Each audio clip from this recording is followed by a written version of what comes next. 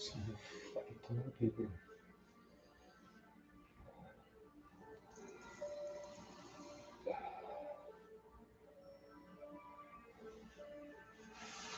That's why you've been putting shit in me to make me sneeze.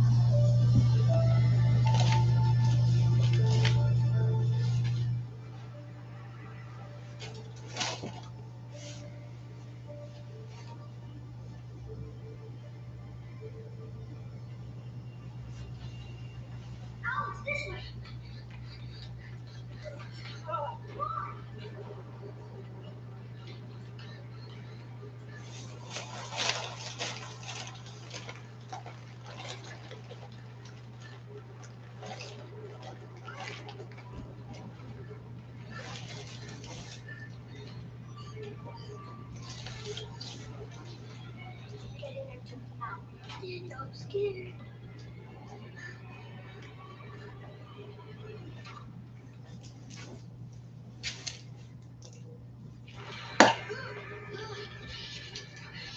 Daniel, please. Don't try to kill me. Please. Daniel, please.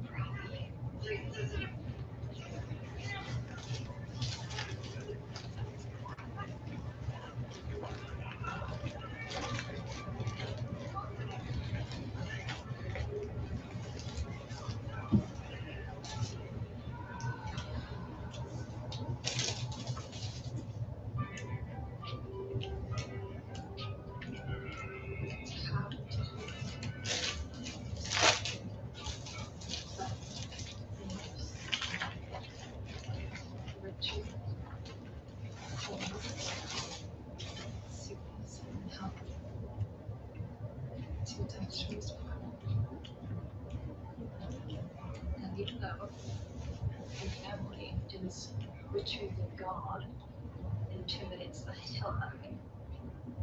God definitely be clean your alcoholic brother to jail.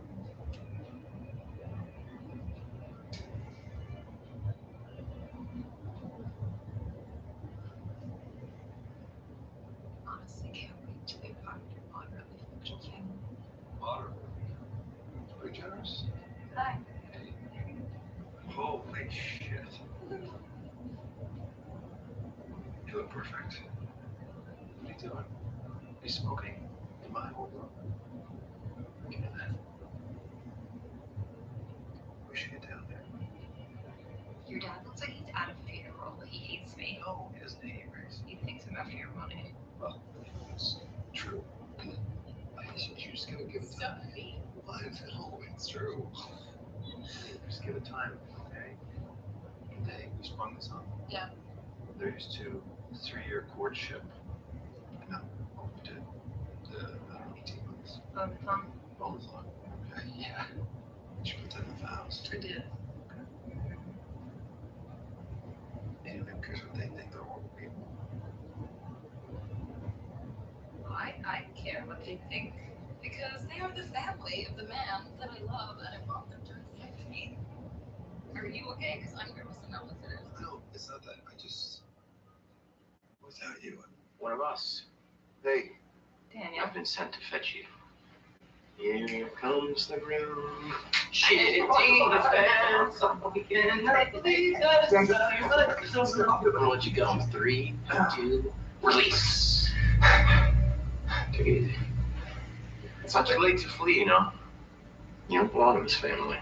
I mean that as a compliment. Okay, well, if you're still determined to be a Ladomus, then would you please get yourselves outside? Okay. Congratulations, you fuckface. Thank you. I can't believe that in half an hour, I will be a part of the Ladomus Gaming Dynasty Empire. Dominion. We prefer Dominion. Dominion. Yeah, but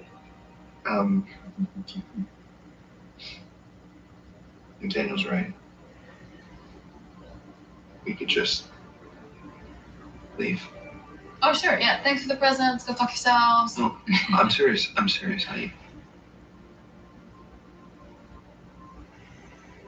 I'm giving you an out. Right now. No, thank you. I'm all the way in.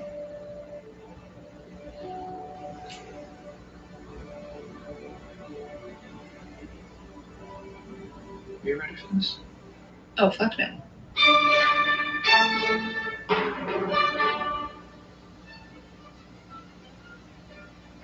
Smile, please. You could have done so much better. You're just saying that because he's your favorite. Oh, please. I love all of you equally. 2 years is a long time, Alex. I started to think we'd really lost you. Smile. Smile, please. The more natural, the better. Okay, that's good. Don't take it personally. They're just trying to figure out if you're a gold-digging whore. You know, with my wife. To the left. She's pretty enough. Don't let us call it the dive bar kind of way. But she'll never be one of us. Of course not, dear. She has a soul. Where the hell's your sister? I'm sure it's Fitch's fault. He's useless, but he's one of us. Is Grace?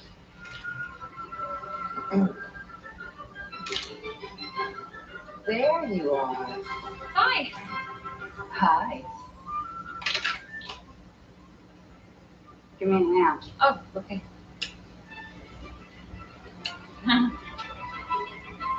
It's a beautiful case. Wow. Thank you. It's my mother's.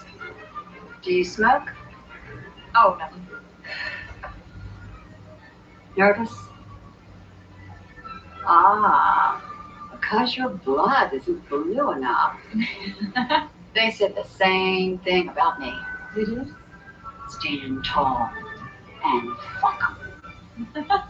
The only thing that matters is what Alex thinks.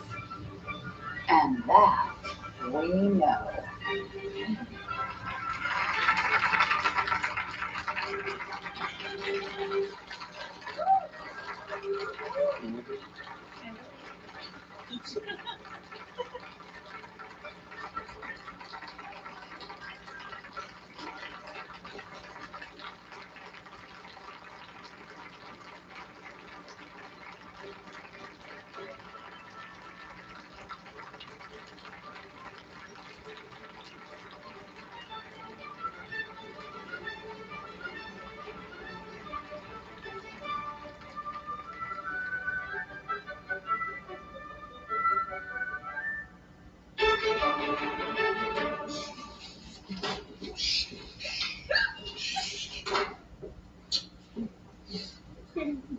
Do you remember anything that happened?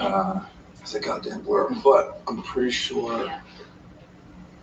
Do we get married? We got Are you married. my wife? Holy shit. Yes, Holy you're fucking my shit.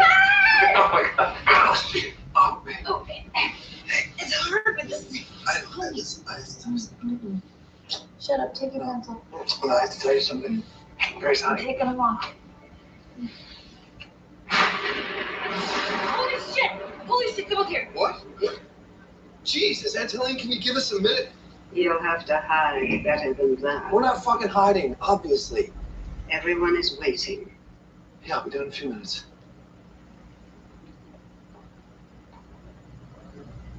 I'm sorry, honey. What's that? That's my Aunt Helene. She has well, she has boundary issues. Yeah. Of course, you have a secret door. Servants' corridor. They run all through the house. I'm sorry. Who's waiting? That's what I was trying to tell you.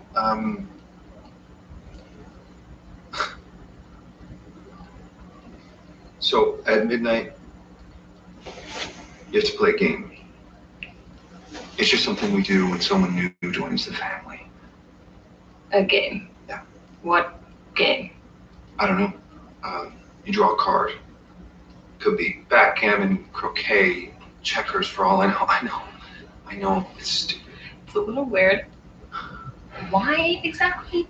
I guess because we made our money in games, it's part of the initiation. Do I have to win? No, you just have to play. And then? And then you are officially part of the family. Honestly, it means more to them than the wedding itself. That's it? Yeah, that's it.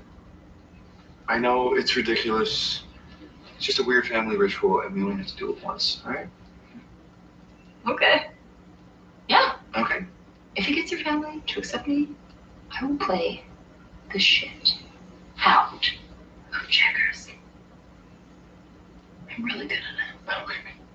Okay. Okay, you go buy me 10 minutes because I gotta put on a game face. I see what you did there. Right. Very good.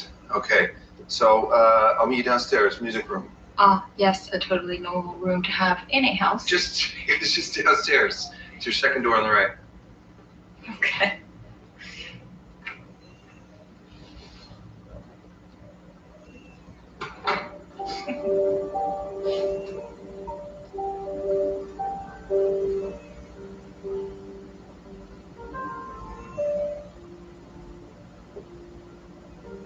I thought I might find you here.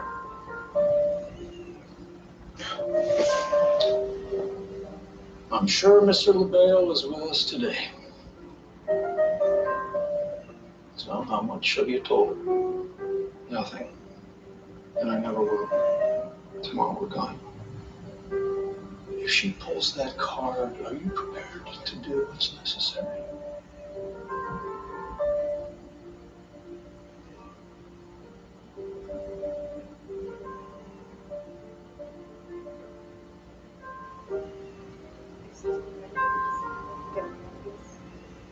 Hurry fast up. Get here before midnight. Call me when you get this message. Door, 2 more days. Grace, darling. Your vows were beautiful. Thank you. Stephen, tell us you were brought up in foster homes. Not that he tells us anything these days. Champagne? Oh, thank you. My foster parents were great people. And, they did what they could, but it was always temporary. I always sort of dreamed of having a family. I mean, I'm sure Alex would have loved living in sin forever. I don't doubt it. But he really understood how important it was for me to finally have a real, permanent family. And I just don't want to let you down. Grace, when I first saw you, I said to Tony, finally, one of our children has brought a good one. And you don't know how grateful we are that you brought Alex back to us. But please, try to bring him back into the fold. We're his family. I promise. Oh, sweetheart. I knew you would.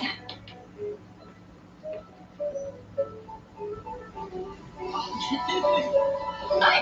Mom, I'm just gonna seal her away, okay? Hi. Hi. What did she say to you? Oh, she's so sweet. Did she say anything?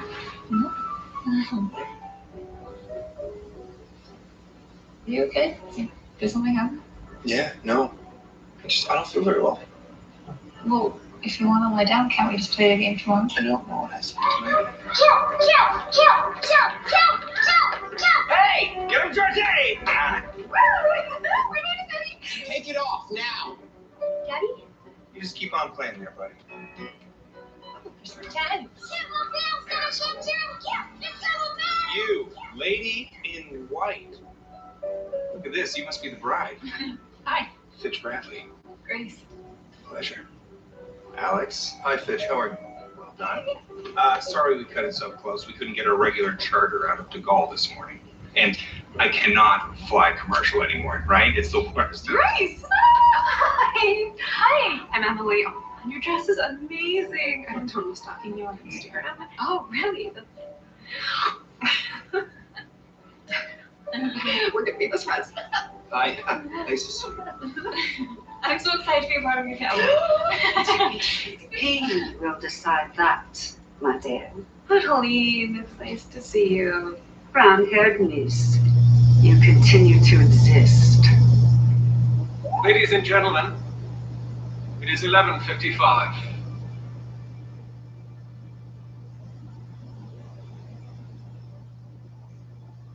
It's gonna blow your mind. Okay.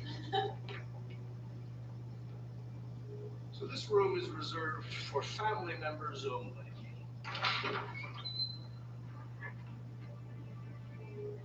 After you, my dear.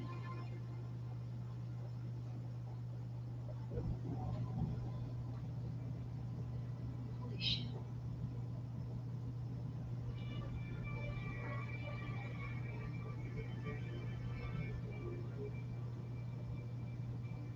Great-grandfather enjoyed his games.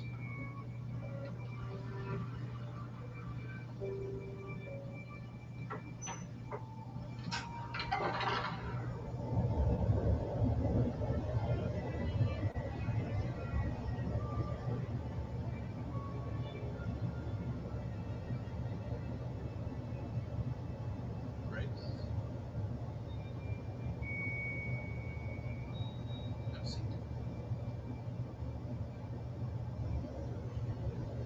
Do you like my games? I guess it depends on what we're playing. Oh, no. In a moment. I gather you've noticed our family is big on tradition. And now, well, the time has come for you to join us in those traditions. Storytelling. Now, as you may know, my great-grandfather Victor set up a modest printing shop during the Civil War, manufacturing playing cards. A generation later, my grandfather expanded into sporting goods and board games. Under my leadership, Ladomas Family Games acquired 4 professional sports teams and reached even greater heights. Now, some may call it luck, but it's a little more than that. It's almost as if someone was watching for us. It all began with a very generous benefactor, and this box. See, originally, great-grandfather was a merchant seaman. It was a hard life. Like so many, he wanted more. On one of his many excursions abroad, great-grandfather came to meet a Mr. Bale. He was a passenger on a ship, a collector of sorts, purchasing exotic antiquities to resell to wealthy Americans. After discovering a mutual passion for games of chance, they passed a great many hours playing cards.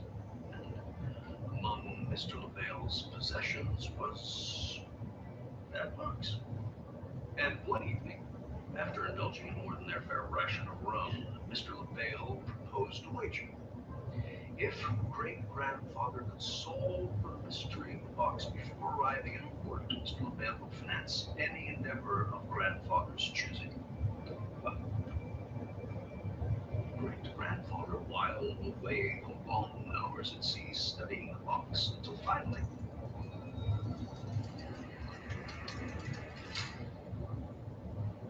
since that time, whenever the Ladomases are presented with a new addition to the family, we place a blank playing card into the box. Our initiate then has the privilege of drawing the card, and Mr. LaVale will tell us which game to play. I got chess. I got Old Maid. Seriously, what the fuck is Old Maid? Fetch.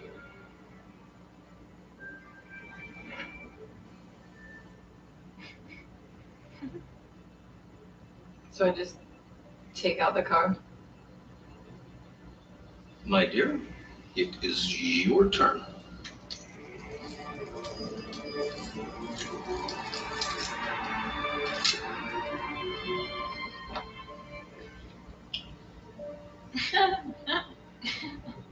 What does it say, girl?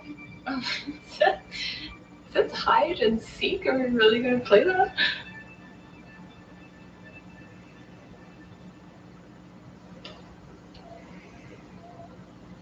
Everything okay? Yeah. Yeah, those are the rules. Hide and seek right there. Yes, indeed. Those are the rules. Okay, so who hides and who seeks? Well, it's your initiation, my dear.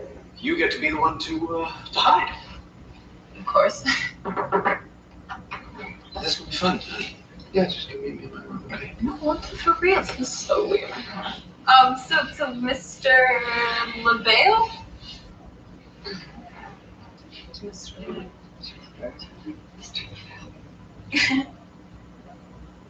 The rules are simple. You can hide anywhere inside the house.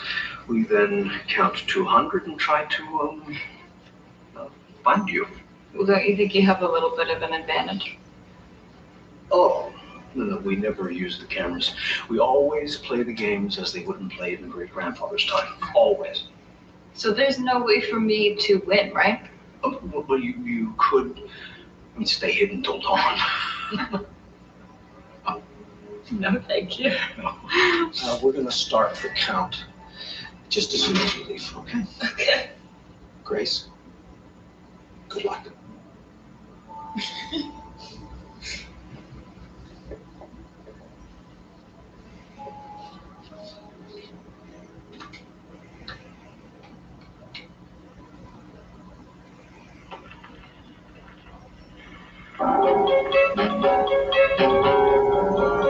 To play a game.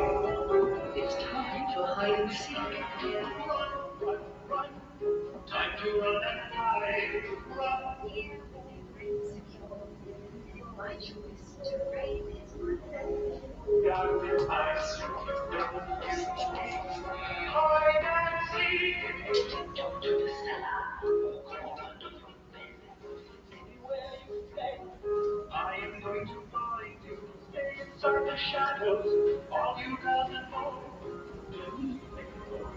Or I am going to find you. Run, run, run. Creep up on my brain.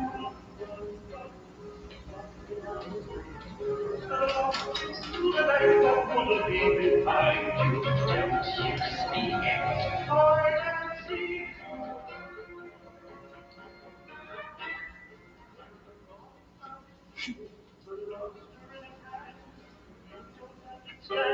That I am going to find you. Be still. Tom, what the hell is this? How old is this thing? And are you ready or not? Through the flowers, tasting all that you like to taste it out of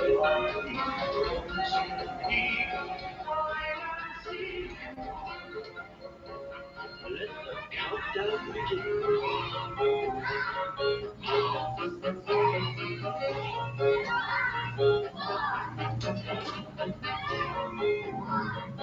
Ready or not, here I come.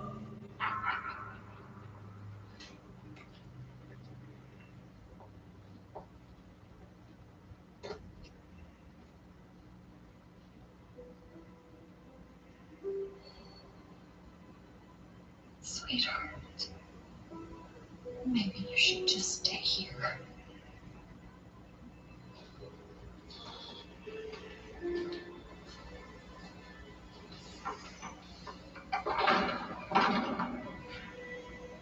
Watch the door.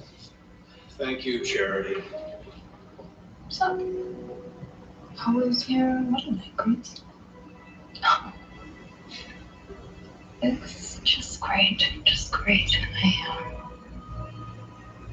I sat in a dumbwaiter.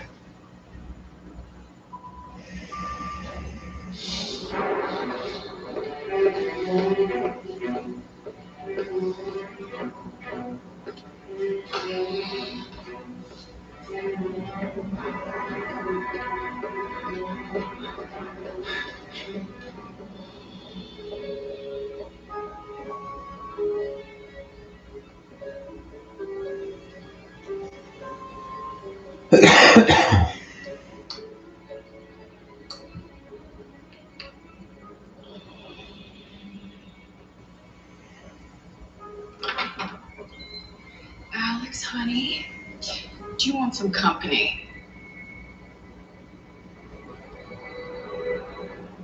Oh, fuck me.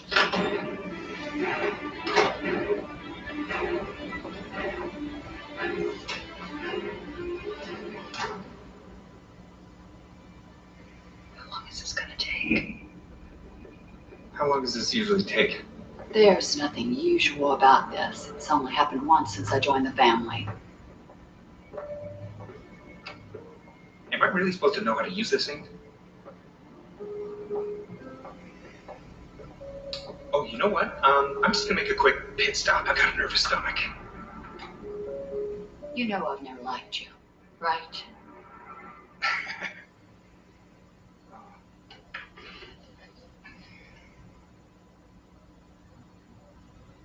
All right.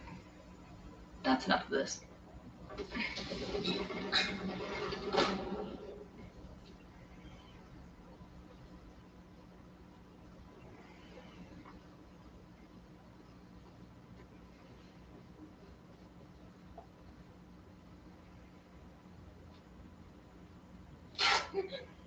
Shit.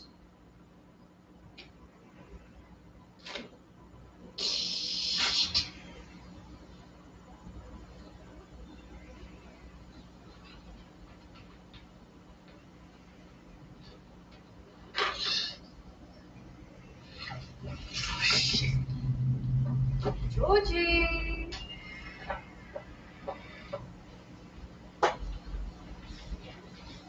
Georgie!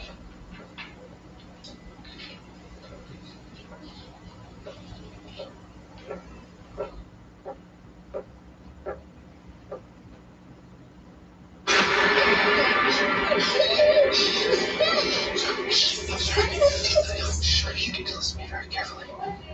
Shit. What? What are we doing?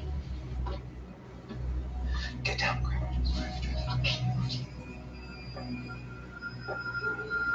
Georgie, I know you're in here.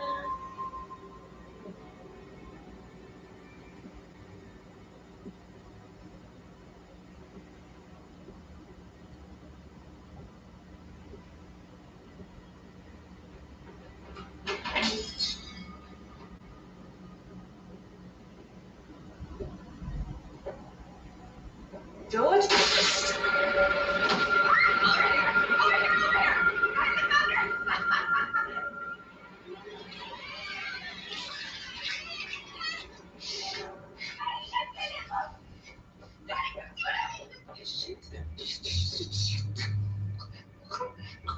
Oh, Jesus Christ. This is Clara. Does she look like she's wearing a giant white wedding dress, Emily? What did you shoot her in the face with, right? You're supposed to maim her. She needs to be alive for the ritual. Her shot. Yeah.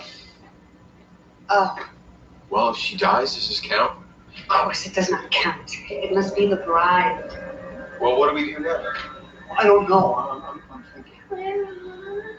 Hey, it's gonna be okay. Oh, Daniel, could you? Oh. Come on, let's take a walk. Walk it off. So, what do we do with her? Move her. We don't want Grace to see. Give me the fucking lanterns. Hold it. Heads. As it is. You get the lights. Okay. Hold up.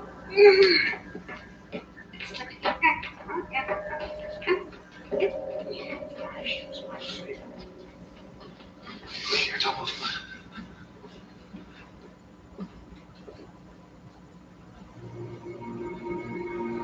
Okay, sorry. We gotta get you out of here right now. Okay, stand up. Here we go. Okay, grab your phone. Grab the keys. Okay. Shit, okay. Okay, Stephen's supposed to take the phone, so Alex, you're gonna have to run, okay? Hide and seek. You pulled the one bad card. They think they have to kill you before sunrise. Follow me. what's that? Oh, I forgot my gun. Okay, girl. No more fuck ups. You're up.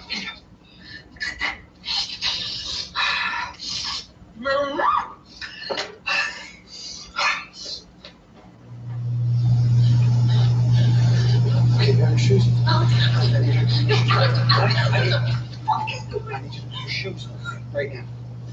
Okay, here we go. Here we go.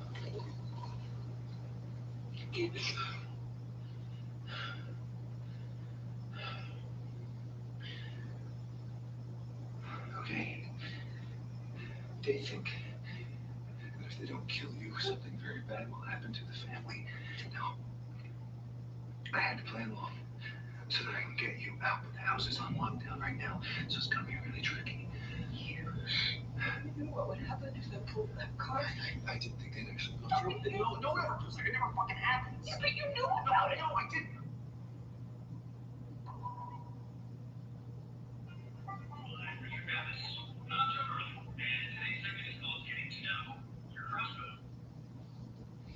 Oh, fuck, I thought it was safe. I didn't pull the card at all. That your crazy family wouldn't be trying to. Oh my god, they're gonna kill me. Well, then we'd both be dead. When you marry into this family, you have to play a game. And if you don't, you die. I know that sounds crazy, but you have to believe me. It is real. It happened to my great uncle. He got married. He didn't play a game. Next morning, he died. His wife, too. Same thing happened to my cousin Rachel. Same thing happened to a bunch of people that I never even met before. You just... You have to play. You said your family was fucked up. I know. Psycho. Killers. You brought me here to do. Murder me. You wanted to get married. I said fucked up because I'm depressed and I can't fucking live a normal life. Things that happen to people who fucking have been abused. Fucking talk to me. You could have told me. You could have. Just. I told you when you left.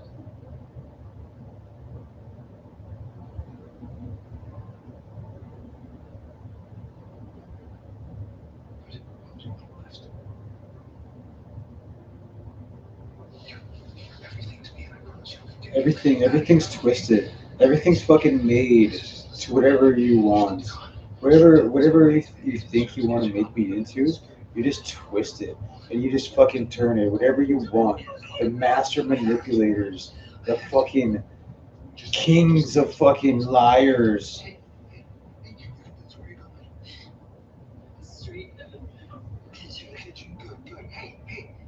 the kings and queens of fucking psychopaths. Go on. They took away every support I have, every net, every chance I had to protect myself, to have somebody come over and verify my story.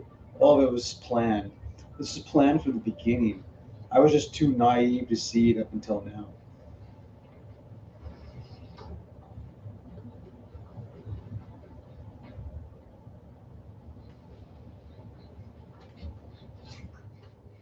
It's a level of lying and manipulation that you can never even comprehend.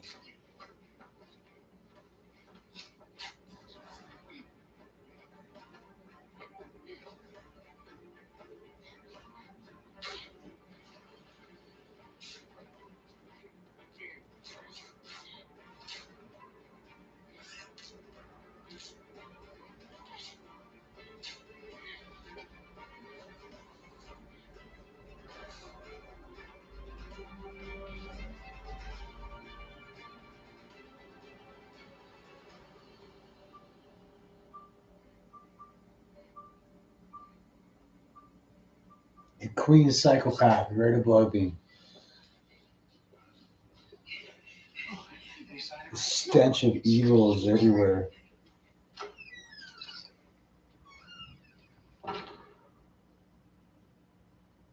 Found her.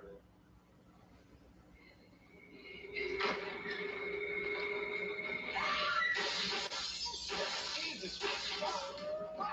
Damn it! Emily! Aim for the center of gravity! I don't know what I'm doing!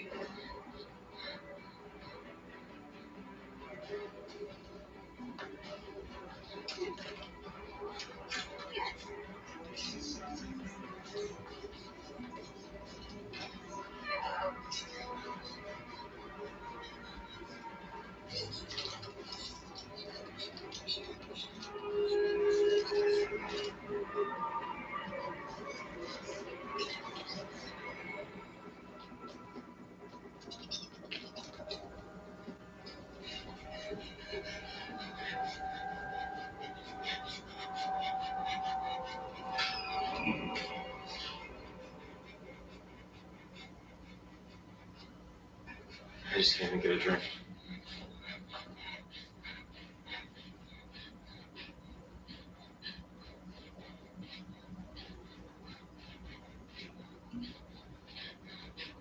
I have to call the others. Later. No. You can help me, please. This doesn't end well for you. I just don't want to be the one to serve you up. Daniel. I'm begging you. I'm really sorry about all this. It's true what they say, that rich really are different. I'll give you a 10-second head start. Daniel.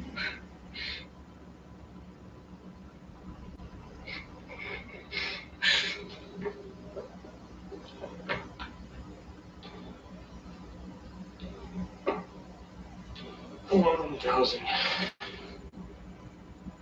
to $1,000. 2.5. She's in the study!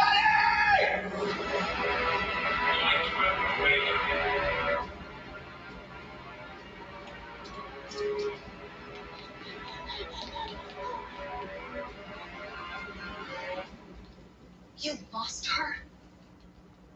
Indeed. You're pathetic. Indeed.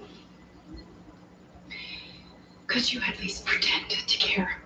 Oh, I'm sure you'll find her and kill her, with or without my help. You know, something did occur to me, though. Alex may have been wrong to keep Grace in the dark. But do you remember how you reacted when I told you about this? You didn't fucking blink. I mean, you couldn't wait to sign your soul away. You know where I came from and what my life was like before. I'd rather be dead than lose all of this. From your lips.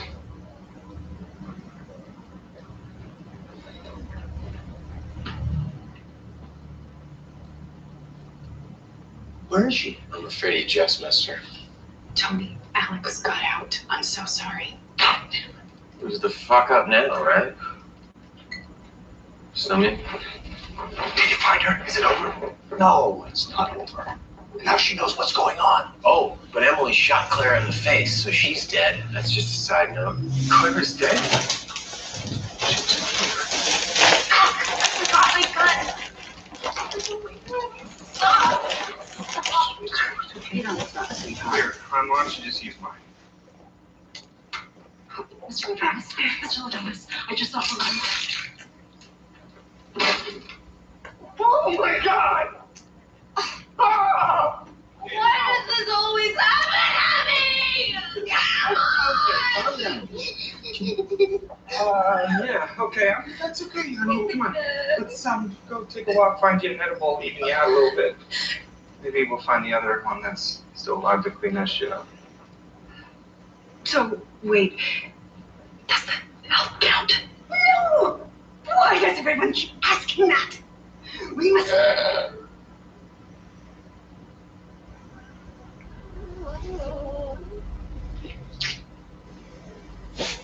We must...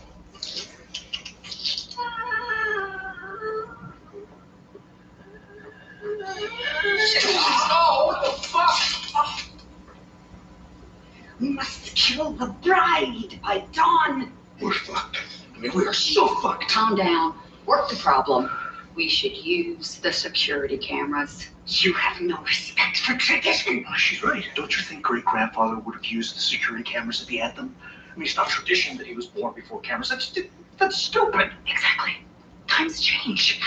Speaking of which, may I please use a weapon made this century? I have a gun. I don't know why I said fucked up. I'm not even fucked up. Grandfathers, that's tradition. Pick and choose. Pick and choose. At least you're not making us wear those fucking masks. Oh, it was Dad's idea. Compared to my family, I'm a fucking golden child. Must not God damn it, Sess. If we don't find her and perform the ritual before dawn, we're all dead. Tony, take Daniel and turn on the cameras. Everyone else, fan out. Somebody find Alex.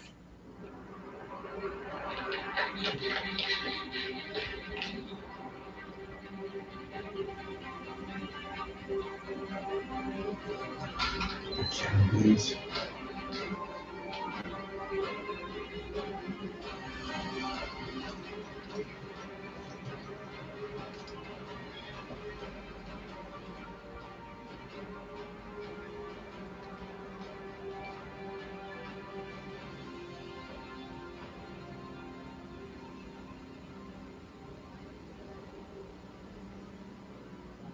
Jesus.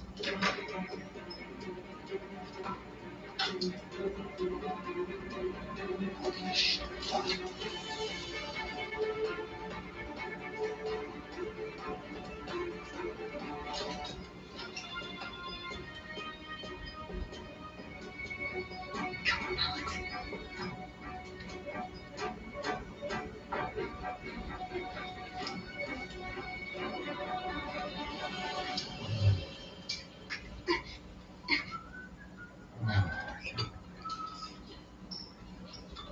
Murders.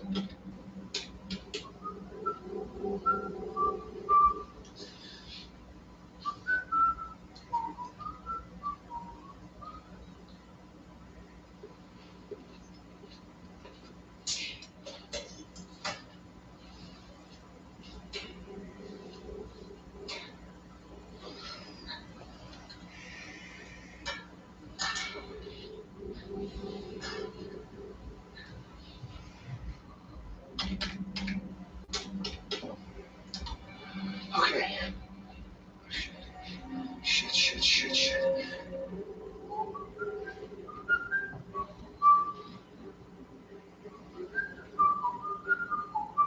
Miranda always gets lost in the details. Who gives a shit how we find her? No, I agree completely. Yeah. It's like we're not the only ones. Someone turned on the cameras. Alex. Open doors. Open fucking doors.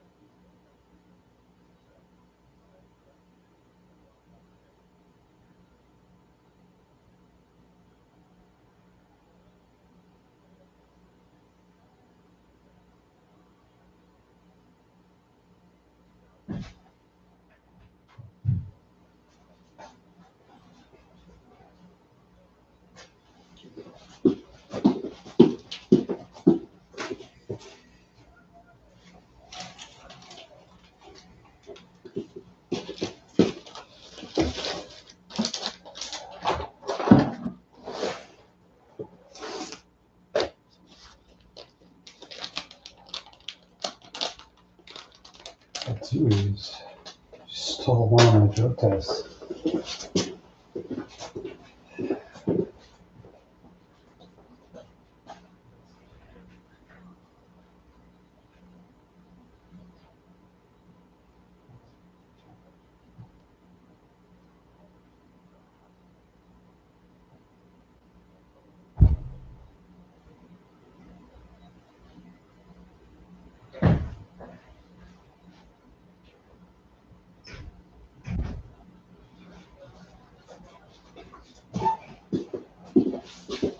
Oh, here it is. Found it.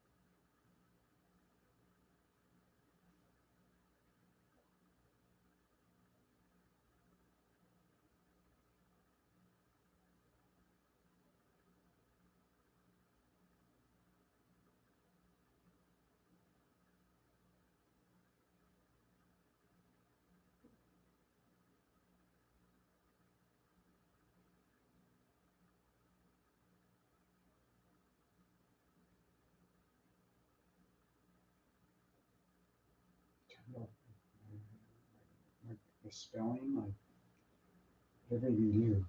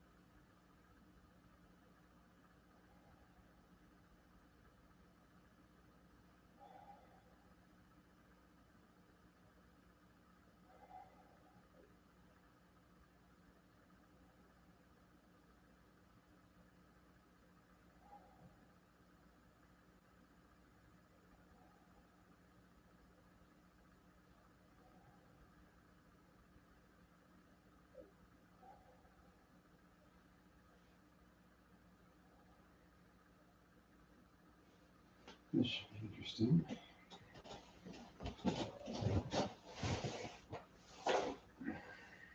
Let's see what the family thinks of me.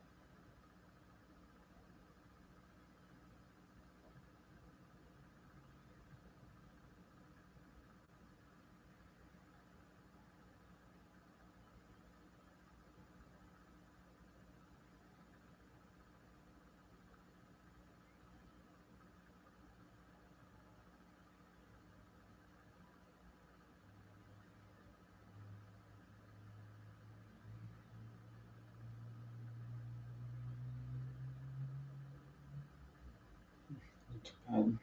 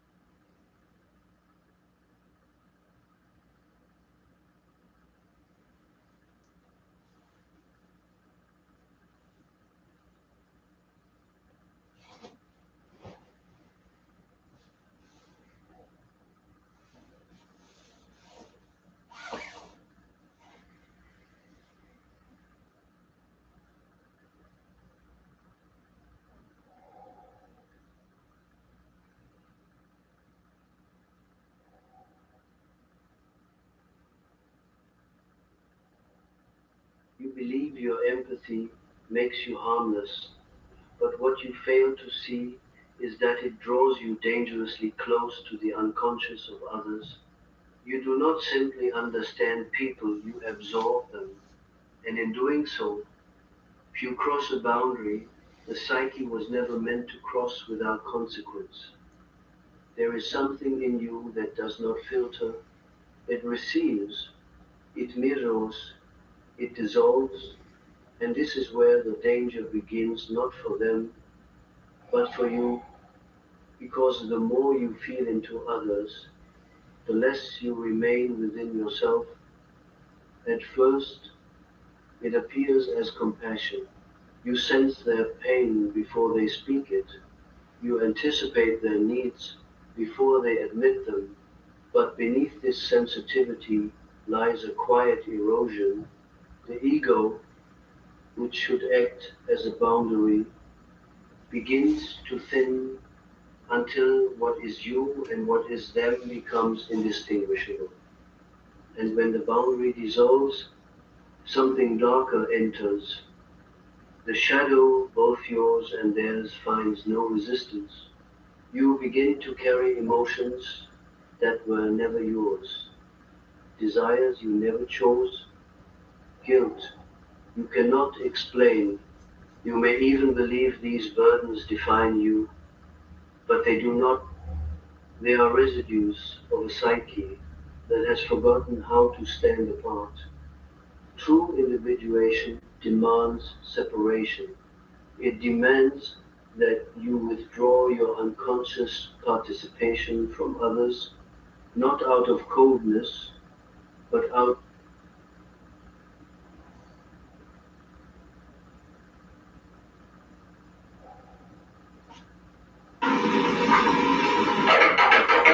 There's something inside. Can you see what's inside the box? Can you take the lid off? Is there something in there? There's a green cone. I'm going to put it back inside the box and put the lid back on the box. We'll close it up. Can I see that? Thank you. Let's see what else we have.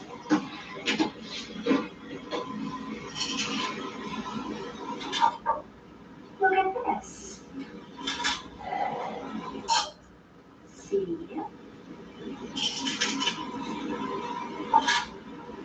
Look at this. There.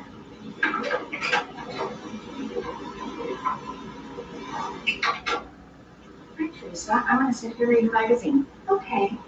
That's Kelly. Kelly's going to sit and read a magazine.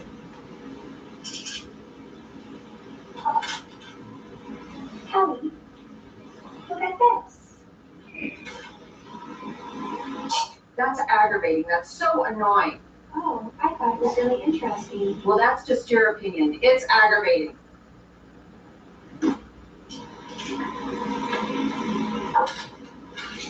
Yeah.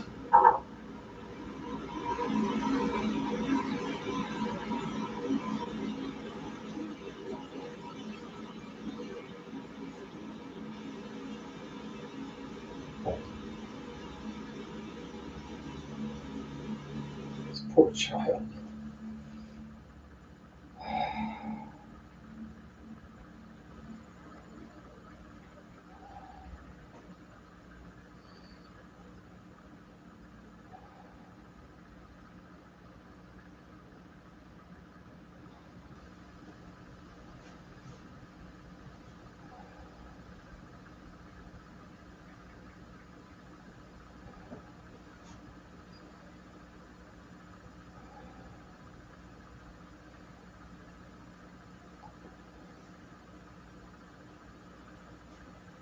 I've been afraid to look these up. Experiences severe and long-term psychological consequences because they end up feeling depressed, suicidal. They experience sexual dysfunction, self-injurious behaviors, anxiety, post-traumatic stress disorder, and all that also increases their likelihood of being re-victimized again in childhood, later in life, during teenage years, or even in adulthood. They are at a very high risk compared to somebody who hasn't been abused as a child. They are 35 times more likely to be victimized again sexually. And the reasons are, well, mainly a couple of things. One, shame and self-blame. The child, when he has been sexually abused, thinks that they deserve what happened to them, that they probably caused that abuse, and then they feel that they don't deserve to be loved unconditionally.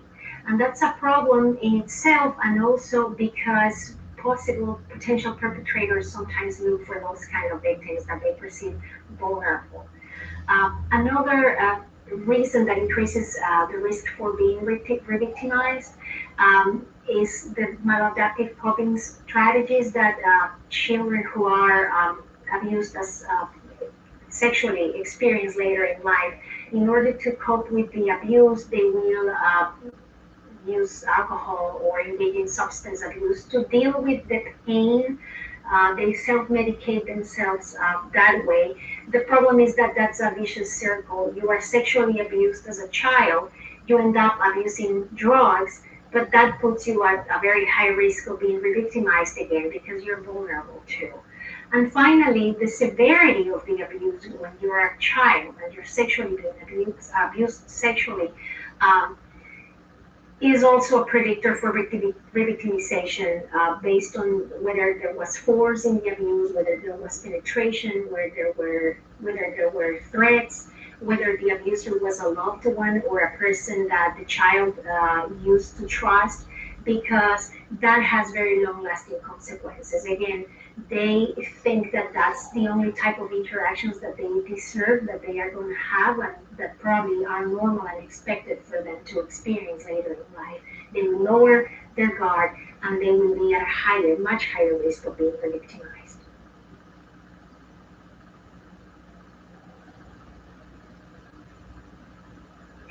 Hey, Jim, so how can early sexual trauma affect you later in life? Well, it can lead people to developing things like anxiety, depression, and PTSD, because it's trauma that stays literally in the cells of your body. You can develop a struggle to really trust people and to trust yourselves, and it has very negative effects on developing relationships. Often people internalize the abuse and blame themselves or shame themselves because of it.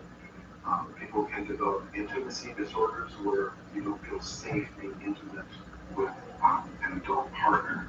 Sometimes people develop eating disorders as a result of it, or body dysmorphia. And sometimes people can develop sexual compulsivity. Lots and lots of ways that type of trauma affects a person.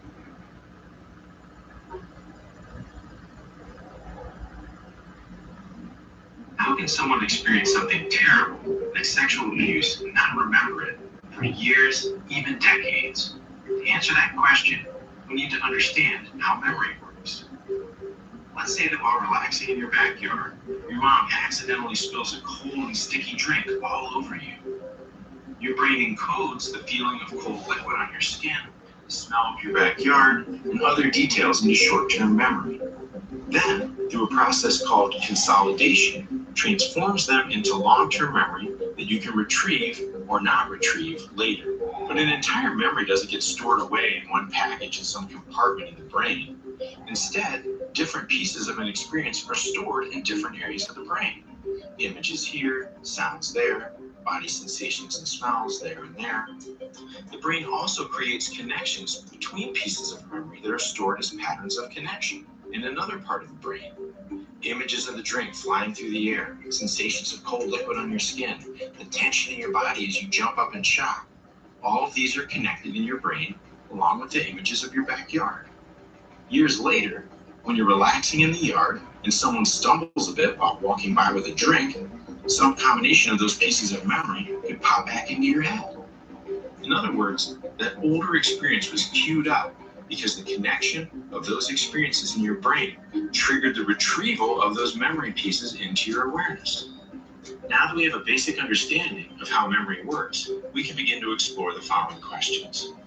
What is happening when all or some of the pieces of memory are prevented from being retrieved for years or even decades?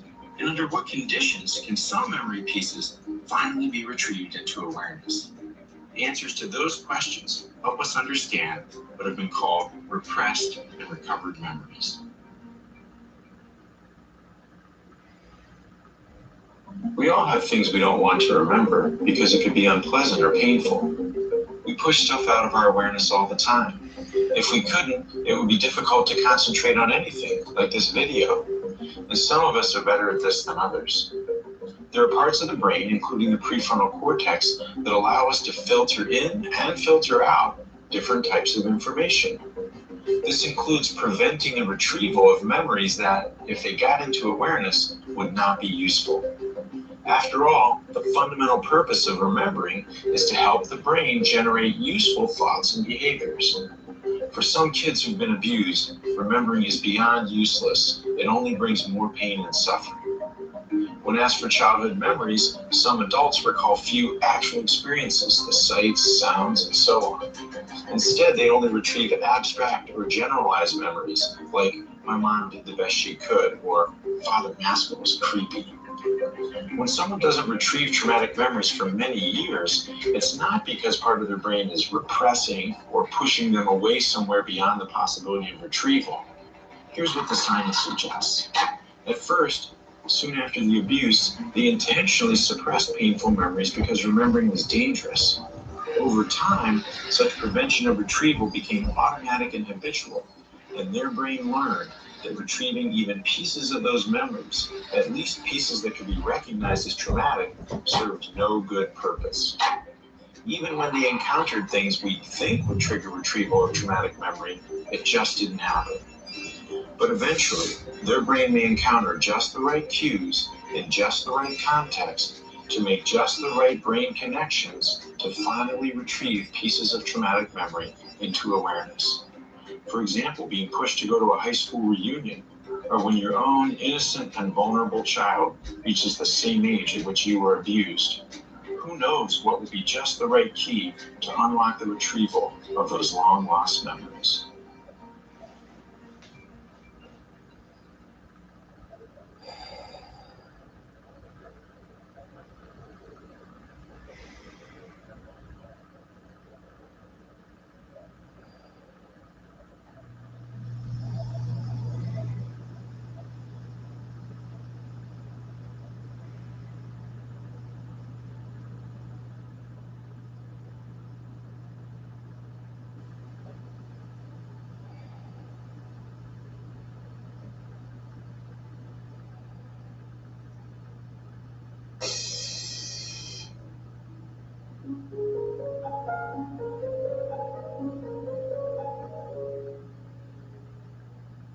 Hey everybody, today we're going to talk about child-on-child sexual abuse because it's not often talked about and there are so many issues and misconceptions out there, which is why today I want to offer 10 must-know facts from shame to abuse cycles and trauma to parental response and so much more.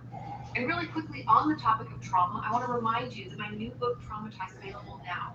In it, I talk about what trauma is, how it can feel, and of course, how we can heal from it. You can order your copy today by clicking the link in the description or find it wherever books are sold. Unfortunately, children abuse other children. This could be because they themselves are being sexually abused by someone or have viewed sexually explicit materials and are acting out what they saw. This isn't commonly talked about because it can be hard to imagine it happening, and even harder to view a child as a perpetrator.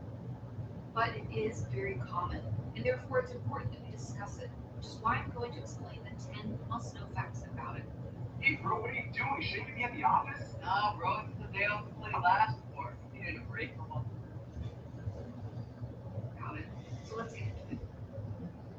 Yeah, it's the thing that sucks about it is, because I've been deep in it for like a couple of, I don't know, probably like a month now, I guess, reading, is that because it's a child, it's not like it's their fault, but it is. So the people who are abused by another child, like I had a patient years ago who was abused by another boy, and like it fucks with your head because you can't put them in jail because they're hurt too, but then like you're hurt. It's so. The first fact is that child-on-child sexual abuse is abuse. It can have the same effects on us as any other kind of abuse. And the reason for that is regardless of the perpetrator's age, what happened to us was a sexual act that should not have happened to a child our age. That can be overwhelming to our system and cause confusion, shame, guilt, embarrassment. It is a trauma, and we will need to heal from it just as we would from any other trauma. An analogy that was shared with me to further explain this fact is that a kid can accidentally shoot another kid with a gun. Regardless of whether they are old enough to understand the permanence of death or what a gun can actually do when fired, the other child has still been shot and suffers all the same effects. Now, I know that that may sound intense, and the analogy might be a little overwhelming, but it does a good job of explaining why child-on-child sexual abuse is abuse. And before we get into it any further, I do want to define this term, child-on-child sexual abuse, because many struggle to understand what's normal sexual development in children and what's problematic sexual behavior. What's normal is based on what's age appropriate for the child. So normal sexual exploration for young kids is more about curiosity around their own or others' body parts and how they work. And if they involve another kid, no one really feels pressured or forced to participate. Normal behavior for preteens would include starting to masturbate privately, and they might have romantic relationships that include things like consensual hugging and kissing with other kids at the same levels of maturity. It's normal for other older teens to have relationships with each other that might or might not include sex, as long as it's consensual. Now, problematic sexual behaviors in children and adolescents are those that are unusual for that age group and occur in situations where there's significant age, power, or developmental differences. And they tend to be coercive, secretive, or excessive. Does that make sense? That was just a lot to run through like that. The second fact is that the age of the perpetrator isn't the only important or defining factor. In many cases of child-on-child sexual abuse, the one doing the abusive things isn't much older or even is possibly younger than the victim. So even if, for example, you were 8 and your abuser was 6, that doesn't mean that it couldn't be abuse. The truth is, knowing about sex can be what gives them power, not just age, size, or strength. Also, it doesn't matter what sex the child who initiated the abuse was, or whether they used threats or violence. Whether or not there was force is not the only factor in whether something was abuse or not. We can all be manipulated or coerced into doing things, especially when we're children. Not to mention that we don't often understand consent or are too young to even give it. So even if we agreed to participate, that doesn't mean we wanted it or even understood what was happening. And I know that shame comes along with that, and abuse tries to tell us that, we should have fought back harder or known better. But the truth is, we were a child too. And we might not have known that what was happening was abusive or how to get out of the situation. And don't worry, I will be digging into shame in the next fact and in fact 7, so stick around for more about that. The third fact is parents and other adults don't often know what to say or do about it. The discomfort parents can have with sex and talking about sex with their children lets those of us who are in pain down. And it's important that when a child comes to us telling us that someone has hurt them or touched them in their private places, that we believe them. Too often, parents and other adults will just chalk it up to kids being curious and experimenting, or decide to never talk about it again. Those responses only compound the shame we already feel about what happened to us. And don't worry, I'm going to talk a lot more about that a little later in this video. But those responses, or lack of them, feed into the false beliefs that it wasn't that big of a deal, or it wasn't actually abuse, and we're just overreacting. Or that we brought it on ourselves and are to blame for what happened to us. As parents and responsible adults, we need to do better.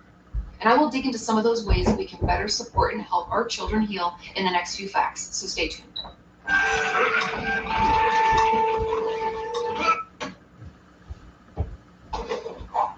So I think I discovered a new life hack. I've recently started binge watching Gaia at night before I go. Fact number 4 is that talking about this will help. I've heard from parents that they worry if they make too big of a deal about the abuse, that it will only make it worse for the child. And they just want their pain to go away, so they stop talking about it altogether. But talking about it openly and honestly will actually do the opposite. And no, I don't mean, sharing all of our own adult reactions with our child, but being open to conversations with them about what happened and how they feel is really important. And being aware of things like shame and guilt popping up can really help. For example, when our child tells us something happened, we show worry, care, and concern, and let them know that they can tell us about what happened and we'll keep them safe. And do your best to not react with upset or disgust, okay? Much of what children need in times like this is to feel heard, understood, and most importantly, protected from any further pain. If we try and sweep the issue under the rug, our child won't feel any of those things, and instead will most likely blame themselves for what happened. So please, when it is brought up, manage any of your own discomfort and give your child the room needed to speak about it. And don't drop the subject after one conversation. Keep checking in and let them know that you're there to help if more comes up. It's the best way to help them in their healing process. Which rolls nicely into fact number 5. Getting our child into therapy right away is best. Now, I know many parents and children can worry what will happen if we tell a therapist or other professional about the abuse. And don't worry, I will dig deeper into that process in fact number 9, so stay tuned for that.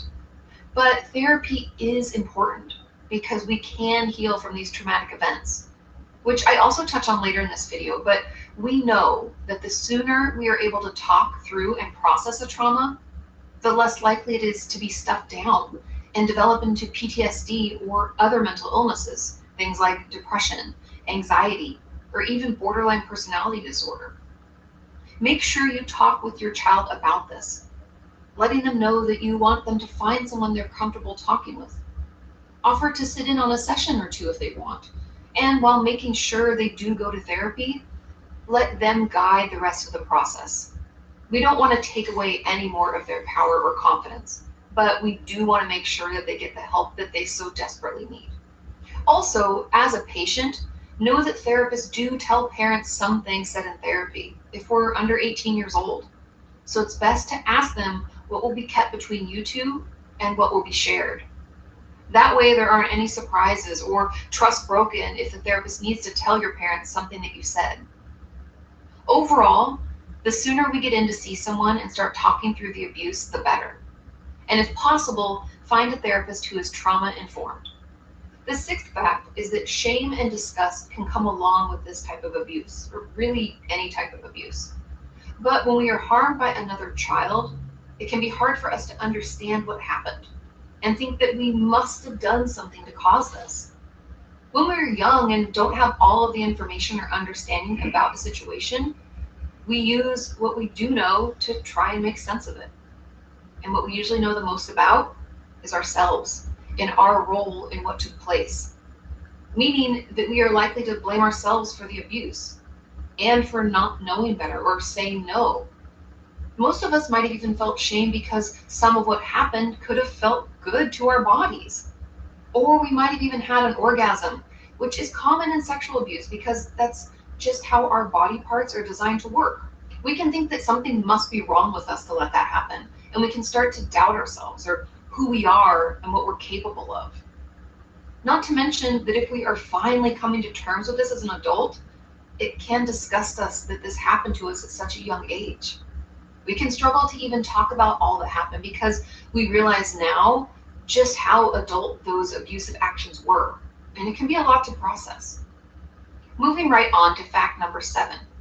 Hypersexuality is often a result of childhood sexual abuse. And this can happen when we are abused by an adult or another child.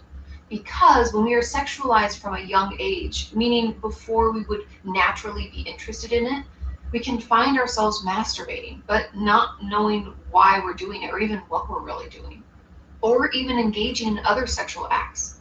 And while I know this can sound odd, we can do this as a way to process what happened and try to make sense of it.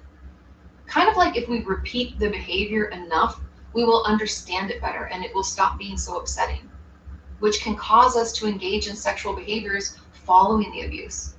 It has nothing to do with our feelings about it or what we like and don't like.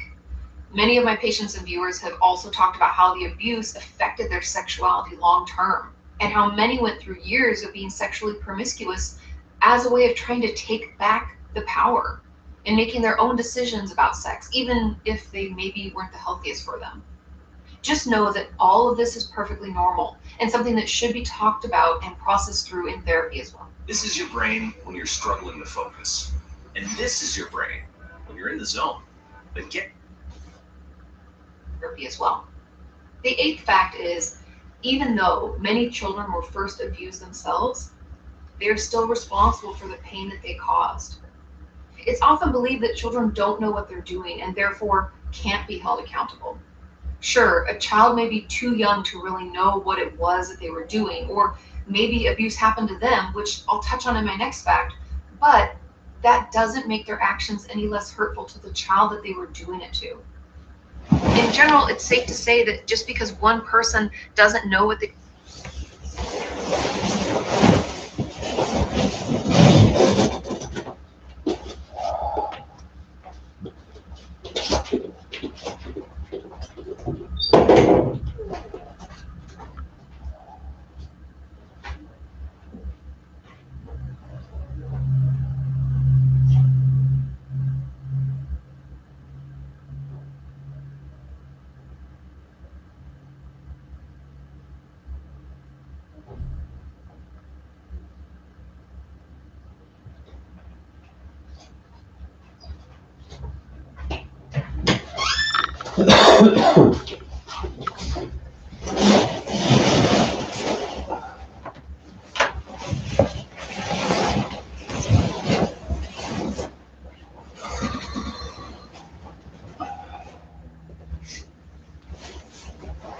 they're doing is hurtful doesn't make it any less so to the person they're doing it to.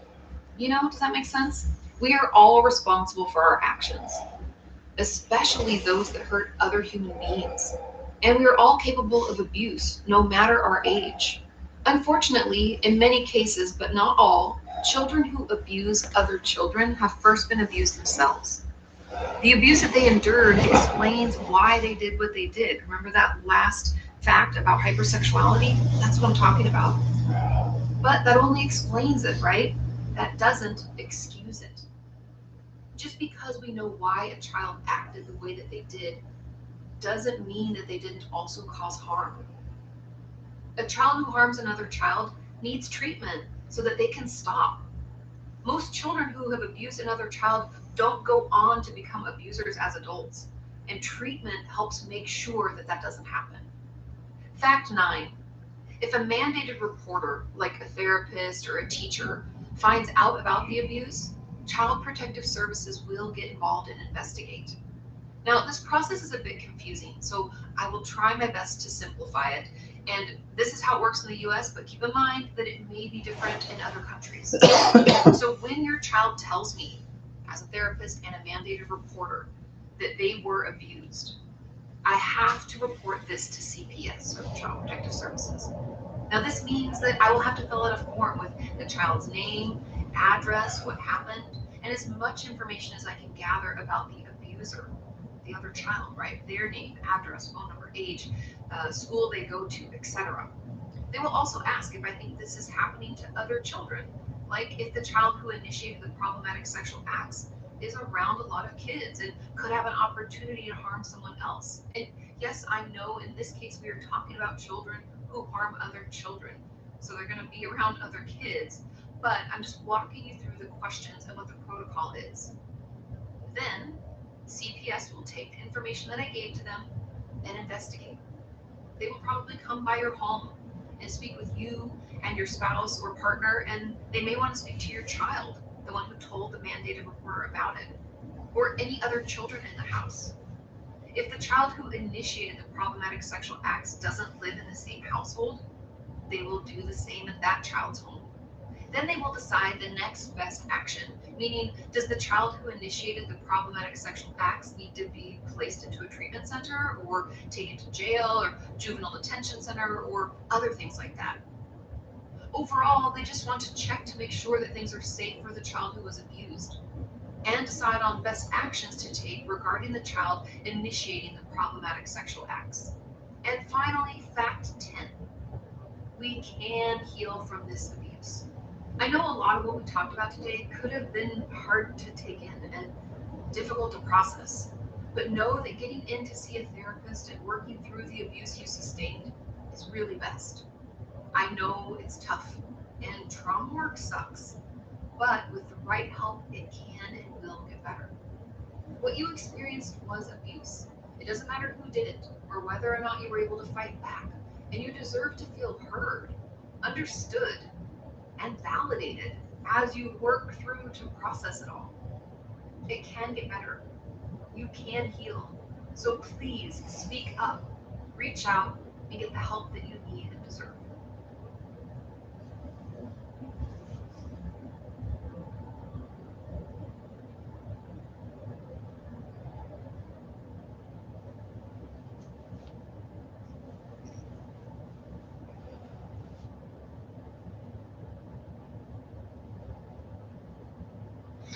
Did you hear that? Yeah, I think it's just the neighbor parking his car. Oh, let me give you a hug. You're actually making things worse. Now I feel guilty because I want you to completely disappear, and you're just trying to help. The song's about me being molested in a doctor's surgery while my mum was in the room. I can imagine the moments before releasing that or even deciding to write it must have been second guessing. It was such a crazy experience to write it, because obviously the song's about me being molested in a doctor's surgery while my mum was in the room because I was behind the curtain. And I never told anyone. I didn't even tell my mum. You know, I didn't even know what it was when it happened. I was like 7 years old. I didn't even know what it was. And we were talking about this thing about kind of masculinity. And does that make me less masculine to have gone through something like that? And I say, absolutely not. I think it makes me more of a man. By writing that song, I got it myself. It was probably one of the most courageous things I've ever done.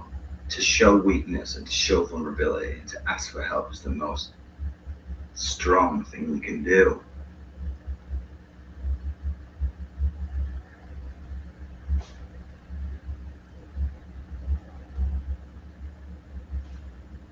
Trauma occurs in many forms, ranging from verbal to physical and/or sexual.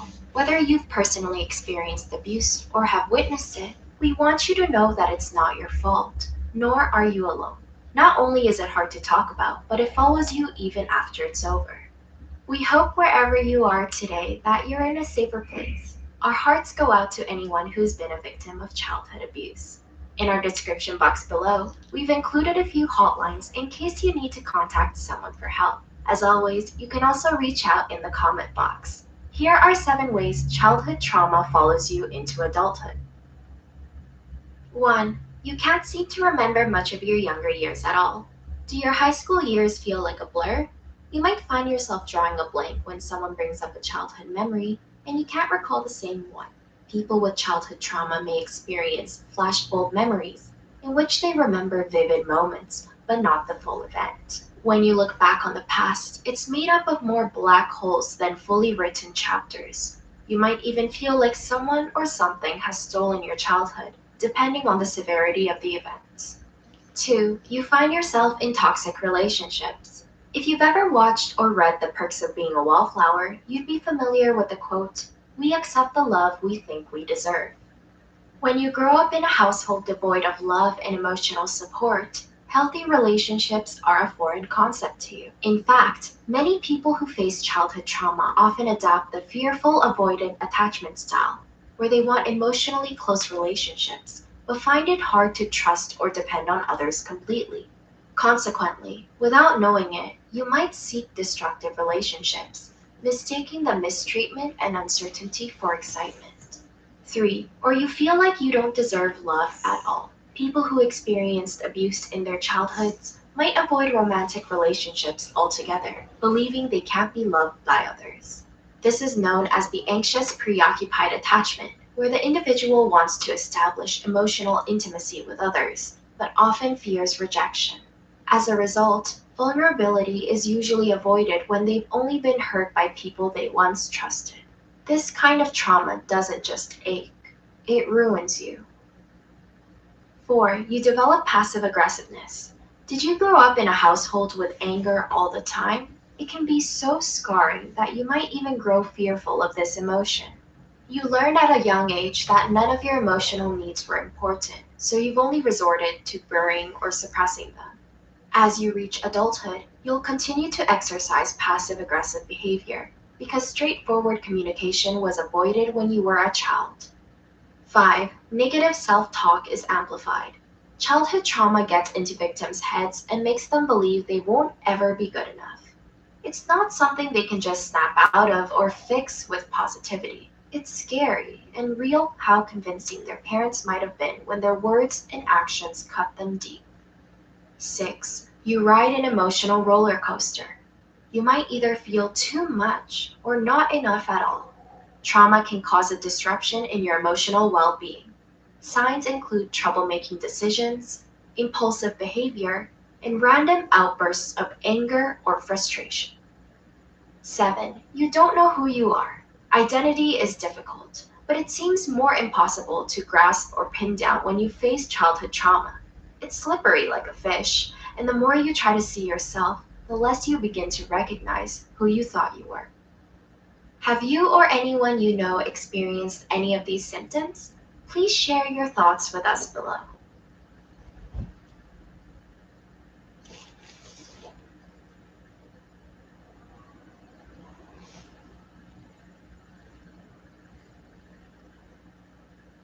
Well, so nice to be here. Thank you, Joe, for inviting me. When I was 16 and living in a foreign country, a man came up behind me and swiped his hand up my butt. And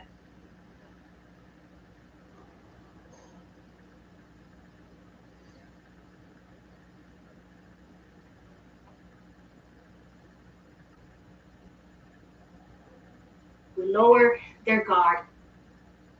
Lower their guard.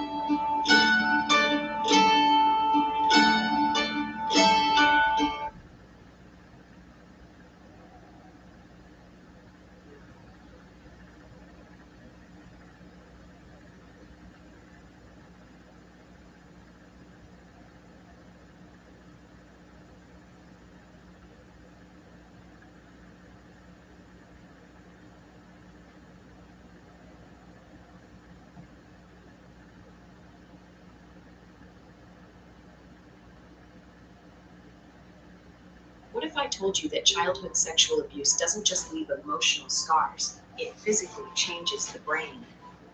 If you've ever felt like your mind is working against you, if you struggle with trust, anxiety, or even remembering parts of your childhood, it's not just in your head. The trauma rewired your brain. The worst part? This happens when a child is still developing, when their brain is supposed to be learning love, safety, and trust. but instead it learns fear, shame, and survival. In this video, I'll break down exactly how sexual abuse impacts brain development, why survivors often struggle with mental health later in life, and most importantly, what can be done to heal. You're not broken. Your brain adapted to survive, and today we're going to talk about how to take back control. Let's understand first, how is child sexual abuse different from other types of trauma? Child sexual abuse is one of the most painful and confusing experiences a person can go through. What makes it even more complicated is that in most cases, the abuser isn't a stranger. It's someone the child knows, trusts, and maybe even loves. It could be a family member, a family friend, or even another child. This kind of betrayal creates a unique type of trauma called betrayal trauma. Imagine trusting someone to protect you, only for them to be the one causing harm. That kind of deep confusion can make it hard to understand what's happening, to trust others, and even to feel safe in your own body. For many survivors, the hardest part isn't just what happened. It's how it affects their thoughts, emotions, and relationships long after the abuse stops. You might feel lost, struggle to trust people, or question yourself constantly. But here's what you need to know. None of this is your fault. Your brain and body reacted the way they did to protect you. No child should ever have to go through this. How childhood trauma rewires the brain. Childhood is a time of rapid brain development where every experience, good or bad, shapes how we see the world, trust others, and even understand ourselves. When you as a child went through trauma, your brain didn't just remember the pain, it adapted to survive. Trauma changes how the brain processes emotions, stress, and decision-making. Two key areas are affected the most. The limbic system. This is the brain's emotional control center. Trauma can make it hyperactive, causing intense anxiety, fear, or emotional outbursts, even in situations that aren't dangerous. It's why some survivors feel constantly on edge or struggle with overwhelming emotions. The frontal lobe. This part helps with logic, problem solving, and impulse control. But childhood trauma can weaken its function, making it harder to focus, make decisions, or feel in control of your actions. It's why some survivors struggle with impulsivity or find it difficult to trust their own judgment. Understanding these changes is powerful. It means the way you feel or react isn't a flaw. It's your brain adapting to keep you safe. But here's the good news. The brain can heal. With the right support, therapy, and self-awareness, survivors can rewire these patterns and take back control. The limbic system. How your brain tries to protect you.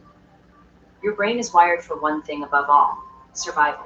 And at the heart of that survival system is the limbic system, a part of your brain that constantly scans for danger and decides how to react. Think of it like a security alarm. The moment it senses a threat, it kicks your body into high alert. Adrenaline floods your body, your heart races, your breathing speeds up, and your muscles tense, all preparing you to fight, run, or freeze. Your focus narrows. Everything else fades away as your brain concentrates on escaping the danger. Memories and emotions get scrambled. Your brain may block things out or even make you feel like you're outside your body. In everyday life, this system is helpful. If you saw a snake in your path, your limbic system would immediately push you to jump back or run before you even had time to think about it. What happens when trauma keeps the alarm stuck on?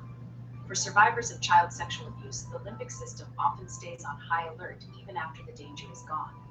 The brain tries to protect itself by blocking out memories. You might struggle to remember parts of your childhood, creating emotional numbness. To avoid overwhelming feelings, your brain may shut them down. Overreacting to certain triggers. A smell, a voice, or a place may suddenly make you anxious or afraid, even if nothing bad is happening at that moment. These are all survival strategies, your brain's way of keeping you safe when you felt powerless. But while these reactions helped you back then, they might now be interfering with your life, relationships, and ability to heal. If you're struggling with memories, emotions, or triggers, you're not alone. Understanding what's happening in your brain is the first step toward healing, and healing is possible. The limbic system and the window of tolerance. Your brain doesn't respond to every trigger the same way. Sometimes a certain smell might instantly make you feel angry or on edge, while seeing someone who reminds you of your abuser might leave you feeling numb and disconnected. This happens because your brain processes triggers in two different ways. In hyperarousal, fight or flight mode, your brain overreacts to a trigger. You feel anxious, panicked, or overwhelmed. You become irritable or angry, sometimes even explosive. You feel like you need to escape or defend yourself. In hypoarousal, also known as shutdown mode, your brain underreacts. For example, you feel numb, detached, or frozen. You feel exhausted and unmotivated. You are hopeless, like nothing matters. Between these two extremes is what's called the window of tolerance, the ideal state where you feel balanced, in control, and able to process emotions without shutting down or feeling overwhelmed.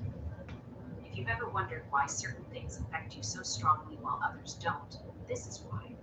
Your brain isn't failing you, it's trying to protect you. The key to healing is helping your brain feel safe. The frontal lobe, your brain's powerful. Think of your frontal lobe as the CEO of your brain. It helps you think critically, evaluate situations, and make decisions. Unlike the limbic system, which reacts on instinct, the frontal lobe is responsible for logic and reasoning. How it works. Let's go back to the snake example. If you suddenly see a snake on the floor, your limbic system might panic, but then your frontal lobe steps in, assesses the situation, and realizes it's just a rubber snake. Once your frontal lobe evaluates the evidence, it signals your limbic system to calm down. The good news, and a hope. The frontal lobe is still developing well into your late 20s or 30s, which means that as a child, this part of your brain wasn't fully equipped to process complex experiences like abuse. Instead, your limbic system took control, reacting instinctively to keep you safe. This is why childhood trauma can feel so overwhelming, because the part of your brain that could have rationalized and made sense of it wasn't ready yet. But here's the good news. Your frontal lobe never stops learning. How your frontal lobe helps you heal. Even though you can't change the past, your frontal lobe gives you the power to change your present and future by recognizing old trauma responses and learning new ways to react, challenging negative thoughts that stem from past experiences, rewiring your brain to form new, healthier habits, creating a sense of safety that allows you to heal. This means that even if trauma shaped your past, it doesn't have to define your future. You have the ability to retrain your brain, break old survival patterns, and build a life where you feel safe, empowered, and in control. Your brain is on your side. It's ready to help you heal.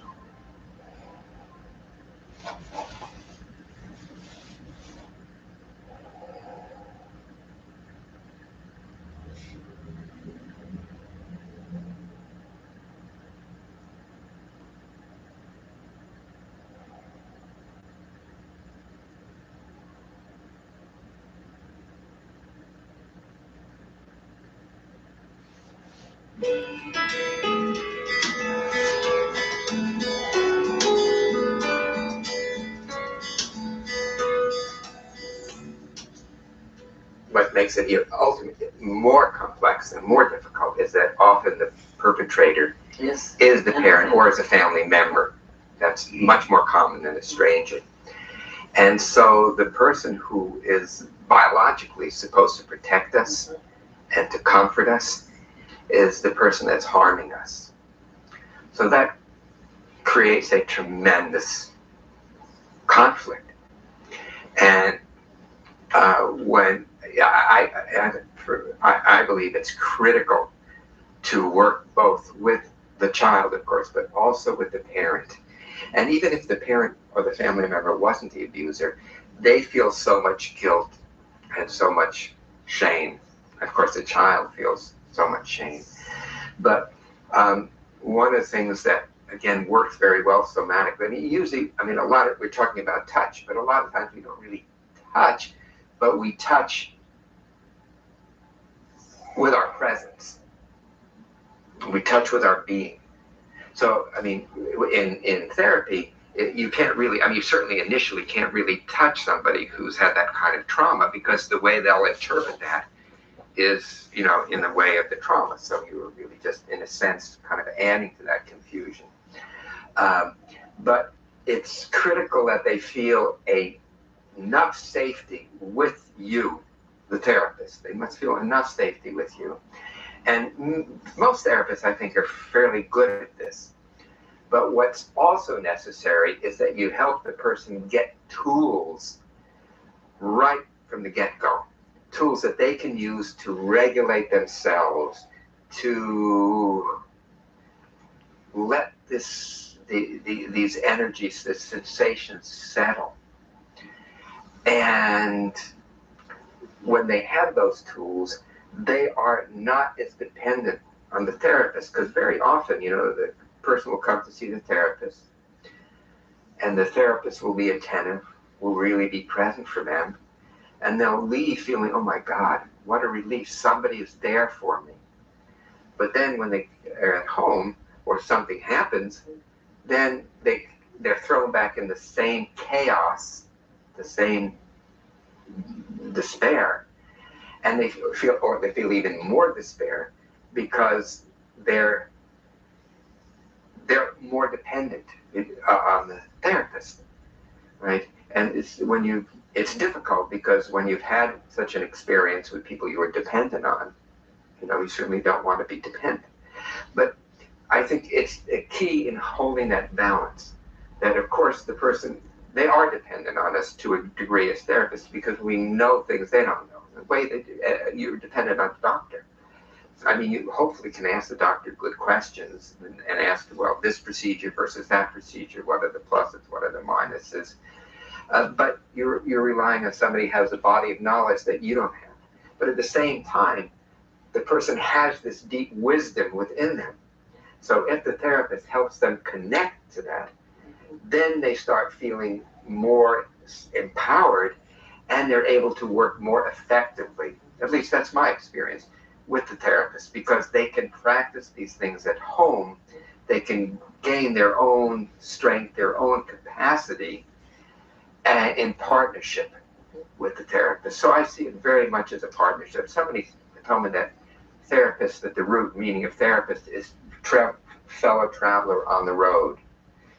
And I think that's the essence of a productive therapeutic relationship. But in that book, Healing Trauma, I think it's called A Pioneering Program for Restoring the Wisdom of Your Body, and Sounds True gave it the name, not me.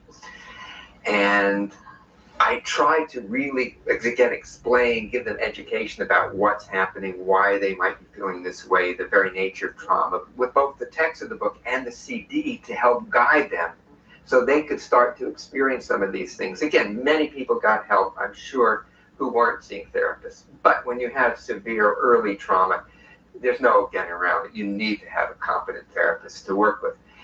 And even, especially then, but many of the people were able to, the clients were able to use these exercises and use my guiding through these exercises to develop more of their own capacity, of their own authentic autonomy. So working again with partnership with the therapist. So as I say, in these last 20 years, I put a lot of my focus on trying to make tools that people can use to support their own healing.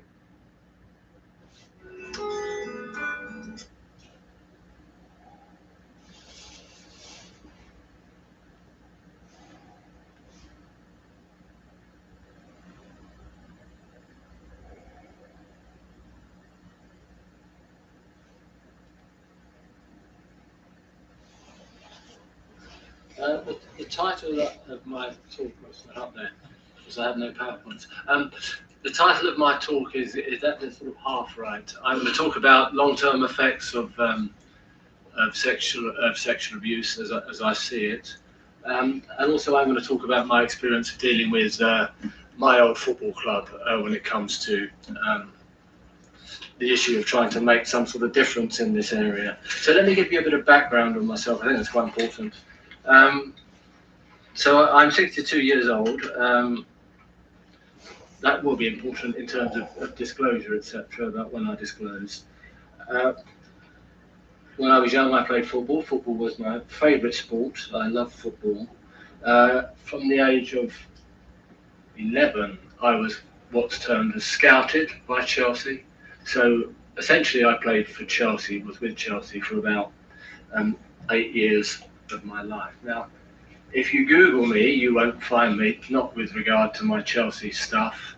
You might find something about me with regards to what I'm doing now. So the point I'm trying to make in a long-winded way, that I never made it as a professional footballer. I never became a superstar. I only played in the reserve team at Chelsea, so I wasn't one of the big stars, hence you won't know my name. Although if I'd been playing for the reserves in Chelsea nowadays, I think I would have been quite rich. I think that sort of part of football has changed. So I was at Chelsea for about 7 years until I was 18 years old. Now, during that time with Chelsea, I was abused by my coach. This is when I started to be full-time at the club. I was abused by my coach for about 2 years, from 15 to 17 years of age. It's very clear to me, looking back at this, that I was groomed by the coach, probably from the age of 11 years. And also that he groomed my parents. I found a photograph not long ago of me playing at my old local club when I lived in Harlow in Essex in England. A team called Pont Street Rangers, for what it's worth. It sounds really nice.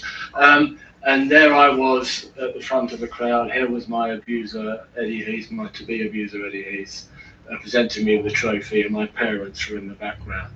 Now, my parents thought my coach was a great man.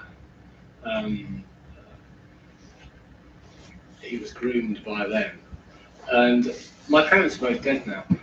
I think if my parents were still alive, I probably wouldn't be here talking about this. I think it would have been far too difficult for me to broach that subject with my parents, and far too difficult for them to actually take this stuff. So that's my background.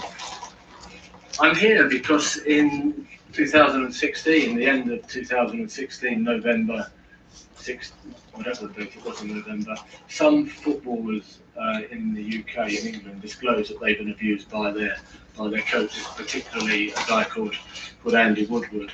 And at the time seemed right for this. People took notice, and it started to get taken seriously.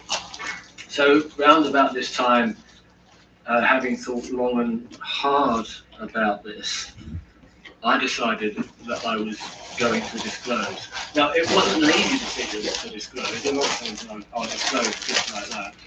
It was quite a momentous decision. It's something I talked through with my family, my children. I'm married, I have 3 children, 3 boys. We talked through this, and my family were very supportive. My wife supported, my son was supportive. And so I decided that I would go ahead and disclose, and eventually waive my anonymity and talk about this in public.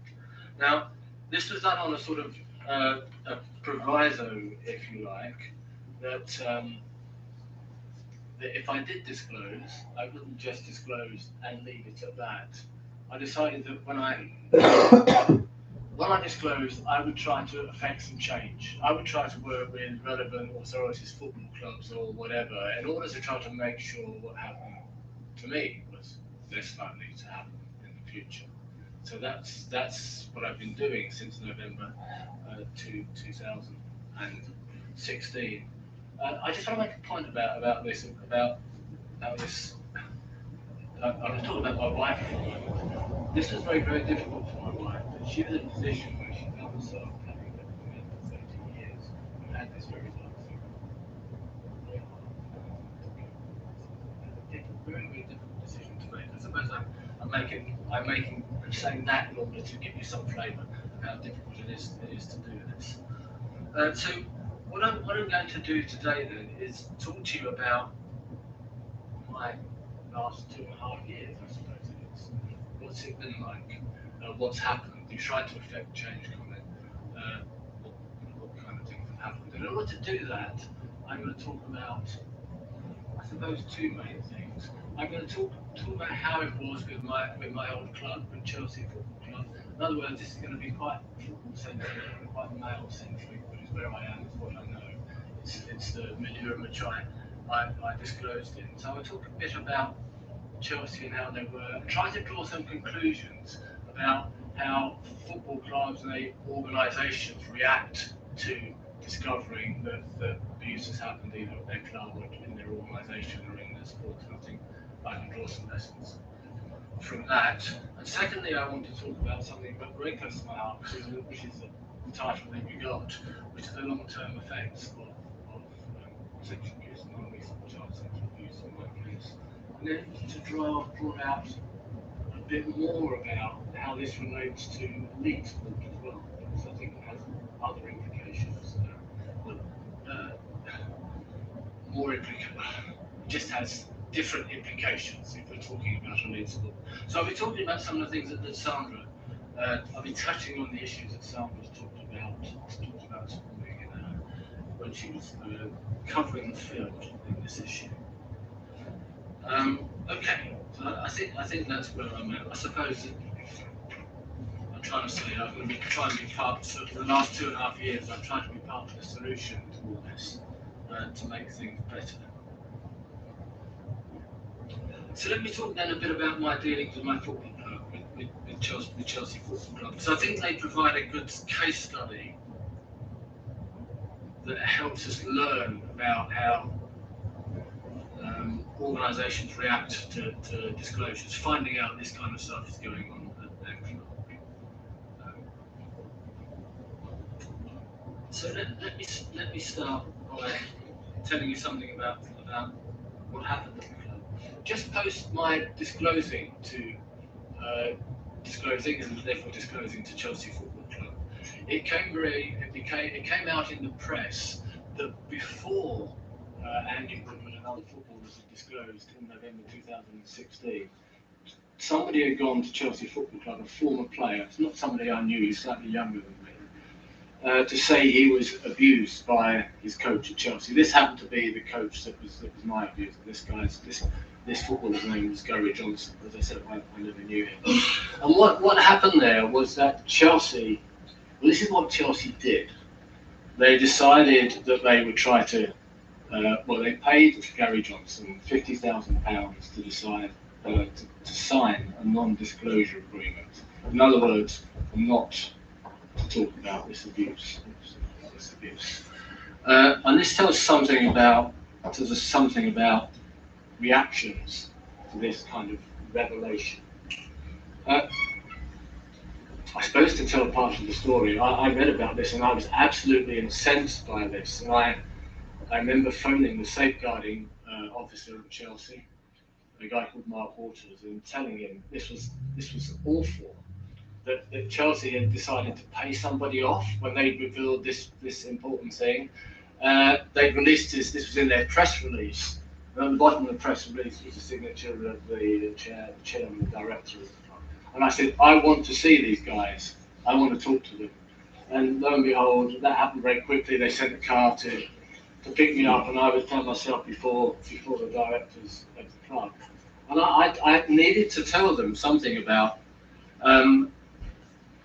what I felt about this. So my initial point about organisations, clubs, whatever, when they hear about this, and Chelsea, a good example, was a notion of cover-up.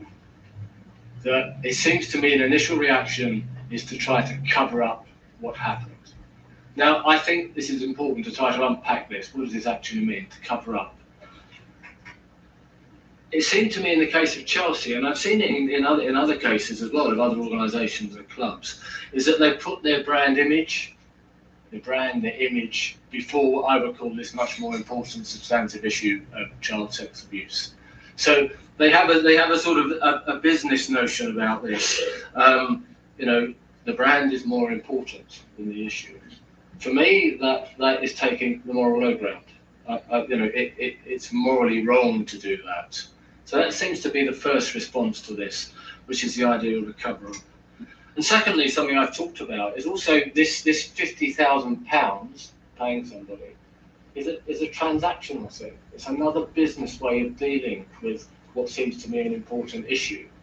So you deal with this with a transaction, £50,000 will keep this out of the press. It might protect our image. So I think it's quite important that we learn that. That actually happened. It's not something I'm making up. This was a response of the club. So the notion is, first point, we tend to see a cover-up. Clubs, organisations don't necessarily want to get this out or to let it out. Now, I credit where it's due. My club, since that point, they actually get this now. They understand it. And they, I think, are doing some good work when it comes to safeguarding and preventing this happening in the future. But that's another issue, and I can talk about that maybe at another time. My second point about institutions is the idea of denial. There's a whole lot of denial going out there in football clubs and organisations, and let me tell you what I mean by denial. I think clubs and organisations tend to be reactive to these things. What I mean is, the stimulus to act upon the issue of sexual abuse in a club or an organisation is usually brought about by the revelation that the act of abuse has taken place in the club or the organisation. That stimulates them to action. So they're reactive to this. And so the corollary of that really is that if we don't know about it, it's not taking place here. That seems to be a reaction. We certainly get this in football clubs and organisations. It's not happening. It's not happening here. We don't know anything about it. Nobody's revealed it. Therefore, it isn't happening here. And I think I would say that's a pretty dangerous assumption to make, because we know that's probably not true. And I get the point you can make, especially with football clubs, and I told you this would be football-centric. The non-recent child sexual abuse disclosures are non-recent, aren't they? I'm standing up here, I'm an old guy, I'm 62. This happened 40. Steam, always feeling guilt. I've got a whole list of maladies down here, I can keep going. I'm going to give up. Because there's lots of talk and nothing's happening. It was that point, perchance, that I heard about Mike and the Voices Project. And I got involved in the Voice Project. And it was this project that gave me the time when I thought, enough. You've made a mistake. This was the wrong thing to do. It gave me the impetus to carry on, because it did what people's survivors' voices at the forefront. We were heard, and Mike will talk about this in a lot more detail later. So that's my experiences of dealing with the clubs. And I think they're a lot better now. They've got a bit, some of them are a lot better.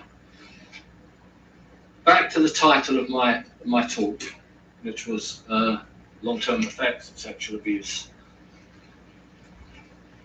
And I need to talk very personally about my experience of this to make some sense of it, I think. And I spoke about this at the conference I was at last week, the things I'm going to say now. And if you're worried that somehow I'm betraying my wife, talking about these confidences, don't worry, she knows what I'm going to say, she knows I'm going to talk about what happened in our relationship. That becomes clear in a minute. That sounds very interesting, all secretive, but don't worry, it's going to come out, you'll see what I mean. So let me talk about what I'm seeing as the long-term effects of child sexual abuse.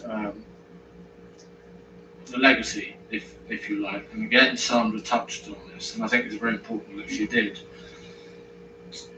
So when I first told Tracy, my wife, about the sexual abuse, difficult time for her and a difficult time for me, she said to me these words: "That explains a lot, doesn't it? That explains a lot, doesn't it?" Let me try to give you some notion of what she meant by that. She was talking about me, Colin the person. So for all my adult life, as I can remember it, I've suffered from mental health problems. When I left Chelsea around about 18, I tried to commit suicide. I had a good attempt at it. I didn't. I took an overdose. I didn't succeed, as you can see. I've suffered from depression, from mild to severe depression all my life. No self-esteem, always feeling guilt. I've got a whole list of maladies down here, I can keep going. Lots of anger in at myself, and lots of shame at myself and what I do. I've carried this around with me for 40, 45, however many years. So I'm depressive. I've suffered from depression. What my wife is getting at when she said that explains a lot. The diagnosis, if you like, was that you got abused as a kid, sexually abused as a kid, and that forced you to be, as you have been, your adult life. That was her diagnosis. That was what she was trying to tell me. I resisted this, and I resisted it for a while, because my take on this was, no, that's not true. I'm just constitutionally, by nature, somebody that is a depressive. That's me. That's Colin. That's what you've got. That's you. Now you can imagine doing what I do here. I'm doing here, and Karen's here, and lots of people that share our experiences. I met a lot of people that have been sexually abused as children, and particularly in sport. And it's been a revelation to me, from my very, I would say, probably ignorant, arrogant position to start with, that this is constitutional rather than nurture. When we spoke to each other as individuals, it became very clear to me that we were talking about really similar things. I remember the first time I spoke to Karen, and we spoke about our lives, and I thought, God, Karen could have been talking about one, mental health issues, suicide, problems with relationships, low self-esteem, whatever. And other people that I talk to as I get more involved in this are almost repeating each other's lifetimes. It was quite extraordinary. At this point, I realised that there was actually, there seemed to be this connection, relationship between early sexual abuse and long-term life chances, mental health issues, and so on and so forth. So I'm not saying early sexual abuse causes long-term health issues, but I'm saying there's certainly a connection. It's something I'm very, very interested in. To hear more people's stories, to try to get some more evidence-based research on this. I think it's important to do so. And I suppose want to finish by relating this now to elite sport. And again, Sandra touched on this today. I think elite sport brings extra dimensions into the mix when we're talking about long-term effects here. Let me just go through them. So I'm making the point that I think long-term early sexual abuse, really does cast a dark shadow over people's lives, and I think we need to try and unpack this more with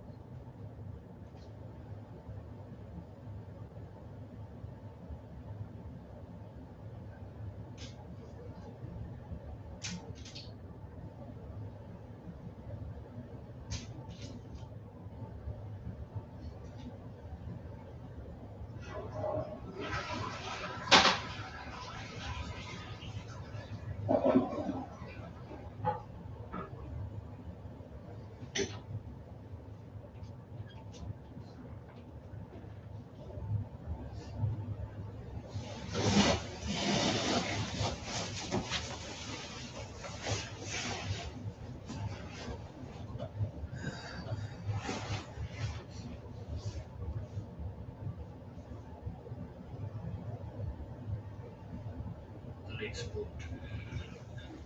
First of all, there's this issue of elite sports failure.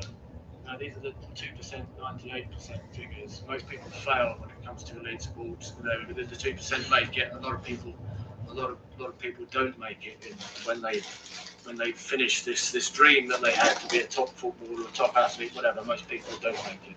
Only very few do. In the course of my interest in this, I think I've spoken to about half a dozen therapists now who treat people like me,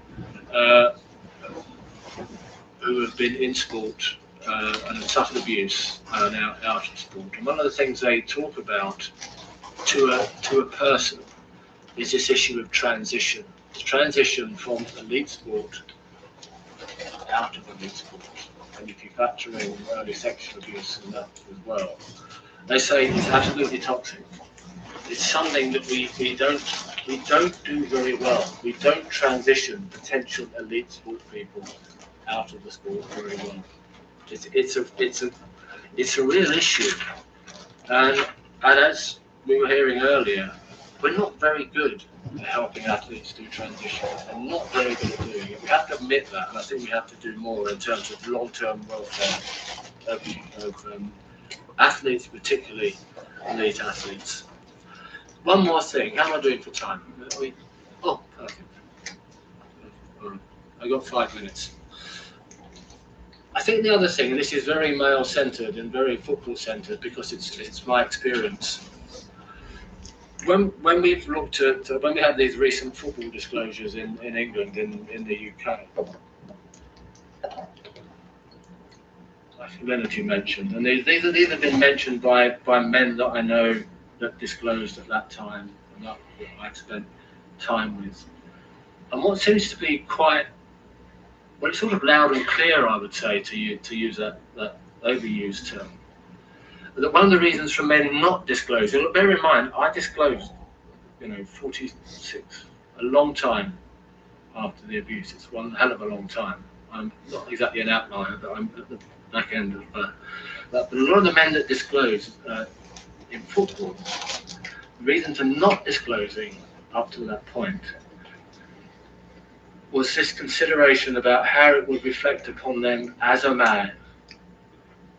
Something about being a man and disclosing this stuff that happened to you all those years ago when you were young, and it's about homosexuality and so on and so forth. So somehow the disclosure of this abuse said something about their manliness, about heterosexual norms that seemed to be holding them back. And it struck me that when Andy Woodward disclosed in 2016 in the UK, he seemed to give other men permission to say, we can now talk about this, because this was all over the press in the UK and men were talking about it. So there's something about the disclosure, the public disclosure, and it being very big in England, that allowed men to somehow overcome that barrier of masculinity. And I think that's quite important for us to understand, that masculinity, the revealing that you, through your socialization, through your culture, that tells you what's masculine, you are somehow transgressing that, is a very big barrier. And you need to understand that one, because I think it's very important. And this is the thing, with permission from my wife to say this. And I said it moved me as it might have done saying it. And I said this at the conference last week, and Tracy knows I'm going to say this. I can't reveal the full extent of my sexual abuse to my wife now. I told her that, and I've told her why. And the reason why is that I think she'll think less of me as a bloke. And that's the honest truth. And I'm saying that because it's real. And I think I'm fairly easygoing. I think I'm a liberal kind of bloke. I think I can talk about anything. But that masculine socialization for me appears to be so strong that I still can't do that. But we've come to an agreement. It's fine. We're okay now. But for me, that really says one hell of a lot about the strength of masculinity as a barrier to disclosing and moving forward on this. So, let me sum up, because I've got 5 minutes. 2 minutes. 1 minute, 1.5 minutes. Now you've got one, Colin, because you're not getting on. Okay. So simple points. Look, the abuse doesn't. I don't think the abuse, the issues stop when the abuse stops. I think there's so much anecdotal evidence now that the issues don't stop when the abuse stops. The long-term effects of child sexual abuse on health are problematic. And I think sports governors and elite clubs, whoever, should develop policy that looks after player welfare in this. And I know we were talking about that again earlier today. The other thing that we touched upon, and I haven't really touched upon, is this idea of making it easier for children to speak out at the time. We talked about bystanders. I always say this at conferences, and I think it's true, but it's powerful. I know this is going to haunt me till the day I die. Why didn't I say something? Why did I not say something when I was 14, 15, 16 years old? Why? Why was it? Why did this stuff just happen? I couldn't do it. Everything seemed to be holding me to my parents. And also the bystander thing. Recently, my other coach, a guy called Ken Shelliter at Chelsea, who was the other side of all this, he was like a father figure to me. I had a very strong, emotionally abusive father. Ken was a soft man, he was a coach at Chelsea. He recently died. The reason I'm saying this, what that made me say, why didn't Ken say something? He knew this was going on. Why didn't he say something? That bystander thing, what was it holding people like him in place? So I always saw him as a decent bloke. I loved him dearly. He was, he meant so much to me. He didn't say anything. Why? So the bystander effect is very real. So we need to we don't know how to do this. We don't know how to create the conditions and the culture to allow children to speak about these things. I don't think we do anyway. Somebody tell me different, please tell me different, but I don't think we know how to do that well. We need to understand how to do that. And we need to find, which goes along with this, a way to shift power down from the coach to the parents to the children, and cultural conditions that allow that to happen. And that's so easy to say and so difficult to do, because you've got parents who want their kids to succeed, you've got coaches who like their power. Who's going to relinquish power? How are we going to change that culture? So those I suppose are the take-home messages. We need to normalise athletes' voice, to use an overused word now. Normalise athletes' voice in all this. I'm telling you a very depressed, down story, but I think in the 2.5 years I've been involved in this, I think we've seen a lot of progress. So I want to be a bit more upbeat about this. I think we've seen a lot of progress. I'm here, we're here, this is being talked about the way that I could never have imagined at the end of 2016 So it's a positive story, folks, in some ways. But we need to go back and understand the abuse, how it happened, the effects of it in order to push forward. I think that's important. Okay, I'm done.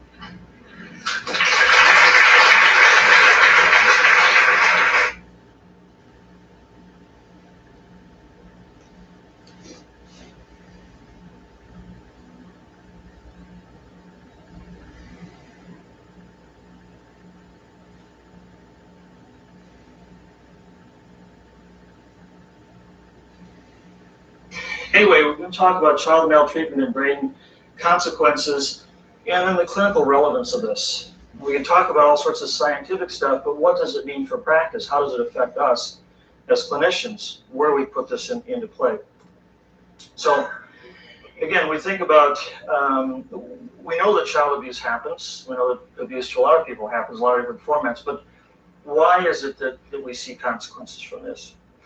In my practice, I started recognizing that people presented because of their experiences of abuse many, many years ago, back when I was in private practice in Chanhassen, started in 1980. I started to listen to these stories day after day after day, and I can tell you that now I've heard well over 2,000 stories from that practice and from emergency medicine of people who have had bad experience in their lives that contribute to why they present to us. And it's always been, how come this is? Why does it turn out this way? Why does it affect the body the way it does? And how many of you have ever seen a patient who says, why can't anyone figure out why I feel this way? And we see these people in the emergency room pretty frequently, that they say they've been to umpteen doctors and nobody can figure anything out. I've had test after test or repeated tests and still don't figure anything out. And these are the ones that they're very challenging patients, and I kind of enjoy getting involved with them because sometimes I can help them see the light. Again, I first recognized these patterns in practice setting many, many years ago. And the key is that life experiences, and it doesn't have to be one particular kind of experience, but life experiences in general just do contribute to how people feel and consequently the medical presentations to us. And the range of experiences is extremely broad. The way I tend to talk to patients, I don't try to focus in on one particular kind of experience. I just let them open up and tell me what's happened in their lives that may affect why they feel the way they feel. But one of the things to recognize is that we have many patients who do have abuse histories. And in fact, we know that if you look at the population in general, probably somewhere between 25 and 40 to 50% of the population has experienced some type of violence or abuse in their lifetime.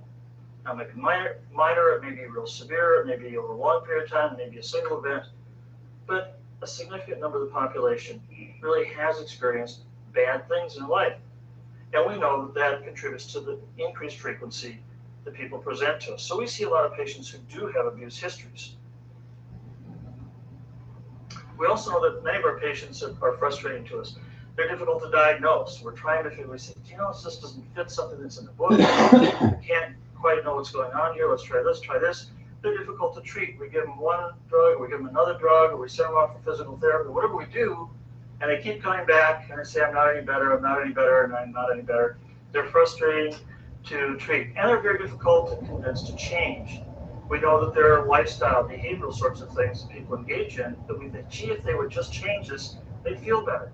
But we can't get them to change. Or we say, well, we're going to do something and they don't change. So give me another chance, doc. I'll do it. But then they're afraid to come back because they don't want it.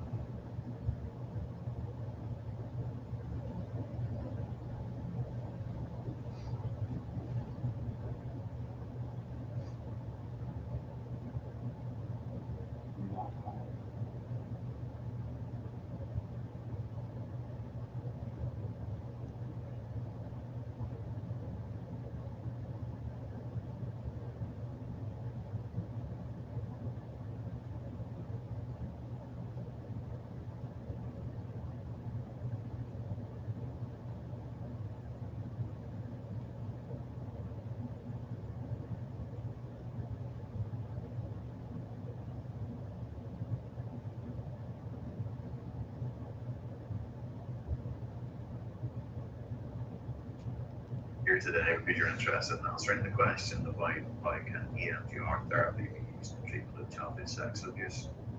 Firstly, I would say two things. EMDR can be used closer to the childhood sex abuse. So, for example, colleagues may be working with children and young people who have been sexually abused, and they may be working with them in relative proximity to that trauma.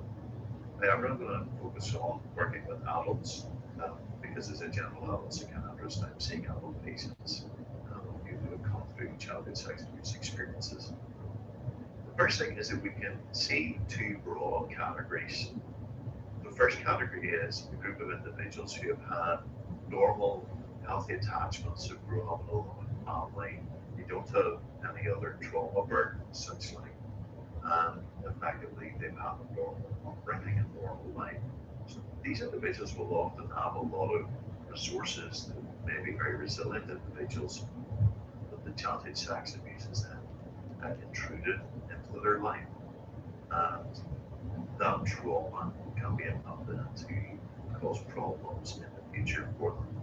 Issues in regards to being able to form and maintain intimate relationships and might interfere with their ability to engage in mutual sexually pleasurable activities or even in relationships in general.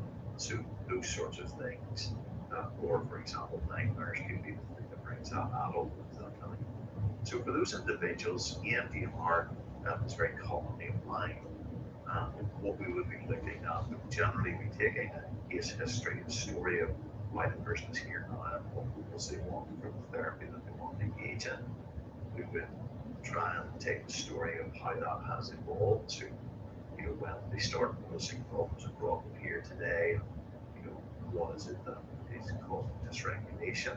And we would then take the second part of the history, which would be a much broader history looking at their development, their narrative of their life to date, educational journey, an emotional journey, the person, all the different factors that make up that person and who they are.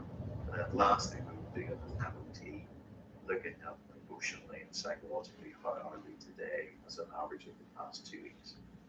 So all of those things would be brought together to form what we call a case conceptualization. In this individual, we'd often be looking at, is it a single childhood sex event? Is it a series of childhood sex assaults? What is it like in terms of, is there one part that stands out? Are they all sort of mixed together? And answering those questions would then allow us to identify the touchstone memory. So what I would call, where's the ouch? So where's the painful memory? And it could simply be a specific memory or cluster of memories. I can think of one client in particular where they had, unfortunately, 3 different experiences of childhood sex abuse by 3 different abusers. And so those were 3 clusters of targets for events. Whereas another individual, it was a single assault which happened. So the history would guide us in terms of how we process those. And in EMDR, we would use a past, present, future approach. So we would work on the past events, we would work on present day triggers, and then we would work on what we refer to as the future template. Some of the future template work may need to deal with future catastrophizations. For example, a person may tell themselves, I will never be able to have an intimate sexual relationship. And so that will be the target that we would then work on. But bringing those together for that individual would be a very typical approach to treating childhood sex abuse. In the other category of clients, we may have clients where the presentation is much more complex, and this is where we would see complex difficulties which are originating from attachment trauma. These are people who might have very high adverse childhood experiences scores, typically 4 or more. They may come from a home where there's been problems with addiction or alcoholism. There may be violence between parents. There may be violence toward them. There may be physical sex abuse within the home. So we would look at that type of picture because the part of the brain that deals with attachment is the part of the brain in the adult that deals with emotional regulation. And so for those more complex presentations, the therapist will need to probably build more resources with the client to give them more tools so they can then safely and appropriately work on the trauma, which is the childhood sex abuse that they might be presenting with. the approach would then be very similar, working on the first, worst, or last target, as long as the person can stay within that window of tolerance, helping them to process, to resolve, state those past memories so they're no longer convincing how they are in the world today. As for loyalty,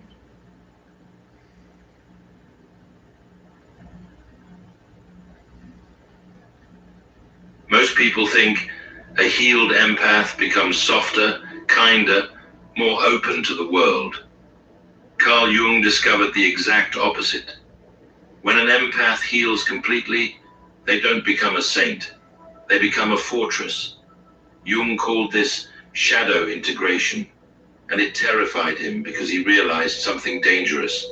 The person who once absorbed everyone's pain, who felt everything, who carried the weight of every room they entered, suddenly stops.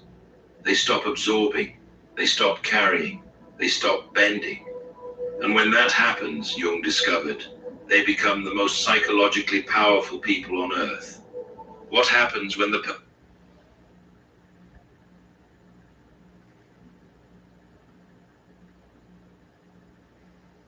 We have no more old people in this country. No more old people. We shipped them all away, and we brought in these senior citizens.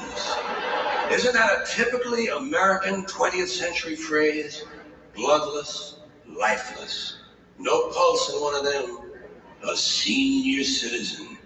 But I've accepted that one. I've come to terms with it. I know it's here to stay. We'll never get rid of it. That's what they're going to be called, so I'll relax on that. But the one I do resist, the one I keep resisting, is when they look at an old guy and they'll say, look at him, man, he's 90 years young. Imagine the fear of aging that reveals. To not even be able to use the word old to describe someone, to have to use an antonym. And fear of aging is universal, isn't it? We all have that. No one wants to get old. No one wants to die, but we do.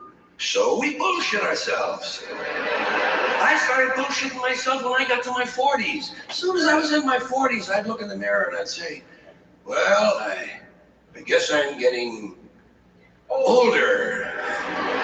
Older sounds a little better than old, doesn't it? Sounds like it might even last a little longer. Bullshit, I'm getting old. And it's okay, because thanks to our fear of death in this country, I won't have to die. I'll pass away.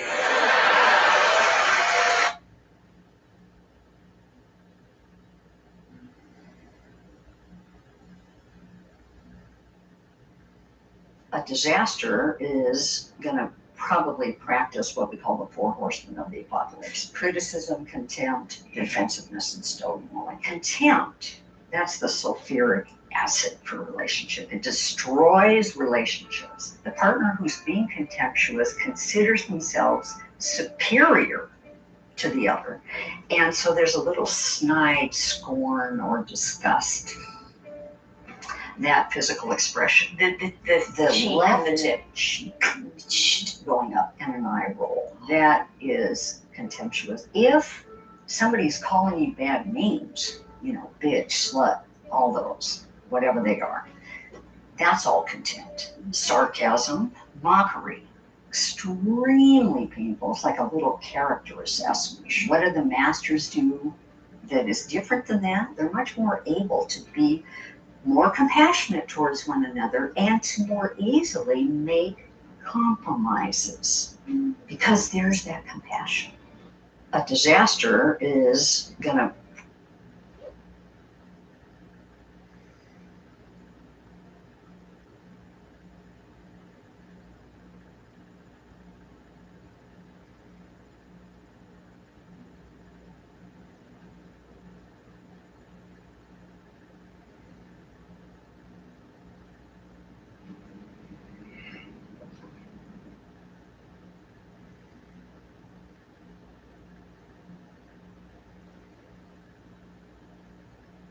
Dr. Vanderkolk is a professor of psychiatry at Boston University School of Medicine, medical director of the Trauma Center at Justice Resource Institute, director of the National Center for Child Traumatic Stress. He served as president of the International Society for Traumatic Stress Studies. He has authored well over 100 articles on psychological trauma. Among his many awards, he was granted the Distinguished Life Fellow from the American Psychiatric Association. His areas of expertise throughout trauma hit many areas, including those related to cognitions and dissociation. I am thrilled and delighted to introduce Dr. Wessel van der Kolk.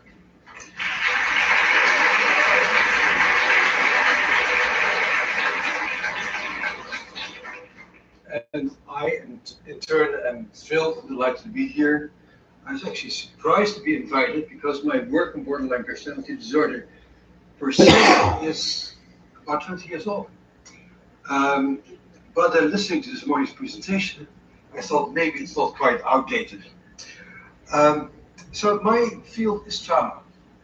And that's how I got into borderline personality disorder. And this is how we got into it. It starts off with the issue of diagnosis. And diagnosis, and we'll end there also because the issue is that diagnosis keep popping up as a complex issue. So the field of traumatic stress sort of started again for the third time in about 1978 when another group of large numbers of soldiers came back to home and were terribly messed up. And our way of looking at the world was through the ethical conflicts, and we couldn't quite fit in what these guys were suffering from through ethical conflicts. And so we lobbied the American Psychiatric Association and veterans lobbied people for a traumatic stress diagnosis. Now, in order to get a diagnosis in, we had to convince the military and the VA that what these guys were suffering from, which is mainly explosive, aggressive reactions and an inability to engage with their current life, actually was related to trauma. And so the hallmark of PTSD became the issue of memory. And people specifically remembering nightmares and flashbacks, because without those memories, we could not pin the trouble these guys were suffering from to their war experiences. And so the whole traumatic stress field got defined by people remembering what had happened to them and being haunted by it. In fact, as we heard so elegantly this morning, traumatized people oftentimes aren't actually remembering the trauma. As Freud said many, many years ago already, instead of remembering, they reenact it. And Freud says, and that is their way of remembering. And history has proven him right in that respect. So, what is also interesting is that the moment that we had this diagnosis, our veterans started to have the diagnosis. Namely, once we have a system where certain things become about and other things are not, our patients adjust themselves to us and start using the language that's familiar to us. So when it's listen now in DSM, said, well, yeah, that makes sense. And if it's not there, it doesn't make sense. For example, the very interesting findings about visual perceptual abnormalities, the spatial abnormalities that we heard about this morning, is something that we see also in our very traumatized kids all the time, including a videotape that I'll show you at the end. But those abnormalities happen not to be included in the DSM, and hence there are always surprising findings because they're not on the list. So it starts off very modestly, and it's interesting to think about how the DSM started. It started off with Robert Spitzer, and Robert Spitzer sort of admits that he was a bit on the, what we call today, the spectrum. As a psychiatrist who didn't really understand people very well. A very good place to start being a psychiatrist, I think. And he said, you know, I don't understand all this stuff about psychoanalysis. I just know what I see. And people said, that's a good guy to start our diagnostic process. So he was put in charge of DSM-3. And being a modest fellow, he said, I don't know much about people.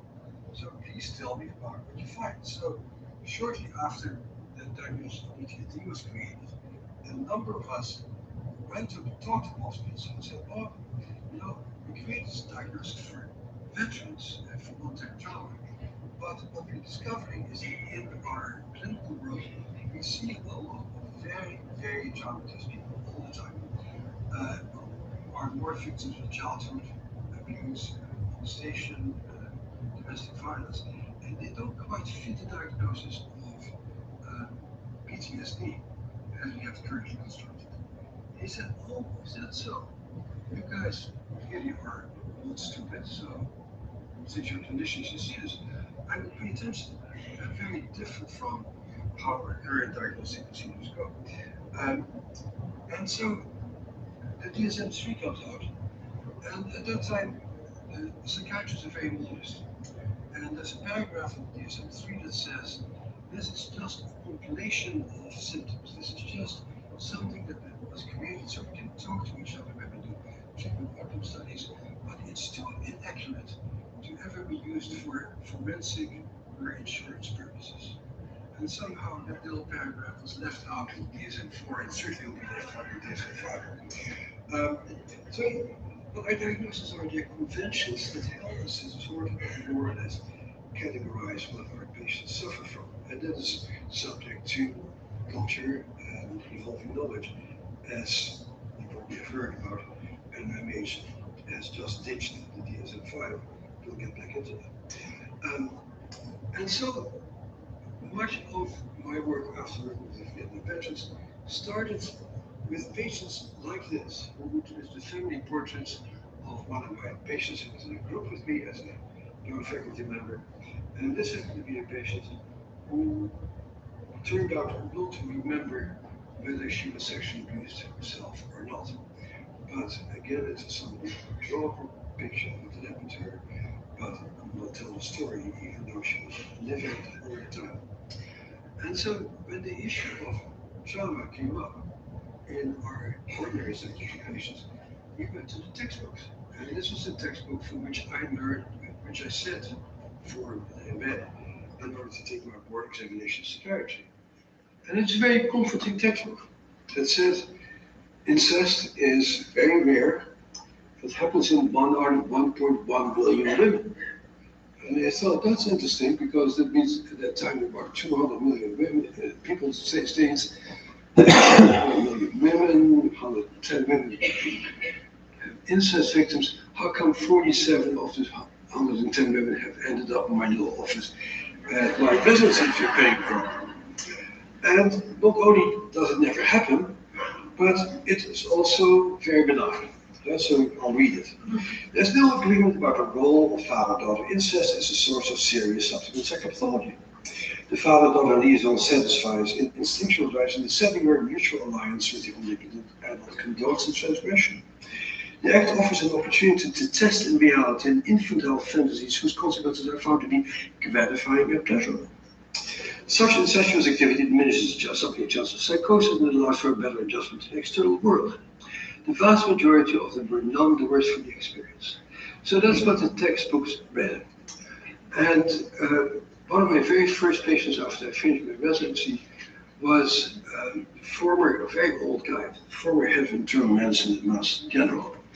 And he said, he called me Dr. Van der Kolk. I was very pleased by that. And he said, Dr. Van der Kolk, never believe anything you read between hardcovers, because between hardcovers, people can just say whatever they want to say. And science is about facts. And that's a useful thing to listen to. So the next thing that happens is that I meet Judy Herman. And Judy Herman has written the first book about incest for our generation. And I'm working with veterans and neurology. And we start talking to each other. And we say to each other, isn't it interesting how many of our patients who are labeled as borderline personality disorder have these horrendous trauma histories? And we wonder together whether borderline personality disorder might have any correlation with childhood trauma. So we went to NIMH, put in a proposal, and came back with one bunch of nonsense. Put a second proposal, one bunch of nonsense. And then Chris Perry, who was the research director at Cambridge Hospital at the time, was studying every single Cambridge Hospital admission. And we went to Chris, and we said, Chris, we'd like to interview all of your patients for their trauma histories. And you have all the other data on them so we can see how childhood trauma correlates with all the other data that you have collected. And Chris says, you know, you guys are on a wild goose chase. You'll find nothing because, Bessel, you know what Kernberg says. Yeah, but that's not what we see in our clinical practice. So the next challenge we face is how do we take a trauma history? Now that trauma has become popular, our patients are at risk to enter a mental health center and without knowing anybody, be asked on their first visit, have you ever been raped? Have you ever been assaulted? Has anybody ever beaten you up as a kid? And the likelihood that anybody will give an honest answer to that is zilch, because almost all of us are, even if you know, and oftentimes people don't know, you'd be too ashamed to say that to somebody who you cannot trust with this information. If you don't. So Judy and I spent a lot of time thinking about how we ask questions. And we started off with asking people, so where do you live? Who lives with you? Who does the cooking? Who does the dishes? Who does the groceries? Who do you talk to when you come home at night? When you need help, when you're sick, you need your car fixed, who do you rely on? When you feel bereft and upset, who do you talk to? And those very simple questions gave a lot of interesting answers, including quite a few people saying, my dog, or my therapist. And that really was quite a poor indication of people's interpersonal connectedness and a sign of very profound emotional isolation. And so having people able to say those things about their current life, and then we said, how about when you were little? Who loved you when you were a little kid? Who was affectionate to you? Who saw that you were a very special little kid? Because every little kid is a very special little kid. And was there anyone in your family who you felt safe with growing up? That was the killer question. And nobody ever asked that. Later on, I did a study on self-mutilation in adolescence, and I lost half of my sample asking my self-mutilating adolescents, was there anybody you felt safe with growing up? And they became so triggered and so upset that they left the room and left the study. So we heard a lot of stories at this point. And then we asked a bunch of other questions. We asked about who made the rules and enforced the discipline at home. What were the family rules like? How did the kids get disciplined? How did your parents solve their disagreements? And we got a lot of interesting stories out of that. We knew nothing else about our patients.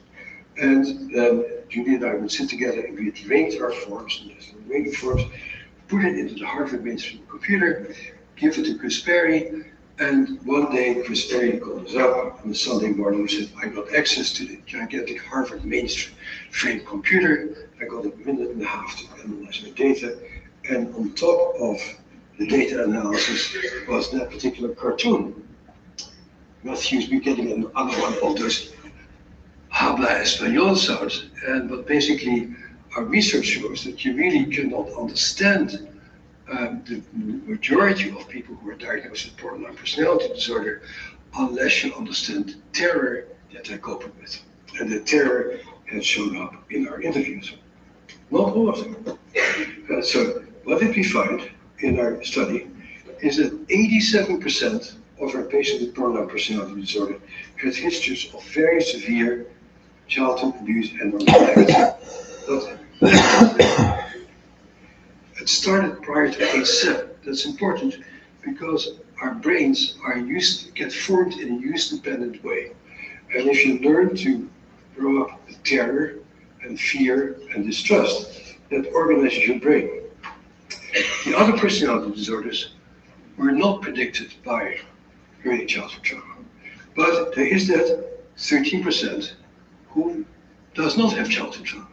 And certainly being in the Harvard Psychology Department at that point with Jerry Kagan, who was studying emotionally vulnerable children, we certainly had plenty of understanding that there's ways in which some kids see the world as a terrifying place, like we heard about this morning, and who interpret things that for other people are ordinary minor stresses in a way that it becomes traumatic. At the end, it's the interpretation of a particular organism that defines it.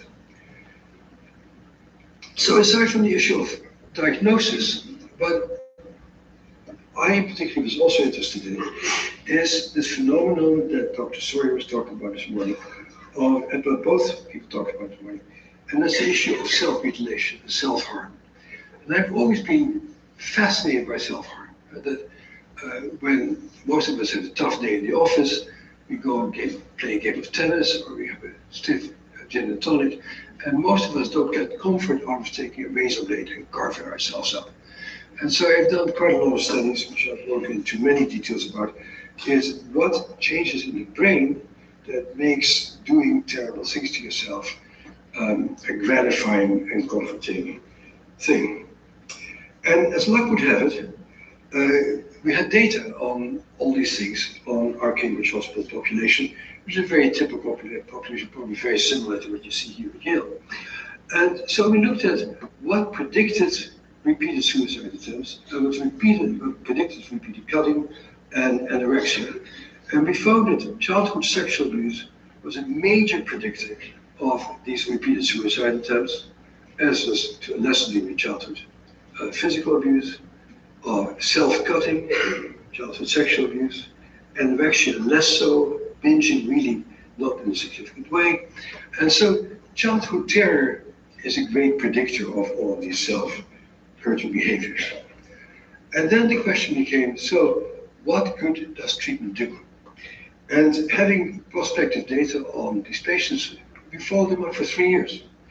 And we looked at who were the people who got better and stopped doing that, and who were the people who continued to cut themselves and make suicide attempts. And there a different dimension came in.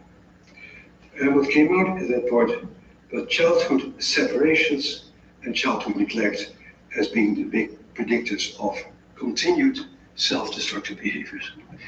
And so the conclusion we draw from that is that the people who were able to remember and identify somebody as a kid who they felt safe with growing up, who they felt held special by, when they would go into a psychotherapy relationship, they were primed to feel special and to feel looked at. And so they benefited from psychotherapy. But the people who had profound histories of neglect were unable to benefit and reset their self-soothing systems, and they continued to hurt themselves afterwards. And so that was one of the first times that what started to emerge is this very complex interweaving of childhood trauma, which really is the critical issue of PTSD, and the whole issue of the attachment system and the security or the perceived security of the attachment system. And before you see me as a trauma fanatic, one of my kids was very much like the kid that the last parent was talking about this morning here also. So I know from first-hand experience that some kids perceive the world as very dangerous and very frightening, and may interpret certain things as traumatic, but not necessarily are. But the issue that has not become central, and is very important also in all of you DBT people, because Marshall Linehan and I and other people have had discussions about it, is that in her own history that she talks about quite extensively, she doesn't talk about trauma, but she talks about very profound neglect of having led to her discovering evolving DBT. So this is an issue of trauma, of memories, of specific terrifying events, and there's this other issue of not feeling safe, not feeling secure, not really being able to fit in and get a certain comfort from interpersonal relationships because that went awry. I'm going to skip these. I hope that all of you know the ACE study, Vincent Felidy's study, which is one of the most important studies ever done in American medicine and psychiatry. It's done by internists actually, and they figured out that, just give you the basic data, this is at the end a database of 53,000 insurance carrying largely white people, seen in Kaiser Permanente, who as a normal population, 1 out of 10 people said they were emotionally abused, 1 out of 4 people say that they were beaten up by one or more parents, 1 out of 5 people say they were sexually abused. 1 out of 4 people say it was substance abuse or alcoholism in the family. 1 out of 4 people were exposed to mental illness, and 1 out of 8 people were exposed to family violence. So trauma is ubiquitous in our society, and as Filetti in the ACE study show, are major predictors of smoking, obesity, depression, chronic suicidality, alcoholism, drug taking, unprotected sex, hepatitis, chronic arthritis, heart disease, and cancer. So the issue of insecure, frightening, and terrifying childhood has very deep and profound effects on every area of functioning. So those were the data that we started DSM-4 with.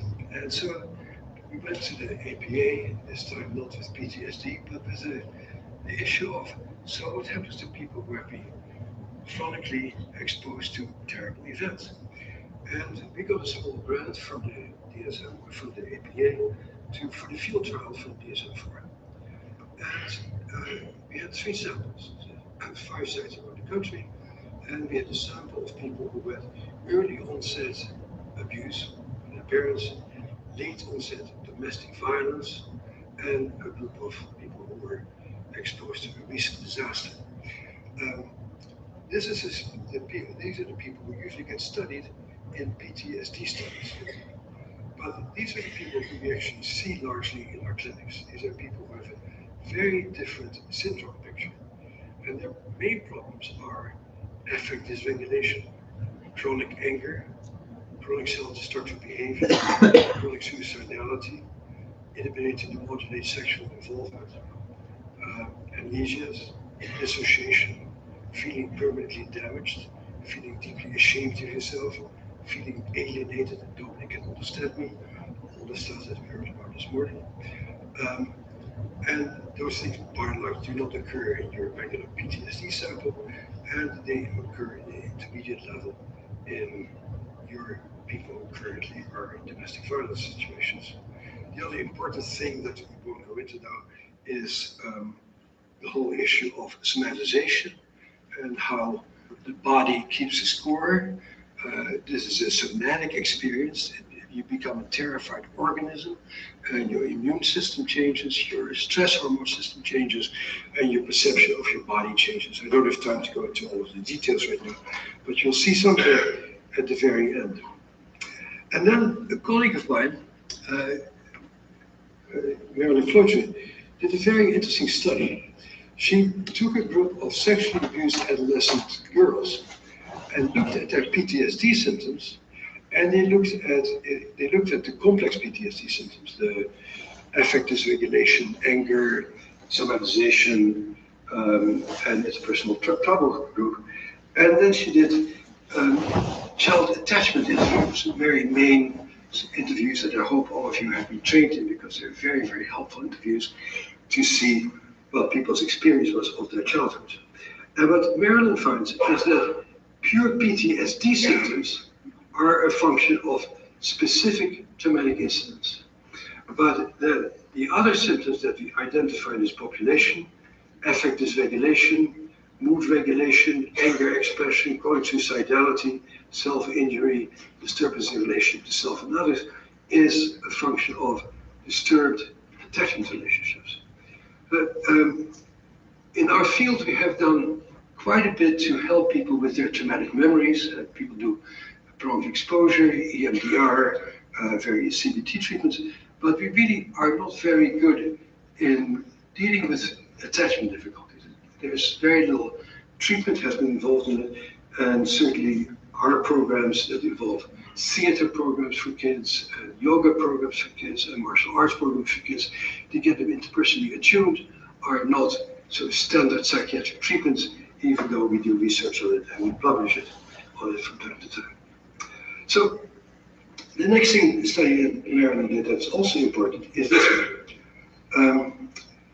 She did again a study of sexually abused adolescent girls, and after the study was over, she was convinced that what made all the difference was that these kids had felt comfortable with the staff, that they loved coming to be seen and to get their treatment, but that the interpersonal relatedness was the critical issue. So, being a researcher, she made a measure for the warmth of the relationship and its effect on outcome in PTSD, and she found out that the warmth of the relationship had no significant relationship to the outcome of the PTSD. And it's very counterintuitive and odd, but certainly provokes curiosity. And so she thought, what else might be going into that predicts whether people get better or not? And what turns out is that the critical factor that determines whether people get better is the capacity for affect regulation. And if this therapeutic relationship leads to affect regulation, then people overcome their PTSD. And I think that's probably also true in your borderline personality groups, that if they learn to regulate their affect, they will start being in control over their lives. So the issue of affect regulation has become sort of the central quest of my particular research group. So we're still thinking about trauma and its impact on psychiatric problems. And in 1998, I get a phone call from the Cummings Foundation that says, Dr. Van der Kolk, we know about your work. Would you be interested in doing a study on the effect of trauma on learning? And I said, well, that's, nobody ever called me such a generous offer, thank you.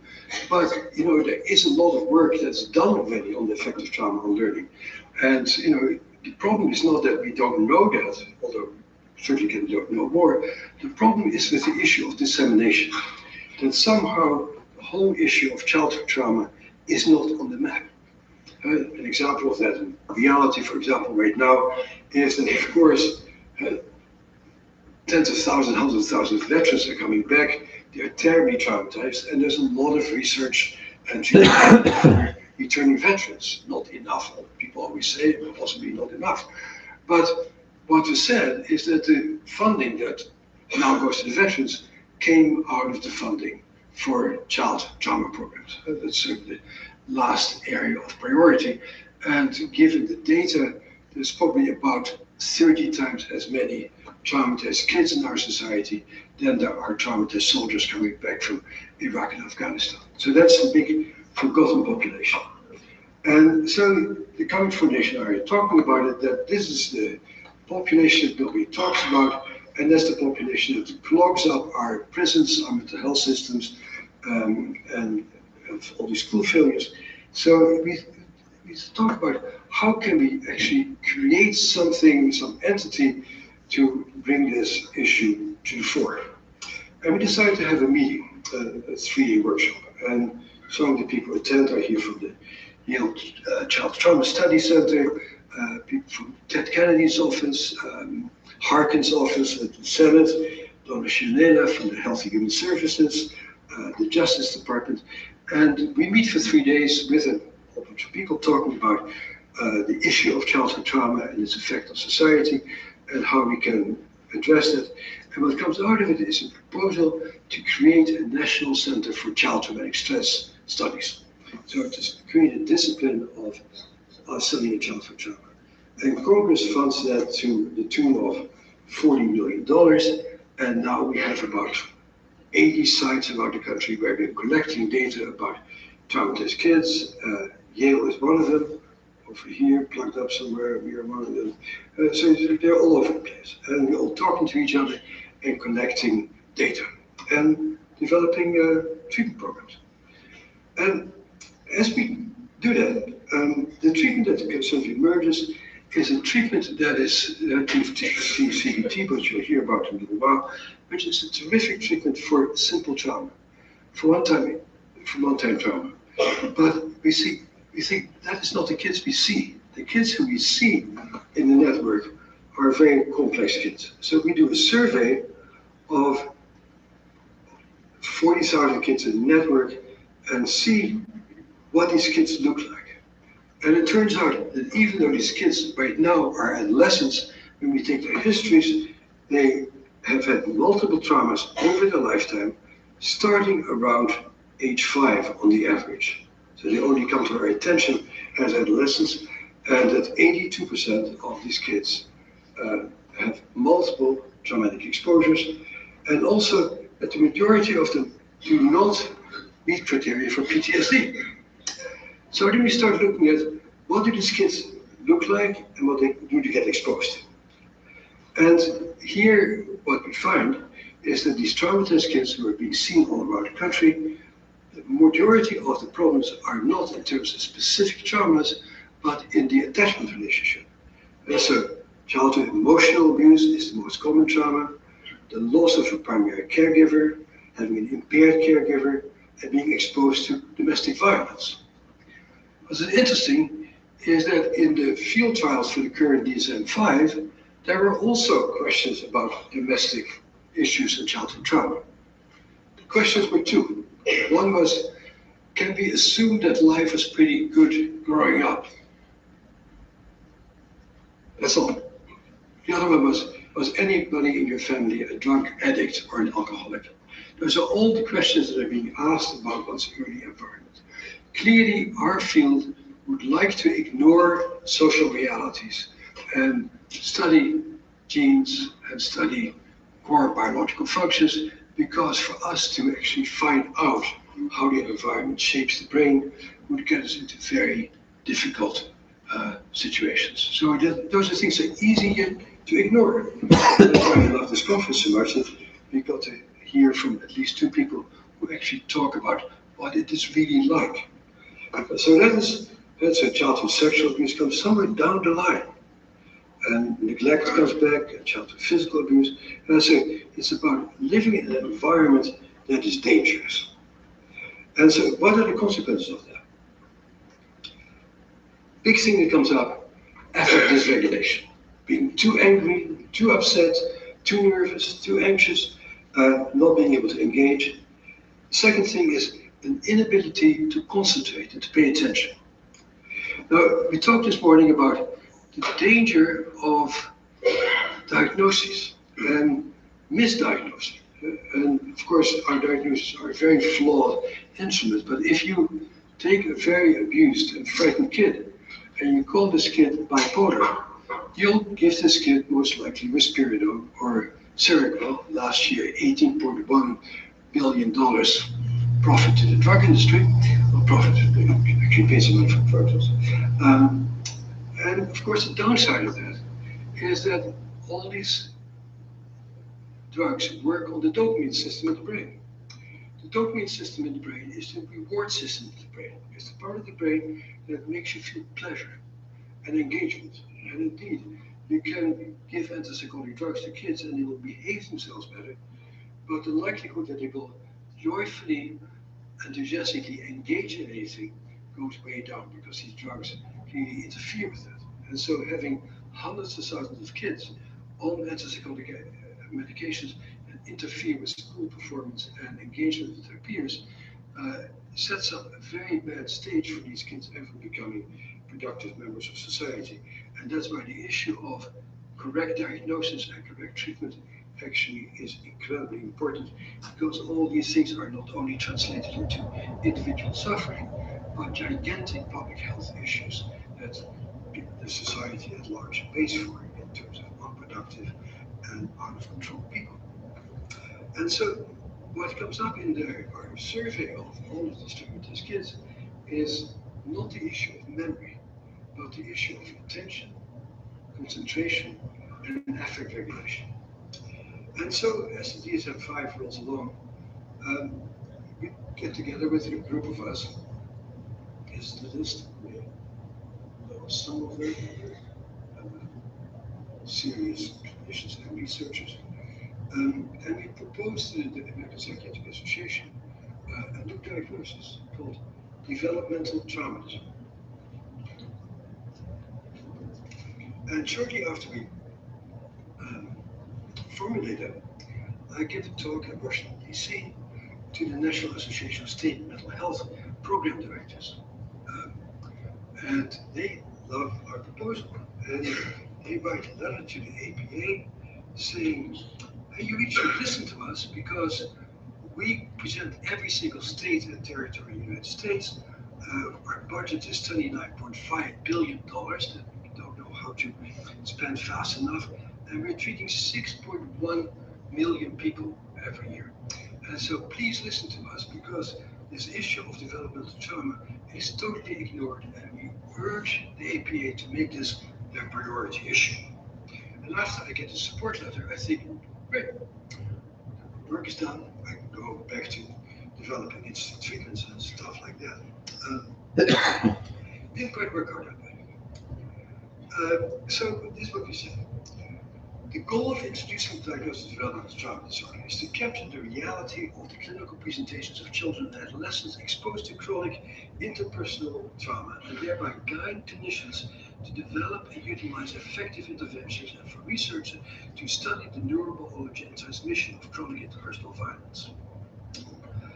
Children who have developed in the context of ongoing danger, maltreatment, and inadequate caregiving systems are ill served by the current diagnostic system, as it frequently leads to no diagnosis, multiple unrelated diagnoses, an emphasis on behavioral control without recognition of interpersonal trauma, and lack of safety in etiology of the symptoms, and a lack of attention to ameliorating the developmental disruptions that underlie the symptoms. So, this is what the diagnosis looks like. The child has experienced with multiple prolonged adverse events that include significant disruption in protective caregiving as a result of repeated changes in primary caregiver, like people going to jail, people going off to war, people splitting, repeated separation of the primary caregiver, and exposure to severe and persistent emotional abuse. So 3 issues. Affect regulation.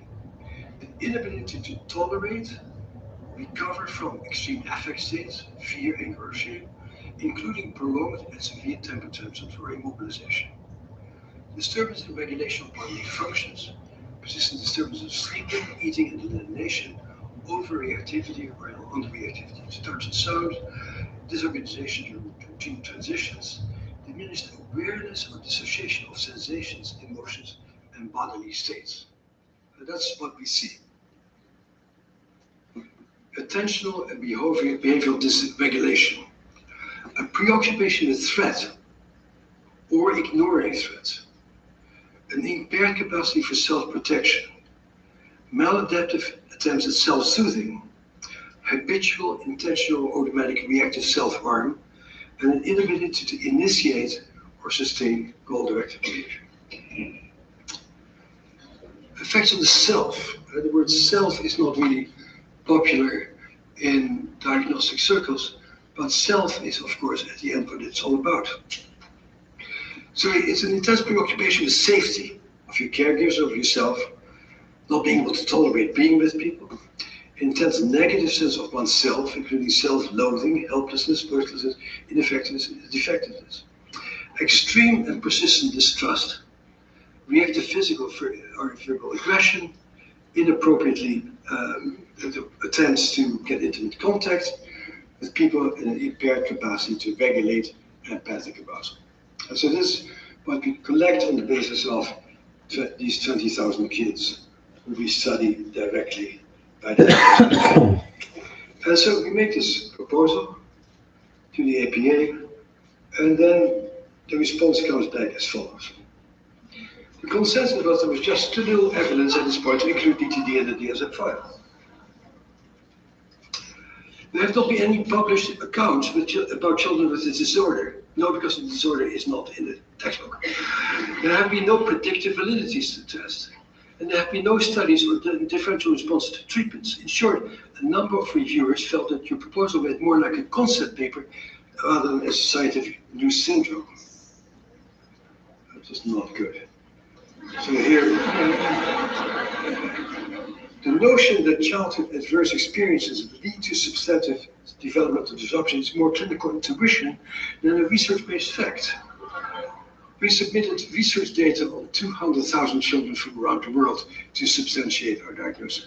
The statement is commonly made but cannot be backed by prospective studies. Actually, they can. And so this is a study by my colleague Carlos Ruth at the Cambridge Hospital of single mothers who are raising their kids in isolation. And after 2 years at 2 years old, she goes to their homes, and these kids all have serious behavioral problems, most of all of the aggressive kind. Then she sends a group of people into these mothers' homes to do something like CBIT, parent-child interaction therapy, to help these mothers to be more attuned to their kids. And after 6 months, these kids have much fewer behavioral problems. And after another year, they're almost the same as the community control group. Then the study gets closed down. The society is a way of closing these studies down. And for about 14 years, the study lies fallow until the priest abuse scandal in Boston, one of our proud achievements. It brings the issue of childhood trauma and the reality back to the fore after years and years of fighting the issue of these people suffer from false memory syndromes, which again got played out around the issue of the pedophile scandals in the church also. And then suddenly people saw the reality of the childhood trauma again, some money became available, and Carmen Elias Ruth picks up her samples, she finds them, tracks them over time, and sees who of these kids are now in the mental health system. And what she finds is that what predicts these kids being currently in the mental health system is what she saw in the lab in terms of her videotaped interviews with the mothers and the infants, lack of verbal engagement at home, emotional physical withdrawal at home, and disrupted maternal communication in the laboratory. So that's just one study of a member of our group. The other member of our group is Frank Putnam, who used to be at NIMH, who did a prospective study of sexualized girls in the District of Columbia with a control group. He's followed them up every 4 years and measures them every 4 years on every conceivable academic, psychological, biological, immunological test. And after the third time, he finds that the sexually abused girls have a decrease in social competence, academic performance, more school avoidance, etc., and major problems in biological regulation. That just goes on and on and on. So there's a lot of data on that. Why am I bringing this up? See, I think the issue is, why do people have such a hard time acknowledging the reality of childhood trauma? And it starts off with the last talk that we heard before lunch, is that psychiatry, when I trained, was a profession where people felt quite helpless in the face of major mental illness. And so the job of psychiatrists was to find out who was responsible for people being so messed up. And basically the way I was trained in many ways was in parent blaming. And for example, as a medical student, I worked for Colonel Bettelheim in the autogenic school in Chicago, where autism was always blamed on refrigerator mothers and terrible mothers. And so at some point, parents get together and they say, we are sick and tired of being blamed. And they start an organization called NAMI, the National Alliance for the Mentally Ill, and they say, no, I want psychiatrists to actually learn to treat people and make reasonable diagnoses. A very good basic thing. With that, there was this big swing away from the environment and into biology, and we continue to struggle with that. It has its advantages, but by not knowing the reality of trauma, we ignore the issue of core safety and the fact that people cannot resolve their traumatic issues until they actually revisit the things that have hurt them so much. Anybody who does trauma treatment knows that you need to revisit a traumatized part of yourself and re-regulate it. So here's an example of what would happen if the field of borderline personality disorder and the field of traumatic stress would actually start listening to each other. Here's one example of findings. Here's a finding of friend, a colleague of mine in Australia, Alexander McFarlane, of a number of 38 normal Australians who hear a particular sound, like eh, and their brains light up, the left brain lights up, the right brain doesn't light up, and they have a certain configuration of electrical patterns in their brain, which I'll tell you about in a second. Here are a bunch of traumatized people. Traumatized people hear a non-traumatic sound like eh. Their left brain, the analytical, verbal, cognitive part of their brain, isn't really working at all. And their right brain tries to analyze what's going on. It's interesting that in our field, cognitive treatment has become so prominent for traumatized people, which makes a lot of sense for people who are not traumatized. But if you have learned anything about trauma wipes out your cognition. And so you need to do something else before people are able to do something cognitive, and I hope to show an example. So this is actually see very well what Dr. Sawyer describes about herself when she was young. So here's a group of people listening to a stimulus, and what you see is they pick up electrical activity underneath their brain, and what you see is that every part of the brain works together with every other part of the brain to figure out what means. And the first thing it does, it creates an N200. It's an inhibitory wave that tells your brain, don't pay attention to the butt against your chair or any noises or people coughing or something else. Pay attention to until you analyze what it is. So we focus our brain through inhibition. And then we focus our attention. The brainwave called the P300. The P300 is the wave in which you grab information.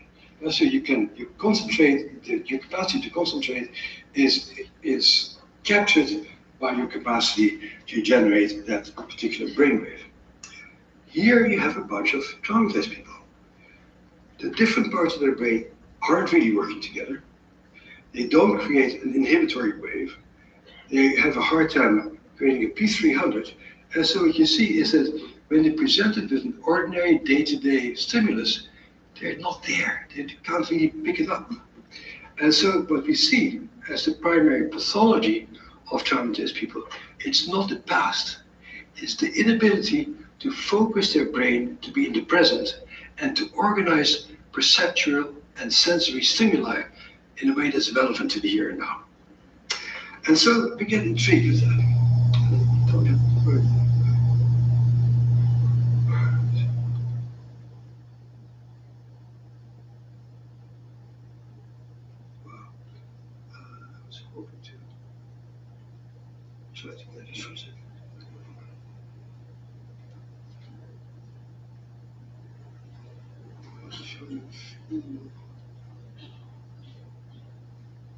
Okay, so I go to conferences like this, like you do, and I hear people talk about something called neurofeedback.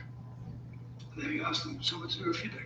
Say, well, actually, you can hook your brain up to a computer, and what you find is that these traumatized people have very abnormal brainwave patterns that makes it hard for them to analyze things, and then you can teach people to play computer brain games with their own brainwaves and reset their own brainwaves. They think, that sounds intriguing, good luck to you. And then somebody who I become friends with shows me a piece of research. And she says, you notice a kid who was 7 years old. You're not seeing what I'm seeing. That is not good.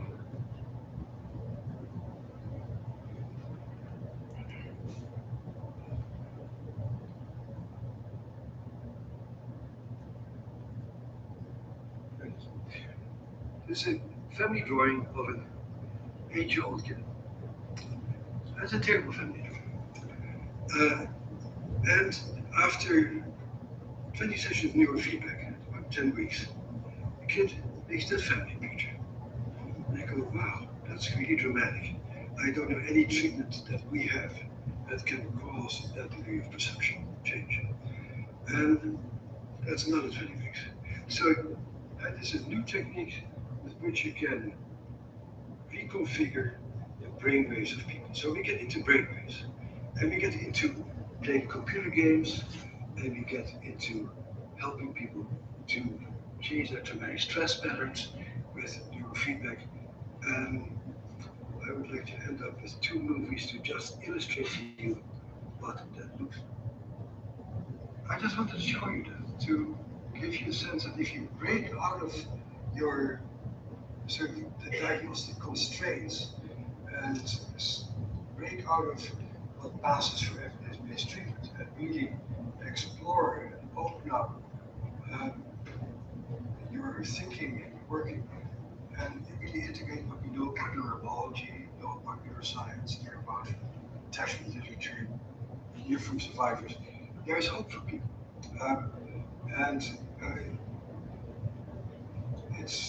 We should always be exploring new things. And over the years, I hope to show you more of what our various programs are able to do. Thank you very much.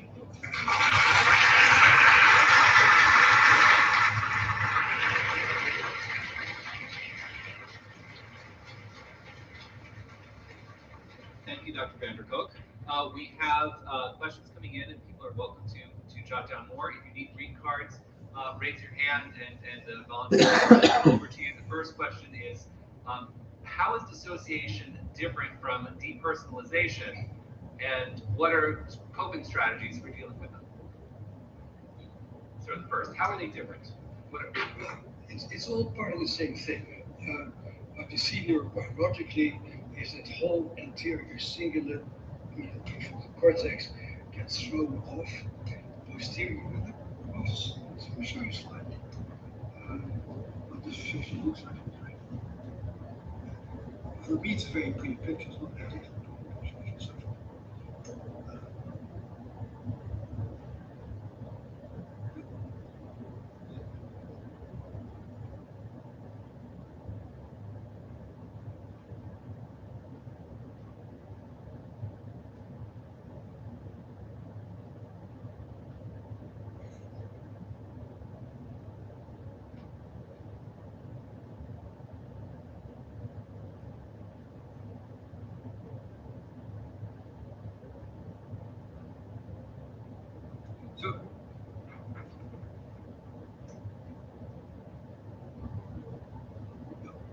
So if you put people in a scanner, most of us, and you just lie there, and you basically think about yourself, experience yourself.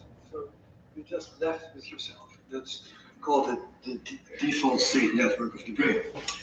The structures involved in that are orbital prefrontal cortex, medial prefrontal cortex, anterior cingulate. That's the part of you that lets you experience yourself and know yourself. At the back, you have your parietal cortex. It allows you to feel sensation in your body. The insula, that tells your brain the state of your body. The posterior cingulate, that tells you where your body is. So that's the normal self-registration of the brain. So here comes a scan of 18 people who are in a dissociative state chronically. That's what their brain looks like.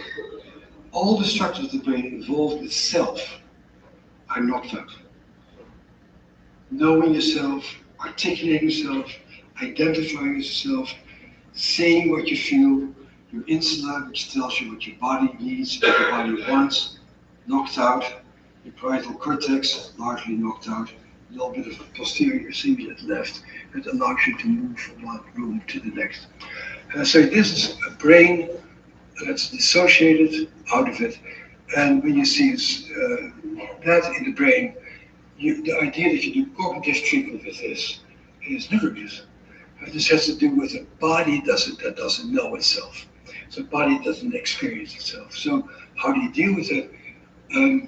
We have a very active yoga program where people get to feel their body and experience their body.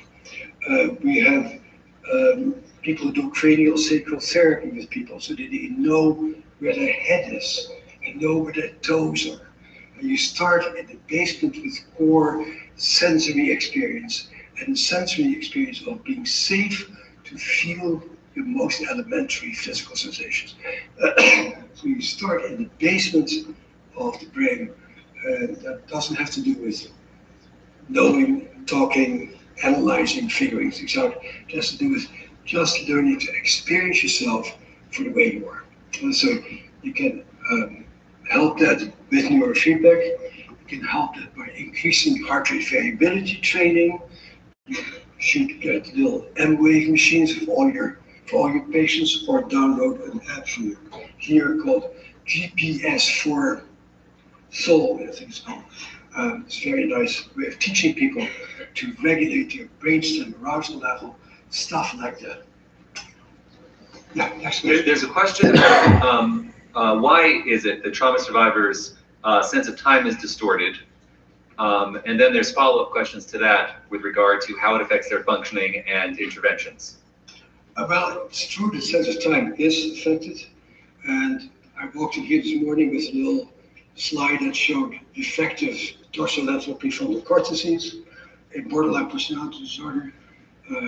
On brain scans, we can't tell the two of them apart. They look the same. And if you do the brains of traumatized people, the dorsolateral prefrontal cortex is off. And when your sense of time disappears, it's a very important thing in terms of this current craze for exposure treatment.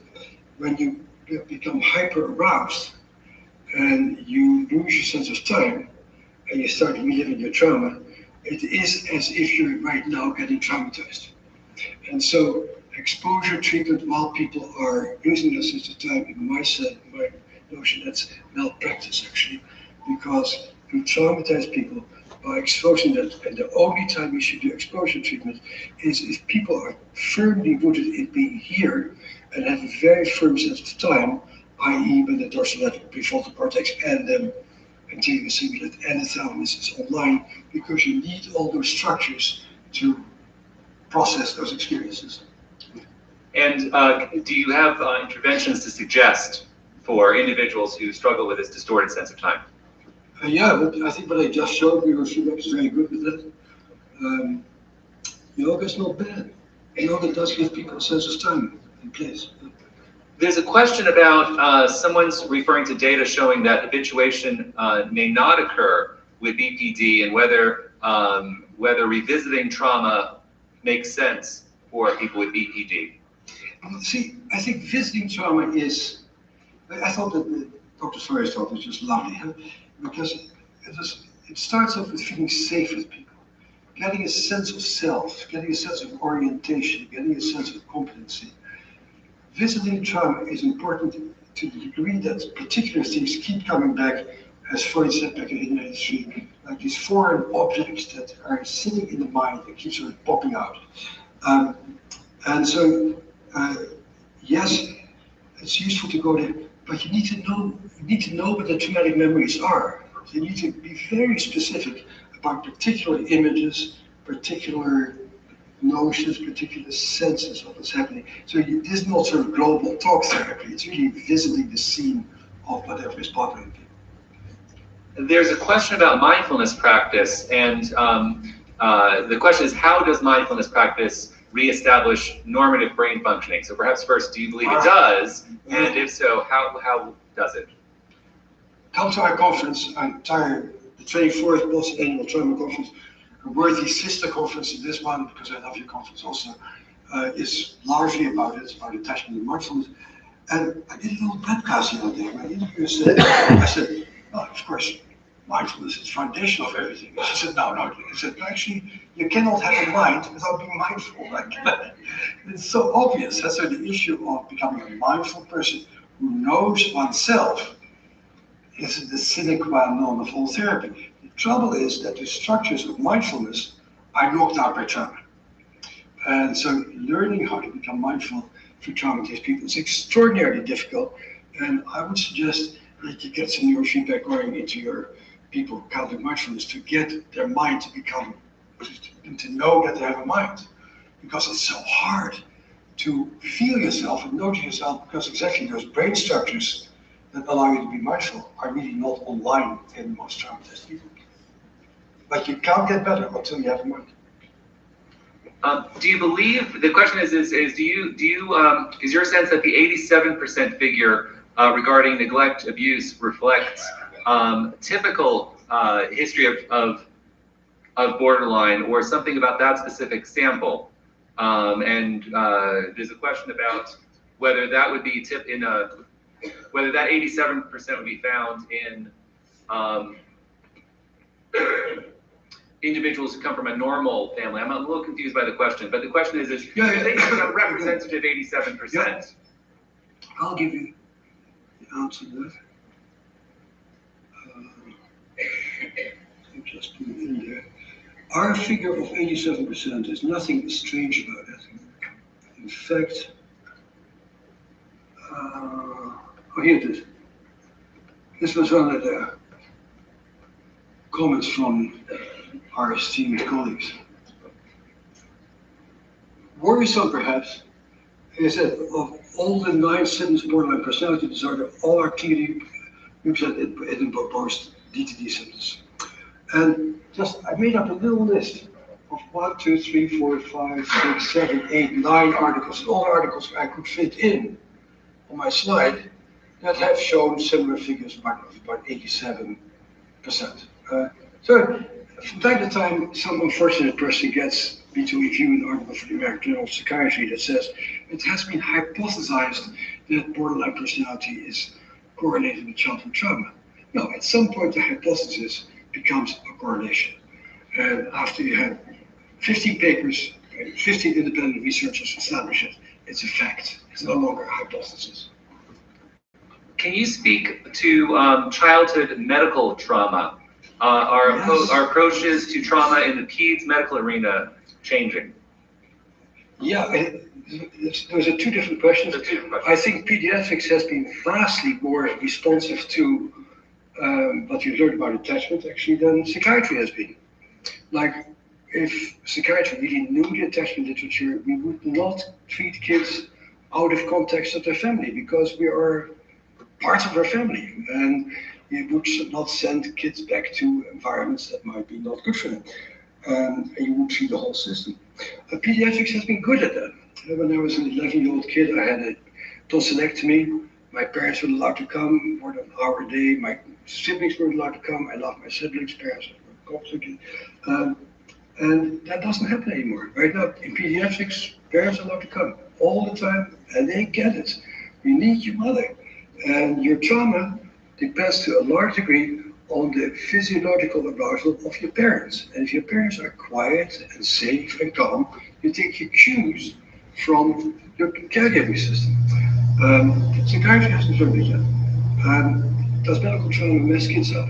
Yes, major way. I've seen DID after medical procedures in kids, the most terrible traumas, like in kids with facial surgery, waking up in the morning, not recognizing who that person is in the mirror, not knowing who they are. Terrible. So, yeah. There are a few questions about the neurofeedback work they presented. One is, what is the status of research on the efficacy? Are there efficacy studies at this point, or effectiveness? Here and there are studies. We completed our first study. It's being reviewed right now. We're in the middle of our second study. Actually, it's interesting to me. It has to do with paradigm issues. We're always dealing with paradigms. Now, I know the PTSD literature fairly well, as you can imagine. As far as I know, aside from our EMDR study, which has fantastic good results, the best study for the most complex PTSD sample I've seen was a neurofeedback study by a guy named Penston and Kolkowski, published in 1989 and 1991. It was very interesting that this has not continued. If this had been drug studies and somebody could have been able to make money out of it, the whole world would be doing it. But it's not an economically particularly lucrative treatment. And there's a question about, can you come into the frequency of sessions and the duration of sessions with neurofeedback? Oh, neurofeedback. I like to do it about twice a week. In our studies, we do it twice a week. And we see substantial improvements after 20 sessions, tapering off over time. So the gain is made in the first 20 sessions, and then we see some continued improvement after that. Are there implications or ways to use neurofeedback for clinicians who don't have the technology, who don't have that program? There are people who do it. It's a very wild field. It's another, people. This for computer nerds, which I am actually not. I got this neurofeedback because I see a lot of people that care, and I couldn't get them better. So that's also part of my Hippocratic oath. But since I go into that neurofeedback, I get to see a lot of computer people who don't understand a lot about psychology and the complexities of stuff that we talk about. So it's a very wild field. But I suggest that if you have a treatment setting, that you take 1 or 2 staff and get trained. It's 5 different instruments. It's very complex field. We have a couple of EMDR questions. One is, can you say a few words about EMDR as it relates to borderline personality disorder? My take on EMDR, based on both my clinical practice and the NIH funding from the study we did on EMDR, is that EMDR is a fantastic treatment for single instance trauma. Like at this marathon bombing in Boston, Michigan, the person who sort of ran the day-to-day operations for our EMDR project says, these people come in and I can tell them, in 4 sessions you'll be out of field, it'll be over. And we can really say that with great confidence. I can also say to my patients. In terms of chronic people who have chronic adaptations to trauma, or for whom trauma is just part of their overall picture, EMDR is a helpful tool, but it's just a nice thing to know about. But it's certainly not one cure borderline personality disorder. It's a tool that helps people neutralize particular memories.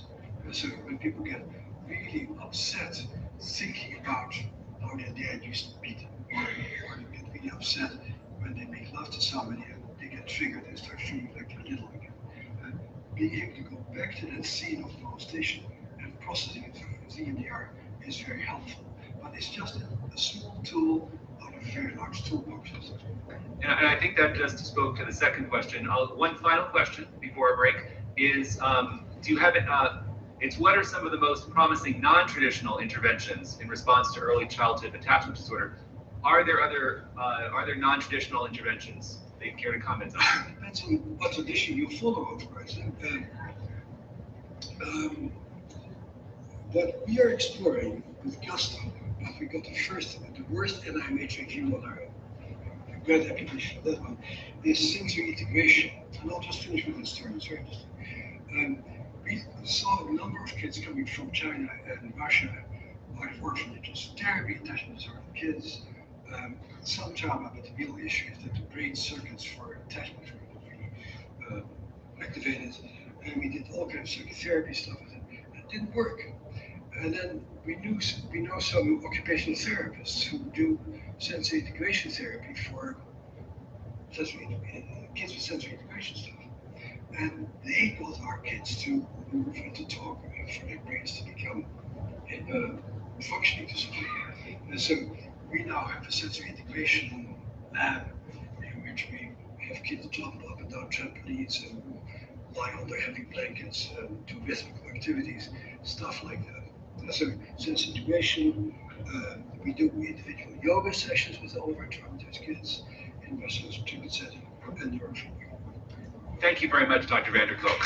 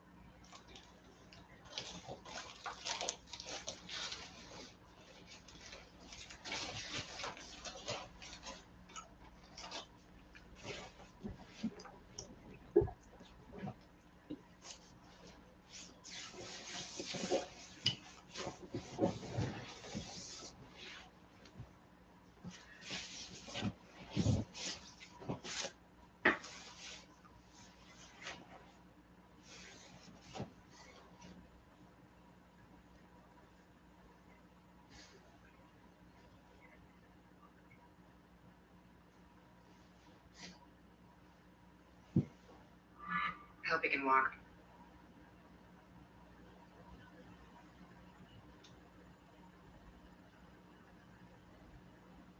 There's a test narcissistic partners use early on that most people miss, but once you see it, you can't unsee it.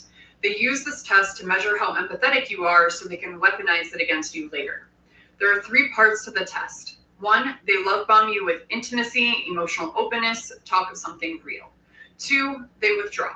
They pull back, not because you did something wrong, but because they want to see what you'll do.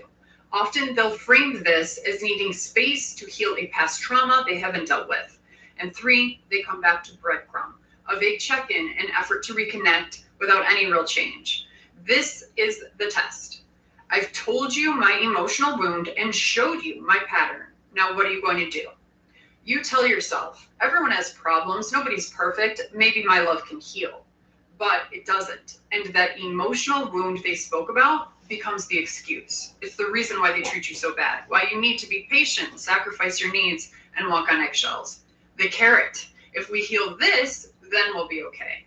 But that moment never comes. Instead, you are trained to crave closeness during highs and tolerate neglect during lows. You become loyal to the version of them that only existed in the beginning.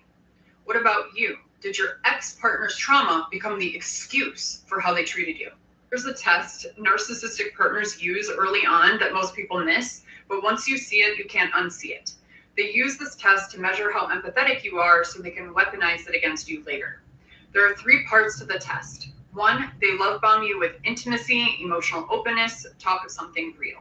2, they withdraw. They pull back, not because you did something wrong, but because they want to see what you'll do. Often they'll frame this as needing space to heal a past trauma they haven't dealt with. And 3, they come back to breadcrumb, a vague check-in, an effort to reconnect without any real change. This is the test. I've told you my emotional wound and showed you my pattern. Now what are you going to do? You tell yourself, everyone has problems, nobody's perfect, maybe my love can heal. But it doesn't. And that emotional wound they spoke about becomes the excuse. It's the reason why they treat you so bad, why you need to be patient, sacrifice your needs, and walk on eggshells. The carrot. If we heal this, then we'll be okay. But that moment never comes. Instead, you are trained to crave closeness during highs and tolerate neglect during lows. You become loyal to the version of them that only existed in the beginning. What about you? Did your ex-partner's trauma become the excuse for how they treated you? There's a test.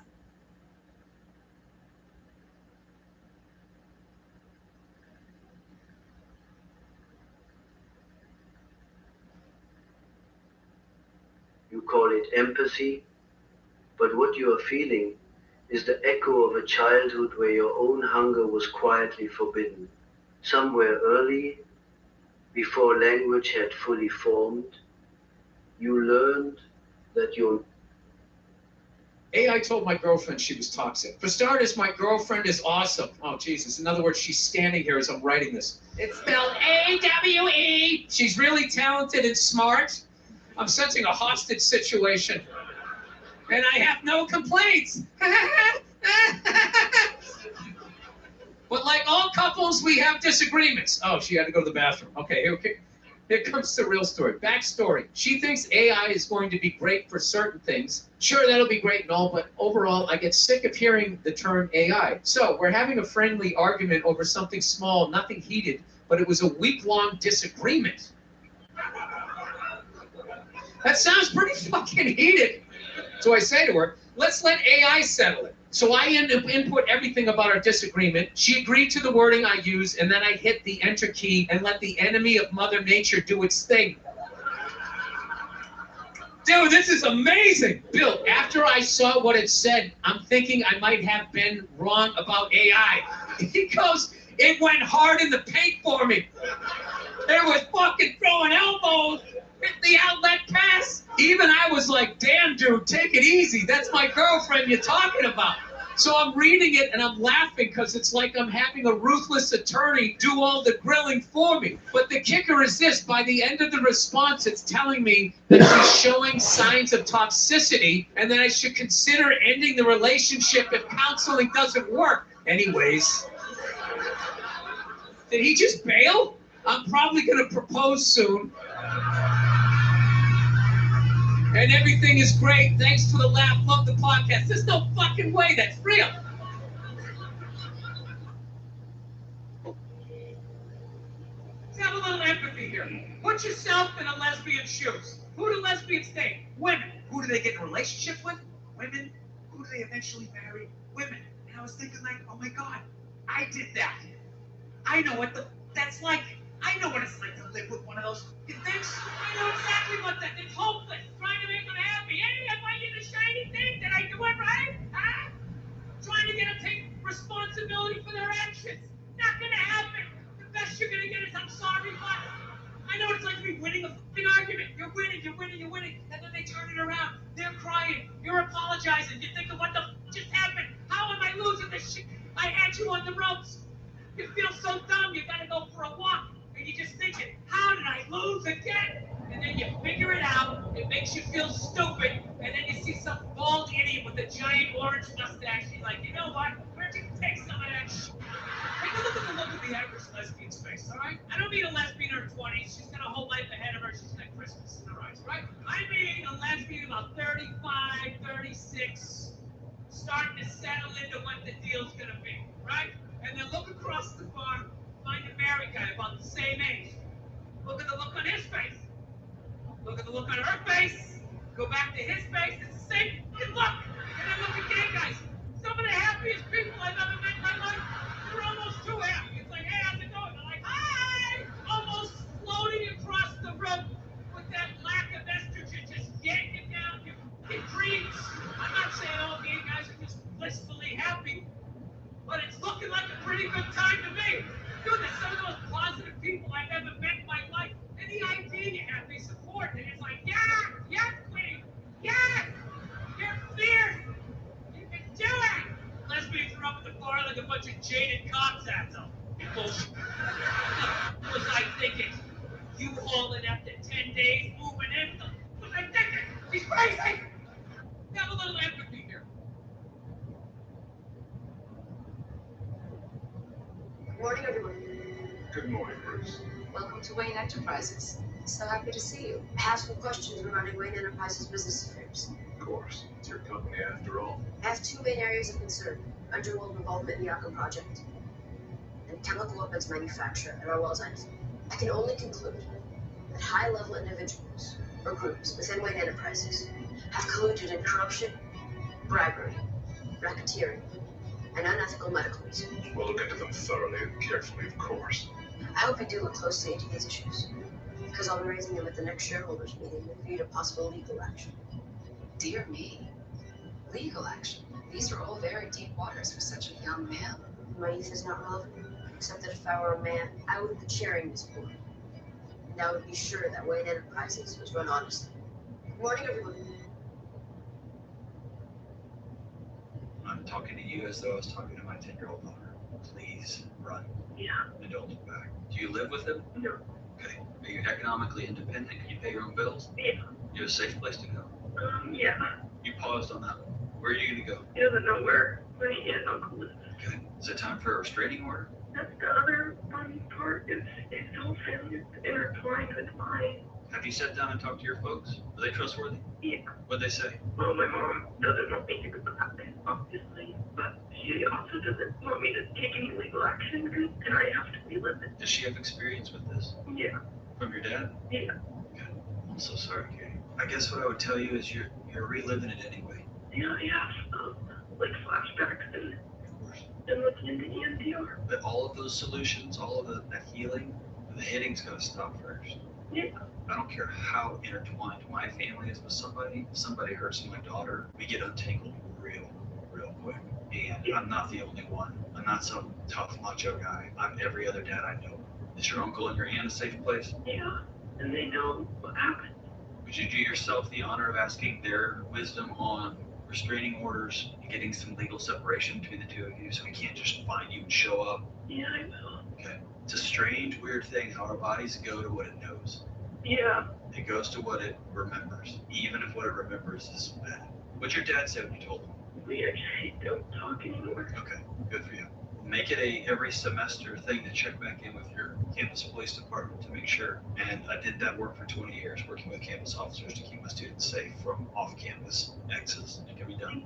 And all of these actions you take are tiny little steps towards regaining trust in you. That you're not what he says you are. That you're not what he did to you. Keep these two words in your head at all times. Seek safety. I'm talking to you as though I was talking to my 10-year-old daughter. Please don't.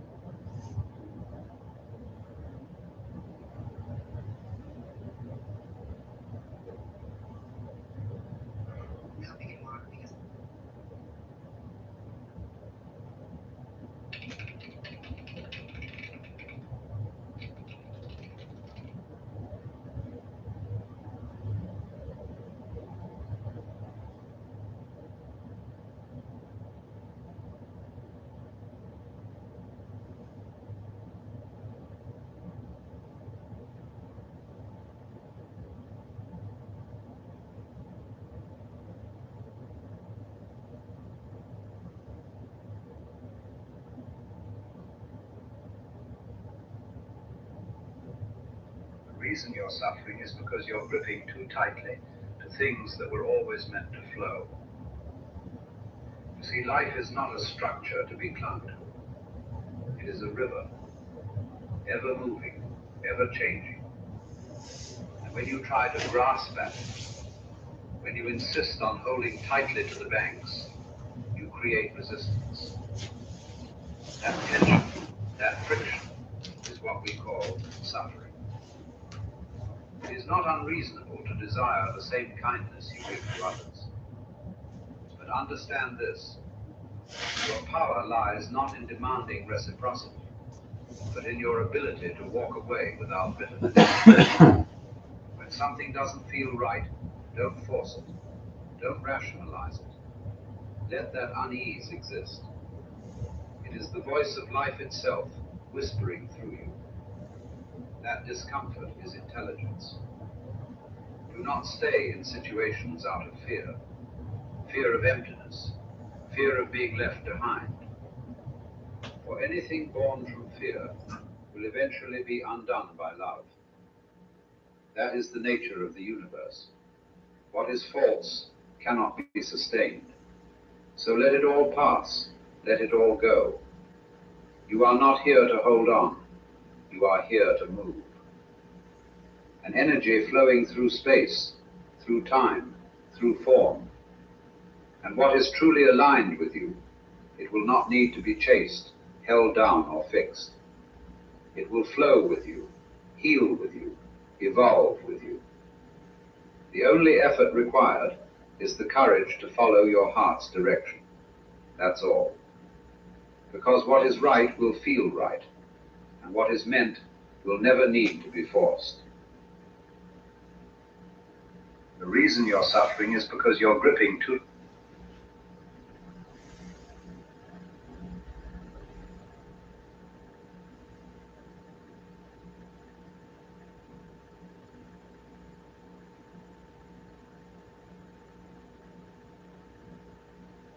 I didn't understand this until recently. I didn't know that you don't know. You have no idea who you are to a woman until you know how you're saved in her phone.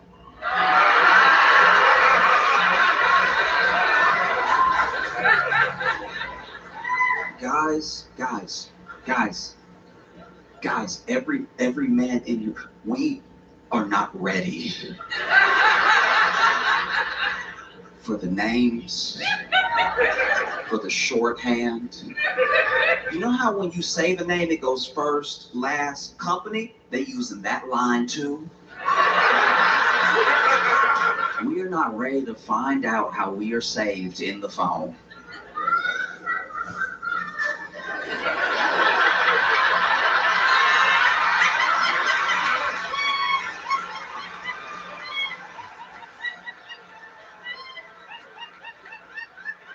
Telling, that's what telling is. I wish I was wrong. I wish it was just me. I wish it was just me getting bullied in other women's phones. These are my friends. These are people I've known for years, and then they saved me some type of way and just never changed it. Years years ago. This is why I first had a hunch. Years ago, I was with a friend and we were hanging out. This has to be like 12, maybe even 15 years ago. We were hanging out and she lost her phone. So she was like, "Can you call it for me?"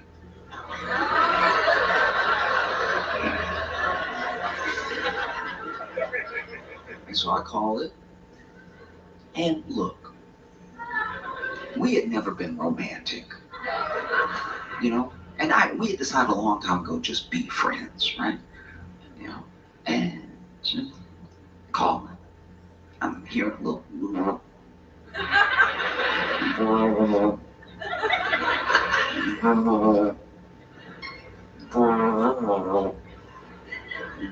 And then I find it in between the couch cushions, and my name saying that her phone was Nope.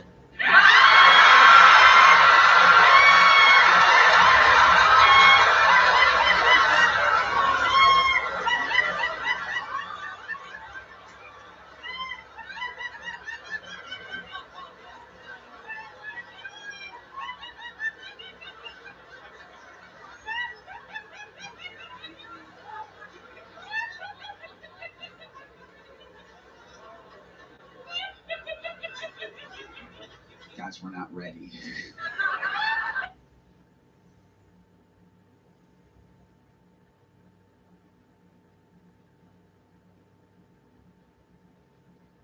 The other thing I can say to the girls is this, that when I say make the money of no consequence in your home, I'm speaking from personal experience. When we got married, I, as a business person, running a manufacturing company, getting contracts, I could get any kind of contract. You know, maybe today you're doing small contracts. I could have a big break tomorrow to have a big job and I'll make a lot of money. Based on who I was, I had that possibility there. My husband was a professional, a petroleum engineer working in oil and gas at that point, but working in oil and gas in public sector. He was in NNPC. Now, the one thing is I married the most responsible, diligent. If we never go broke in my family, it's because my husband is the most prudent human being in this world. That's just the truth. Me, I'm a risk taker. So I can take risks, but he's a prudent, organized human being. We will never be hungry because he will make sure that we're not. But 13 years after, as we were living our lives, me still building my business successfully, him building his career as a professional. Have you read Amos 3:9? Go and read it. For a long time, my husband was speaking that promise. I didn't pay attention. I didn't know. But in my spirit, I always sensed that he would be rewarded for his support of everything I did. We kept picking this promise for a long time, because in our church, we pick promises. 13 years after, President Obasanjo decided he was doing, they took all the smaller oil fields from the big oil majors and asked Nigerians to apply. Now, if you're a smart petroleum engineer married to a business-minded wife, the two minds will work together like, you can do this and all of that. And my husband is sharp and fantastic at his job. So anyway, he and a few of his friends applied. At the end, he got his field. And from that day till now, please go and price furniture and price oil. Now, do you mind if I start? Let me now tell you the real lesson. Whatever way I behaved in the 13 years before, I was about to reap my reward in the years after. And I have reaped them big. So when I say to you, money, do not make money an issue in your home. It's a tool. Use it to achieve the things that you can together. Whether it's on the side of the man, on the side of the woman. 1 + 1 is what? It's 1. The asset. Yes. It's not mathematics. It's spiritual mathematics. 1 + 1 in the hands of God is what? Is 1. You haven't found a team until you find a team of a husband and a wife who understand who they are in Christ and work together as one. Nothing can stop them. They will rule the world and they will do great and mighty things.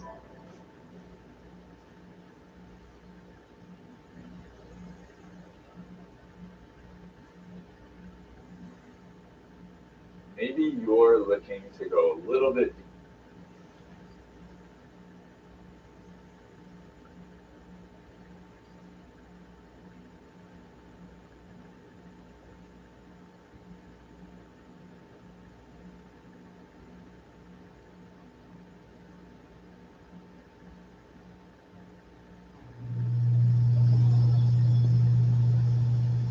responsibility is to stop an evil person. Today, there's a beautiful bird singing above me.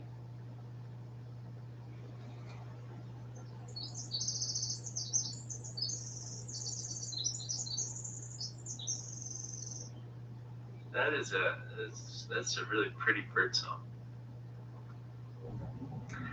Also today, there is a person who has said these words. I'm gonna read these words.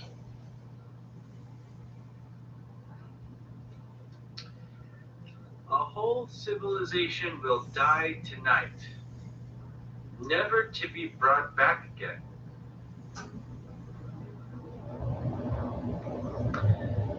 A whole civilization will die tonight, never to be brought back again.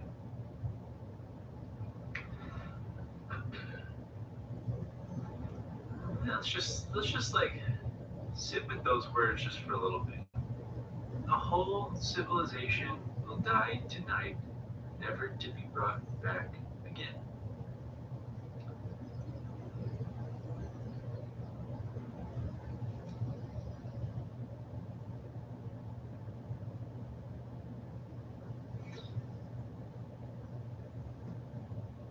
If you or me were to go on social media and declare that we were going to end the lives of a whole civilization of people, well, first of all, I think both you and I would be banned from whatever social media platform that was for instigating violence, for supporting genocide, for talking about the massacre of innocent people.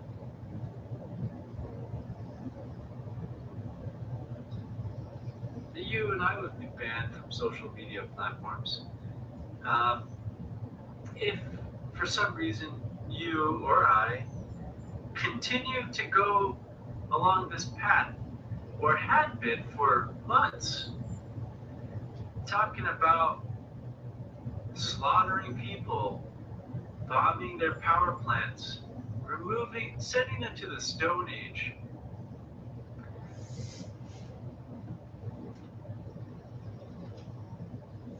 making fun of their religion in the process. If you or I did that, not only would we be banned from our social media platforms, or the social media platforms, we would probably lose our jobs. Our employers would say, oh gosh, you said it yourself, you gotta take a hike, but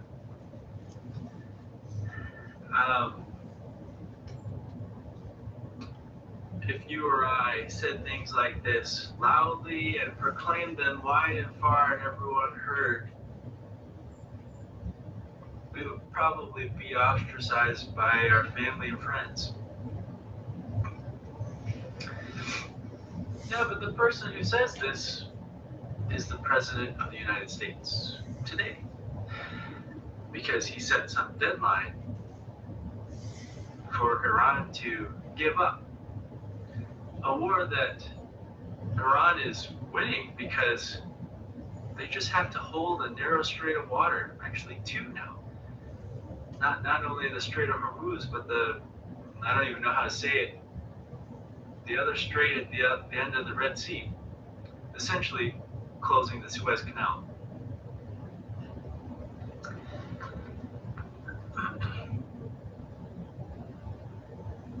This man's ego is hurt so bad that he is setting an ultimatum that he says he will destroy every bridge and power plant and actually end the civilization of Iran, is what he's saying, for them to never come back again. He is talking about a wholesale genocide. Why? Well, because his ego is hurt. And the wealthy people he represents that want the oil underneath the ground of their Iranian people, they want that oil. They don't care how many people die. They don't care how many war crimes are committed. They don't care about the optics. This malignant narcissist is going to take all the blame, and then the wealthy people are going to get their money, get their bags of money. The bags of money soaked with the blood of Iranian and American people, soldiers.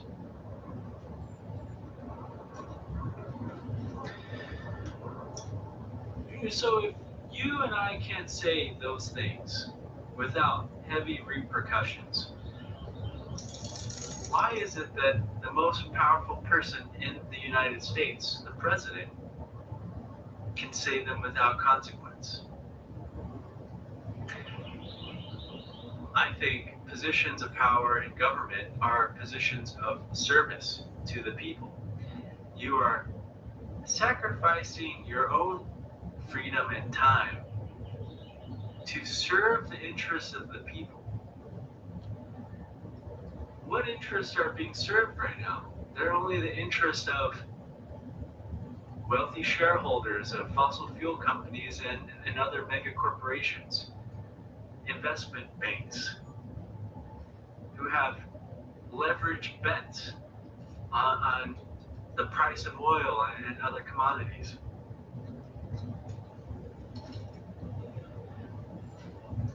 Those are the people that are being served, not the people of the United States.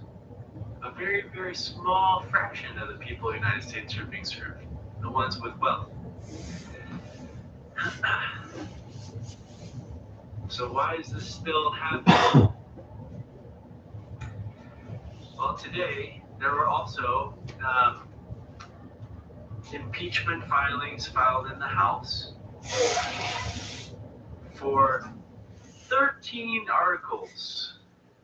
13 articles of impeachment. I'm just going to read them real quickly. It's okay, bro.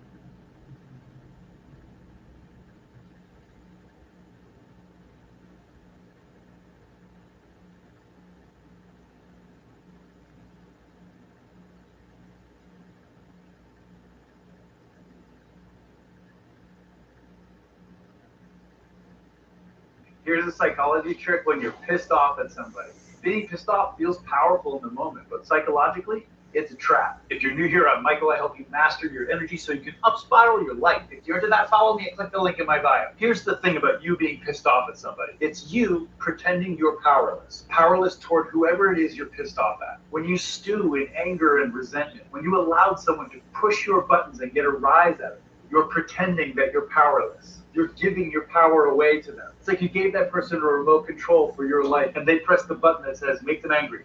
Truly powerful people do not stew in anger and resentment. Because when you stew in anger and resentment, your nervous system rehearses powerlessness. And your brain tags that feeling of powerlessness as important. And your attention starts scanning the world for more evidence that reinforces it. And suddenly you see more reasons to feel wrong, more reasons to feel stuck, and more reasons to feel pissed off and powerless. And it's not because the universe is punishing you, it's because rehearsing powerlessness trains your brain's reality filter to find powerlessness. And when you feel chronically powerless all the time, you in response feel chronically angry, and you can see why anger and resentment become a loop. But the moment you decide to take your power back, the loop breaks. So instead of focusing on who made you feel that way, do a U-turn of self-responsibility. And one simple way to do that is to ask your brain a different question. And the question is this: what is one small thing I can do right now to move this forward and take my power back? That one question recruits your prefrontal cortex, and it quiets the amygdala, which is the threat part of your brain, which is where the anger is coming from. And it shifts your salience network, which is your attention system, out of anger and resentment and into problem solving, into solutions. And when that happens, something interesting occurs. Your brain begins looking for evidence of agency, strength, and forward momentum, and you start making better, more empowered decisions, you'll start to notice new opportunities. You respond to life instead of reacting to it. And over time, your life begins to move in a different direction. Because when you send the vibe out into the universe of being in charge and powerful in your own life, the universe hears that as a request and it goes, oh, they must want more reasons to be in charge and powerful in their own life. Well, here you go. That's just basic law of attraction. And that's how your brain and the universe collaborate to up-spiral your life. Being pissed off isn't the problem you need to solve. It's a signal that it's time for you to stop rehearsing powerlessness and take your power back. And when you do, the universe, the larger forces will step right in to give you a hand. Follow me and comment the word up spiral, and I'll send you some.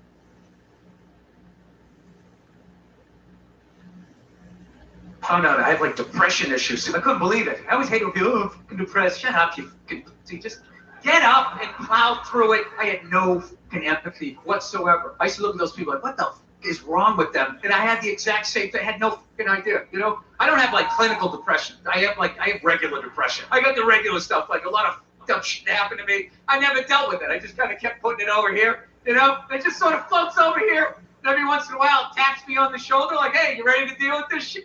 I'm like, okay, maybe. Or I could scroll on Instagram and watch some guy refurbishing old skillets, always tapping me on the shoulder, creeping up on me. I call it the fog. So I try to stay ahead of it. And I have all these hobbies and all these different things that I do. So I just keep moving so it can't keep up with me, right?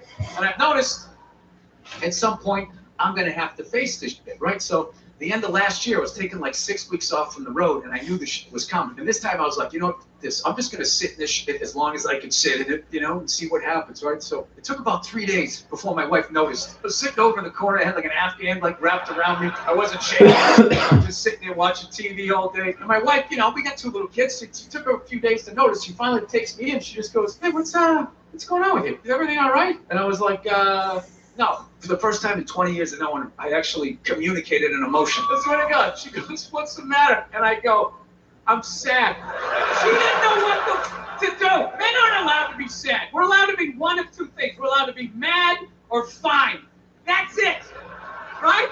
Those are normal behaviors of a man. You can be mad like, Jesus Christ, who put this here? How many times do I gotta? You're allowed to be bad or fine. How you doing, Bill? I'm fine. You sure? Yeah, I'm sure. I said it was fine. When I said it's fine, I'm fine. Then you just right back over there. And your whole fucking life is that. And what's weird about a guy is we feel all the other emotions, right? Melancholy, being sentimental, enjoying a sunset, all of that type of shit. But all this in here is just called, hey. I was like, can I just said I'm sad? And she just went, oh. She's like, oh, was it something I did? Did I do something? I said, no, you and me are great. You and me are great. This is some shit from a long time ago, you know, that I just been thinking it's been coming up and all of that. It's just been really bothering me. She goes, oh, okay, well, I'm sorry. And then she just walked out of the room. And I couldn't even get mad at her. I was just envious, right? I was like, I didn't know you could fucking do that. All these years of listening to you dump your day on me. Mandy said that to you? No, she didn't. Oh my goodness. So what did you say? Oh, you said that? I didn't realize that I could just be like, oh, that's between you and Mandy? All right, take it easy. That is some you and Mandy shit. Let me know how that works out, or don't. I don't give a... Oh, no, I have, like, depression issues. Grandpa? Yeah. Am I pretty? Olive, you are the most beautiful girl in the whole world.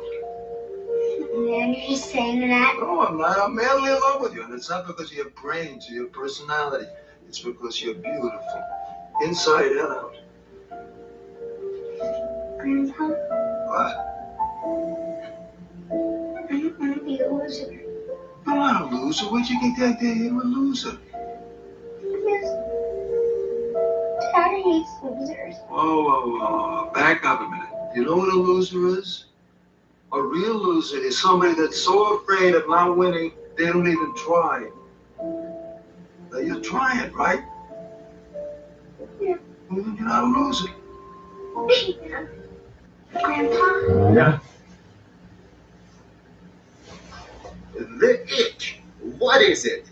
So thank you to all of the patients I have who have an avoidant attachment style, who have described to me the ick over and over again, and this is their description.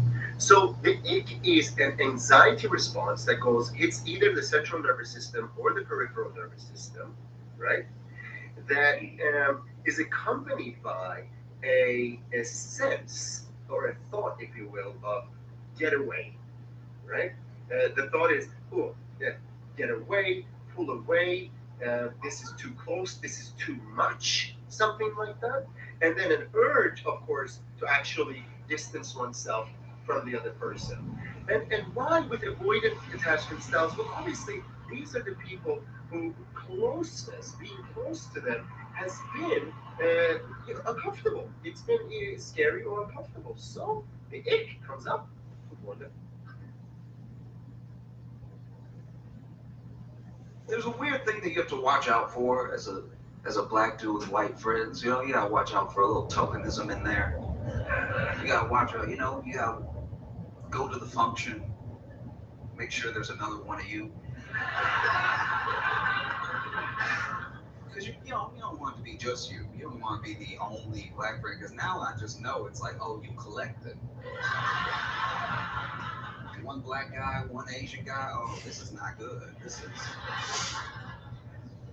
We're having us like infinity stones. You know? It's very uncomfortable. But there are some tells to know, like, you know, past friendship and past any sort of like social constructs around race. There are ways to tell as a black person, all by yourself, how close your white friends really are to you, how they feel about you. You, as a black person, don't always know who your white friends are until they take a picture of you. Some of you don't know what I'm talking about.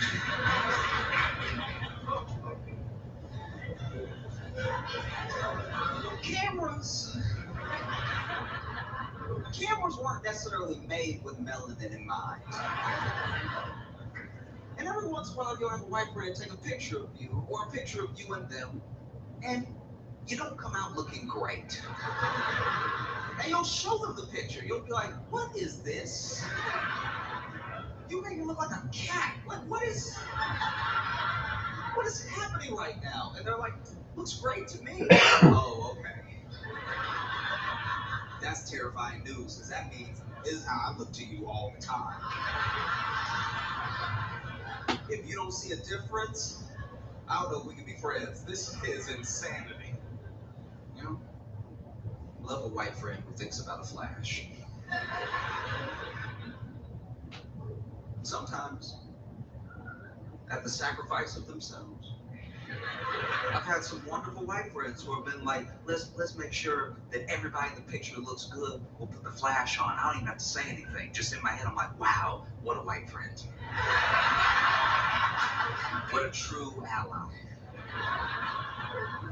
And then we'll take the picture and I come out looking amazing. We're coming out looking extra Nubian, you know?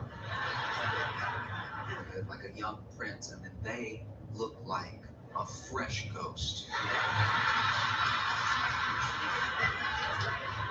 And this is where hypocrisy comes into play. This is where everyone can be a little racist, because I'll see the picture and I'll be like, I don't really see a problem here at all.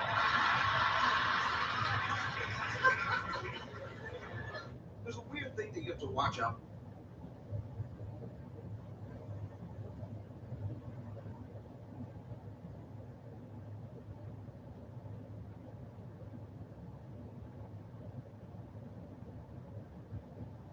We talk about how Abraham had a son named Isaac, who then had a son named Jacob, aka Israel. And then Jacob had 12 sons. And today we'll be talking about two of them. One of them is Levi, and the other is Judah, but mostly Levi today. Levi had 3 sons. Kohath has 3 kids, which are Moses, Aaron, and Miriam. Here is a list of Aaron's descendants, which can be found in 1 Chronicles chapter 6, and we're going to highlight Zadok. Zadok. From Zadok came the group called the Zadokites. We'll take a pause there and come back to that later. In the other videos, we talked about how down the line of Judah is David, and then down David's line is Jesus, the best friend. Alright, you guys, quick side note. The people in the tribe of Levi became the Levitical priests. So all of these people down this line are Levitical priests. When David was reigning as king, he asked Zadok for help to have a division of priests. This information can be found in 1 Chronicles 24, the division of priests. So with the help of Zadok and the son of Eleazar, David separated them into divisions for their appointed order of ministry. First division, second, third, fourth, fifth, sixth, seventh, and eighth is Abijah. Guess who belonged to the priestly division of Abijah? Zechariah, who then married a woman named Elizabeth from the line of Aaron. They have a baby named John, so baptized, who then baptizes Jesus. According to Luke 1, verse 5, there was a priest named Zechariah who belonged to the priestly division of Abijah. His wife Elizabeth was also a descendant of Aaron. Let's come down a little bit to verse 11. An angel of the Lord appeared to him, to Zechariah, and he says, "Do not be afraid, Zechariah, your prayer has been heard. Your wife Elizabeth will bear you a son, and you were to call him John." Okay, pause. Do y'all remember the Zadokites we talked about earlier? Later on, the Zadokites changed their names to Sadducees. Guess who was in the group of Sadducees? It is Caiaphas, bro. He was the guy who was like, let's get Jesus killed.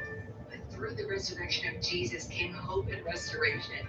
From the line of Levi came Joseph, aka Barnabas. Here's proof from Acts 4, verse 36. Joseph, a Levite from Cyprus, whom the apostles called Barnabas. Let's go to Acts 11, verse 24. It says, Barnabas, he was a good man, full of the Holy Spirit and faith, and a great number of people were brought to the Lord, aka Jesus still wins.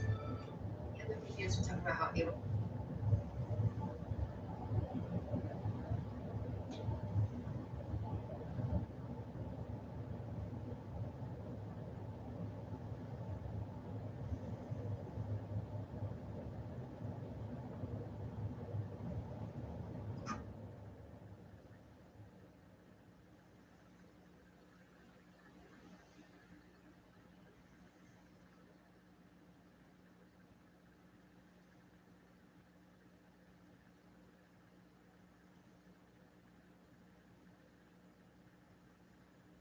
Why is there so much warfare between the faithful? Frank has just told us that 99% of all religions he thinks are bogus or phony, which must mean also, by the way, that they're evil, which is quite a big admission for him to make, because if someone goes around preaching a bogus and false religion, they're not just giving bad information, they're spreading wicked delusions and trying to get people to believe in awful things. So those who say that you can't have morality without religion have suddenly had to make a rather large concession, have they not? The 99% of it is just dead wrong.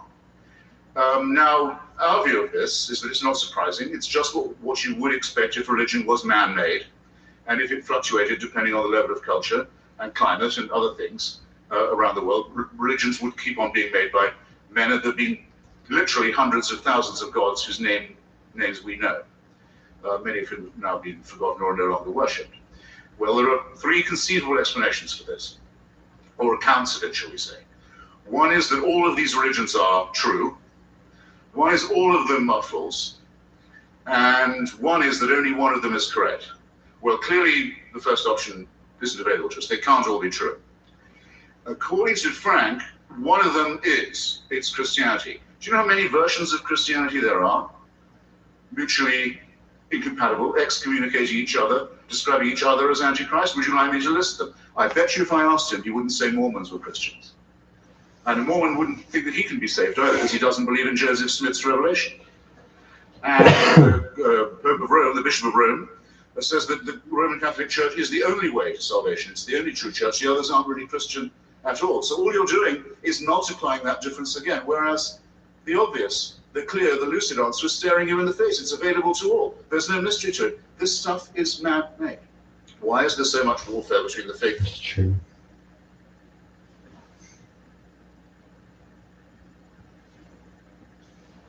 Girl, you must be so excited to be out of training, finally. I love training. What are you talking about? Yeah, I can't wait until I get my first. Oh, I think this is my first phone call.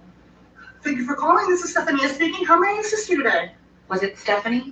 Well, Stephanie, I hope you're not an idiot like the last person I spoke with. I'm sick of working for the company. Yeah, let me go ahead and look up your account. 587644. Janet King. Bear with me. Yeah, I would say take your time, but I'd be lying. Oh, yeah, ma'am, it does say that you have an account balance for $26. And this is where the problem lies. I don't have a balance due. I made all of my payments, and I don't know what idiots you got working over there. And clearly, you're right there with the rest of them, because you really don't sound like you know what you're doing. You have no idea what you're doing, do you? The $25 balance that's on my account is a balance that's been rolling over since I don't know when, and you guys haven't fixed it for me. So I would really like to see if you actually know what you're doing, you know what you get paid for, to actually do a job, which you're clearly not doing. Whatever. Thank you so much for holding, Stephanie. I had to walk away for a moment. I'm going to be taking over your call at this time. Are you another one that doesn't know what you're doing? Because I know that you were not letting Estefania talk, but you're going to let me speak. Yep, excuse me. So looking at your account, you have a balance due of $26 that Stefania was going to waive for you. I'm not going to waive that. So whenever you're ready, I'll go ahead and take the credit card number if you'd like to proceed with your payment. Otherwise, you will have a balance due, and we will suspend your services temporarily until that payment is brought up to date. I would like to speak with the other woman that I was just speaking with. You don't get to speak with her again. Why not? No, you lost that privilege when you started berating her over the phone and being extremely rude to someone that was just trying to help you. So now you get me. You should be fired. You are terrible. You should really be fired. They've fired me about 6 times. I just keep showing up. I'd like to speak with someone else. No matter who you speak with, you're still going to have a balance due. So let's just take care of it now. Just put the other lady back on the line, please. Again, please. You don't get to speak with Stefania again. And that courtesy of waiving that $26 was when she was trying to help you. I'm not trying to help you. I just need that payment. Maybe you'll think twice before you're very rude to a customer service representative whose literal job is to help you. Just take my card number. Yep, I'm ready for that credit card number. Girl, you can't be letting people talk to you like that. Listen, I'm gonna be your new trainer. I know you're done with that training, but I got another training that I gotta train you on. This is the Veronica training. And you're never gonna cry again. Thank you.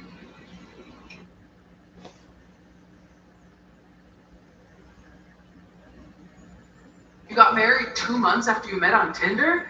What? Why?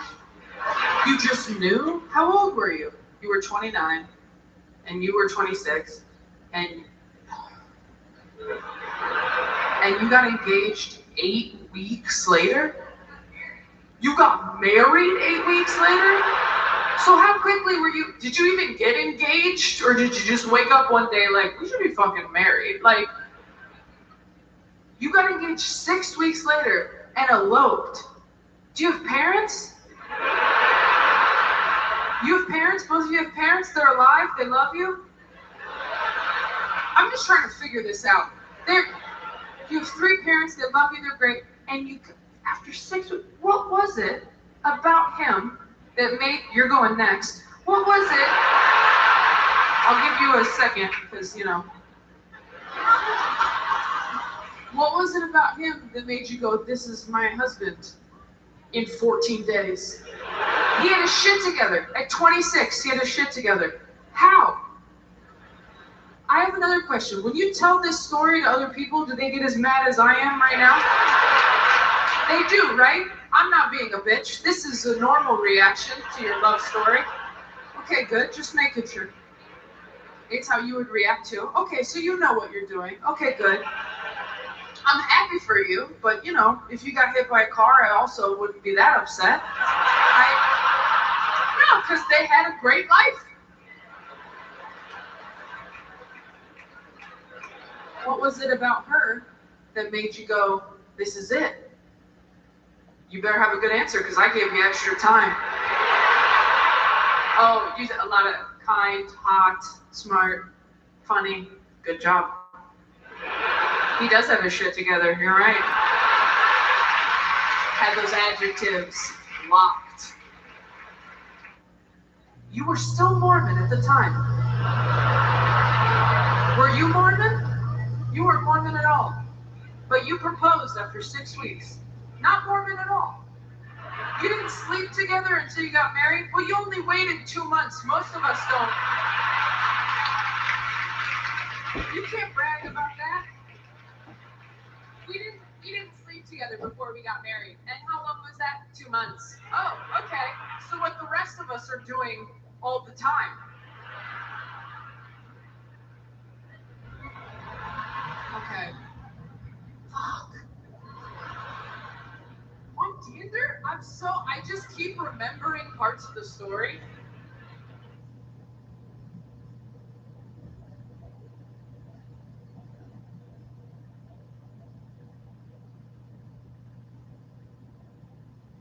You there, second desk, blue jacket. What is your name? My name is Alexis. Alexis. Please leave my lecture room. I don't want to see you at one of my lectures ever again. I don't understand. I am not going to ask a second time. Thank you.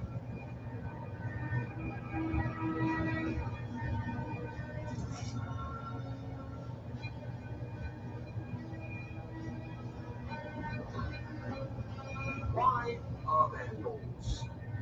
What are laws for? Anyone? Social order? To protect the person's personal rights.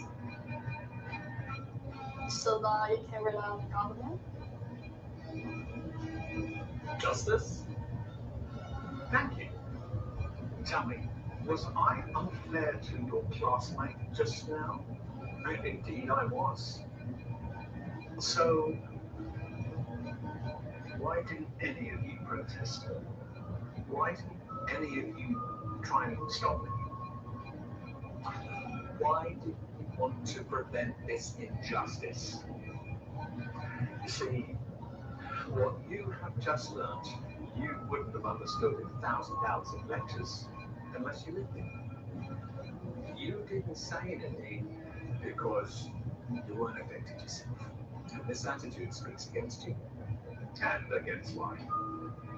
You think it doesn't concern you, so it's none of your business. Well, I'm here to say, if you don't help bring about justice, then one day you too may experience injustice.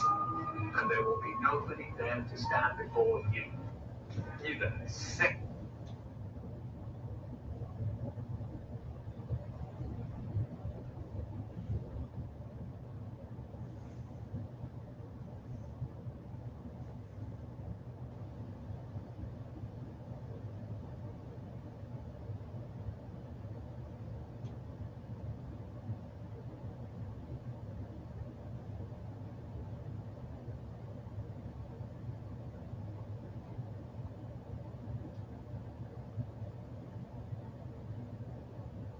I walk in the pharmacy, open up the pharmacy. There's this lady standing there with her arms crossed. She goes, "You work here?" I said, "No, I'm just back here stealing some shit. How can I help you?"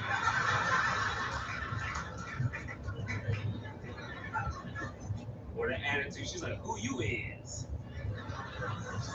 But I had to be professional because I'm the pharmacist. So I said, "Ma'am, I is the pharmacist. How can I help you?" "I'm here to pick up my subscription."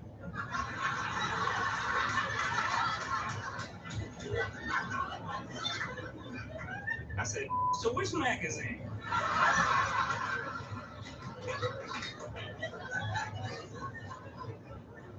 She's like, "I don't want no magazine, I want my medicine." I said, "Oh, prescription?" She was like, "Same thing."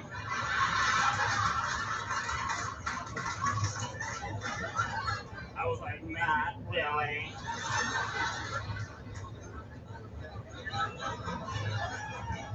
I said, "Ma'am, what's your date of birth?" "Why?" "So I could plan you a birthday party." "What do you mean, why?" "I'm trying to find your prescription. When's your birthday?" "In a couple of weeks."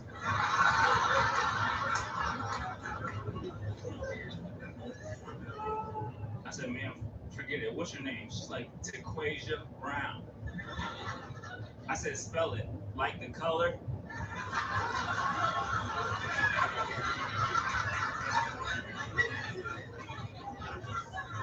Ma'am, I have a doctorate degree. I know how to spell brown. How do you spell Tequasia? She's like, capital T, lower A, dash, capital Q-U-S-H-I-A. I'm thinking to myself, did she give me her name or her Wi-Fi password? I said, okay, ma'am, I looked, I can't find anything. Are you sure they sent it here? She's like, well, the doctor sent it to CBS, but this was closer.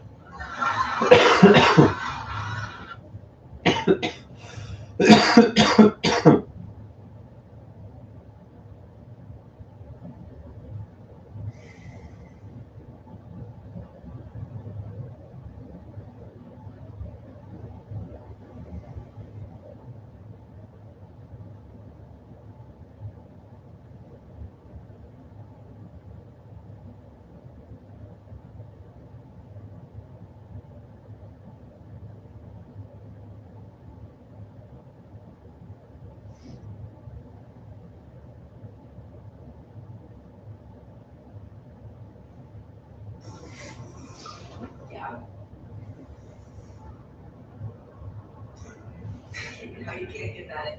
Welcome to my scientifically informed insider look at mental health topics. If you find this video to be interesting or helpful, please like it and subscribe to my channel. Hello, this is Dr. Brownday. Today's question is, what are the signs that a child could become a psychopath? I've actually been asked this question a number of times in a number of ways. Another version here is, what are the signs that a child has already become a psychopath? And instead of the word psychopath, I've also received this question with the term antisocial personality disorder. Now, I received this question almost a year ago now, so it's been a while. And I had to do a bit of research on this, and also I wanted to talk to a number of clinicians before I attempted to answer this question. There's really a lot to this because you're dealing with a construct like psychopathy, which has a lot of serious consequences attached to it. And then, of course, referring this or relating this to children.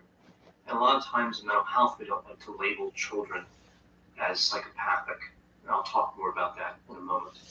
So first, let me explore the difference between psychopathy and antisocial personality disorder, because that's an area of confusion, and that really does lend an important component here to this discussion. Like, understand that difference is important here.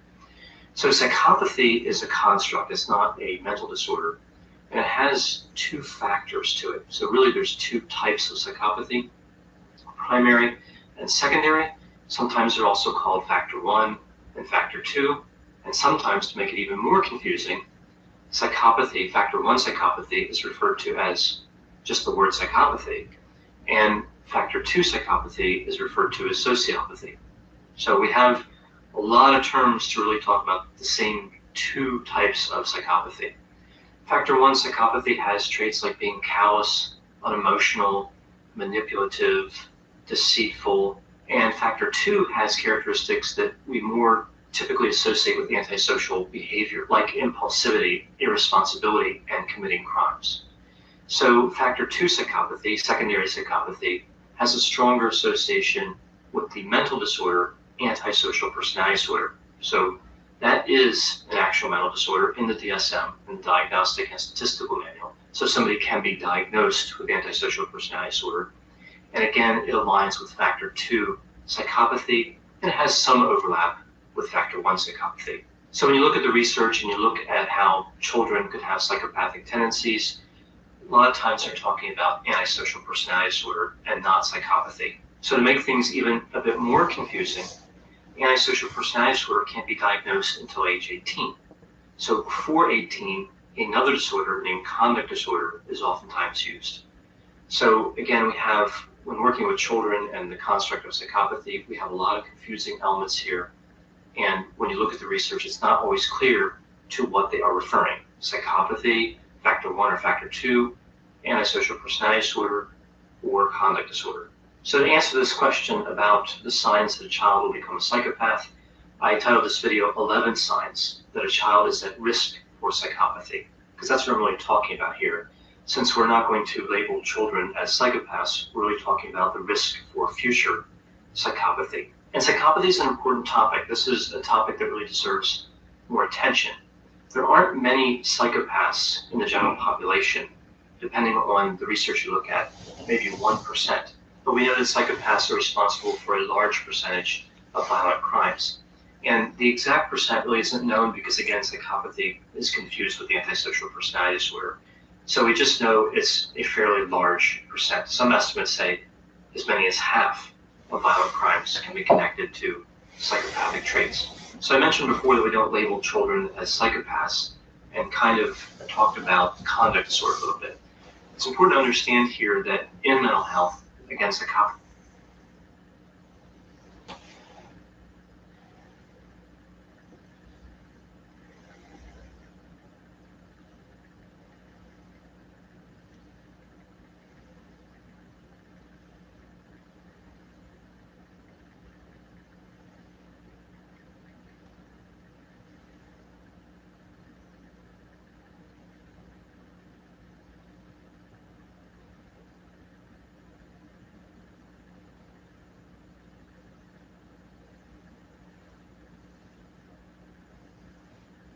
has a stigma attached to it.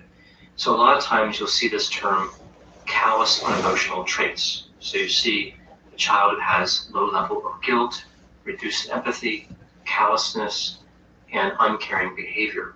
Sometimes this is referred to as pre-psychopathic, but I don't really like that term because, again, it kind of suggests that somebody is definitely going to be psychopathic or is likely going to be psychopathic.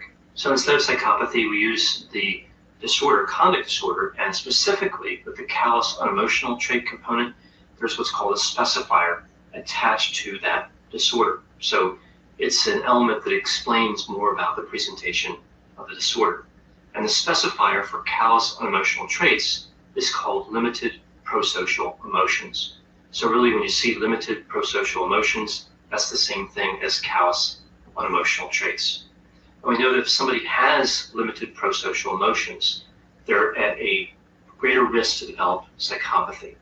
We also know that 80% of children that have this diagnosis will not develop into psychopaths. Of course, that means about 20% will. So that's why, again, we have to take this kind of seriously when we see conduct disorder with limited prosocial emotions. So with all this in mind, when I talk about a sign that somebody could develop psychopathy, that a child could develop psychopathy, it's important to remember that the sign is really, in essence, a risk factor. So we see multiple risk factors in one child, and we get worried that they may develop psychopathy someday.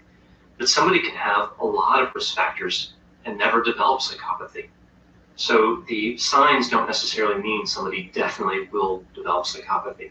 They're just things that we see in the literature and different elements I've seen in clinical experience and talking to other clinicians that are poor prognostic indicators, but they don't destine somebody to having psychopathy, or they don't mean certainly they will develop it. Now again, I've used many references here for this video, and I'll put the articles that I've used, I'll put the references for those articles in the description for this video. So let's get started with the 11 signs that a child is at risk for psychopathy. Now, if you want to stop here in terms of this video, if you want to say, well, I don't want to get into the different signs, that's certainly okay. I'm going to avoid being graphic, of course. I'm going to try to avoid being graphic, as I do in all my videos. But some of these signs are a little disturbing. So if you stop now, you still learned a lot about antisocial personality disorder and psychopathy and conduct disorder. So it's a win. You can stop now and you've learned something, and that's good. The details aren't for everybody, certainly. So now moving into the signs. So the first three are referred to as the McDonald triad. And I've seen all three of these, and they do seem to have a connection to psychopathy, but again, they're no guarantee. The first one is bedwetting. And I'm going to group a few different elements together here. So bedwetting, I also have seen children who urinate on furniture and urinate on other children. And I think these are really kind of two separate issues. Bedwetting, I think, is usually a sign of trauma, or at least it's often a sign of trauma, and that may be how it connects to psychopathy in the future. But urinating on furniture or in places they shouldn't urinate, or certainly urinating on other people and other children. That's more of a sign of domination. The literature isn't really clear on this. Some theorists think it's domination, others just think it's aggression. But either way, it's a poor prognostic indicator. So moving to number 2, this would be arson. And this is really not only arson, but a fascination with fire and destruction.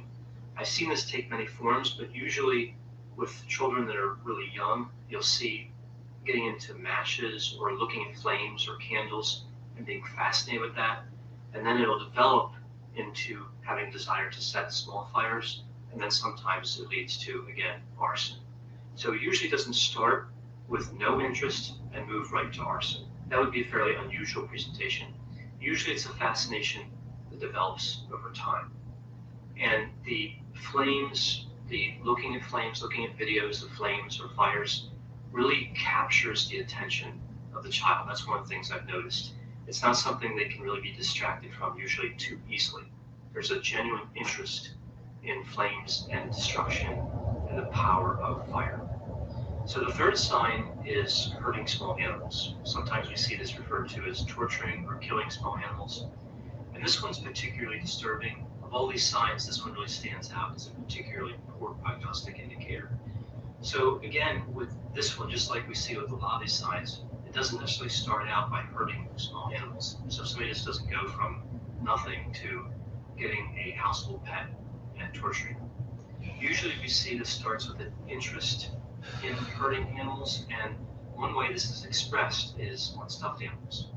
So I talked to a number of counselors in my career who treat children with conduct disorder and kind of specialize in the area of real behavioral problems like accounts on emotional traits. Many of them keep stuffed animals in the office, and they might have like a teddy bear or some other stuffed animal, and they want to see what the children will do in therapy with the animal.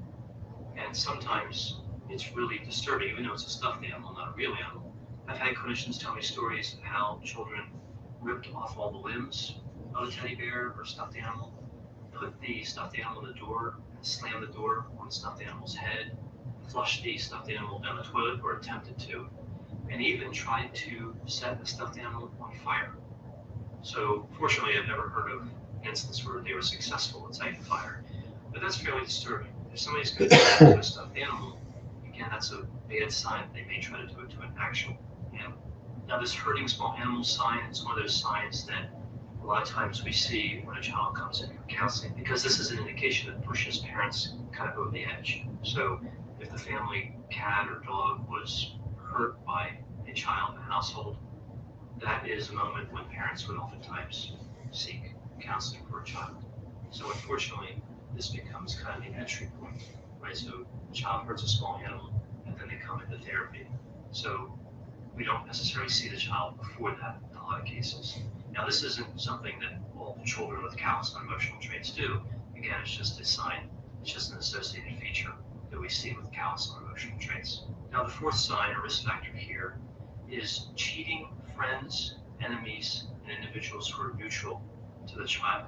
So what do I mean by this? Now, with children, we usually don't see fraud or manipulation at the level we would see with an adult, but sometimes we'll see stealing money or stealing toys. So if you think about this and you think of normal child behavior, you think, well, maybe some children would steal toys from other children. This isn't particularly shocking or unusual. What strikes me with this particular sign is really the cheating or stealing from friends, enemies, and from people that would be neutral. Like, that's the distinction. Usually children will at some point steal toys. That's not, again, super unusual, but not from friends, not from people who already share their toys with them. So that's the line that's being crossed here. If a child views another child as an enemy and they take something from them, that's one thing. It's not pro-social, but that's one thing. But to take toys or other material goods from a friend, that's what really seems unusual to me, and that's really what has a stronger connection to psychopathy. Not recognizing when somebody is an ally, an enemy, or neutral, having no recognition for that boundary, and then just crossing that boundary. Now, the fifth sign really usually applies to children that are a little younger, maybe even as young as 3 or 4 years old, but it can, of course, apply to children a little older as well. And this is ignoring another child who is crying. This is a bad prognostic indicator. One of the theories here is that children who have psychopathic tendencies or traits or callous unemotional traits can't recognize distress in faces. So if they see that another child is crying, they're not going to react to that. That's not something they recognize as being problematic. And the reason that this sign tends to matter, I think, is because we believe that this inability to recognize distress in faces leads to aggression. I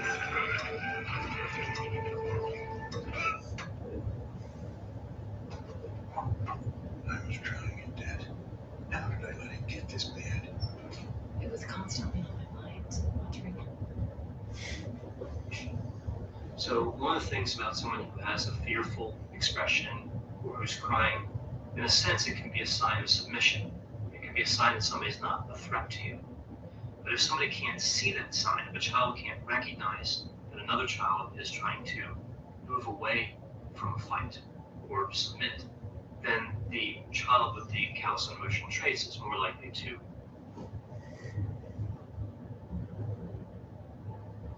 That's interesting.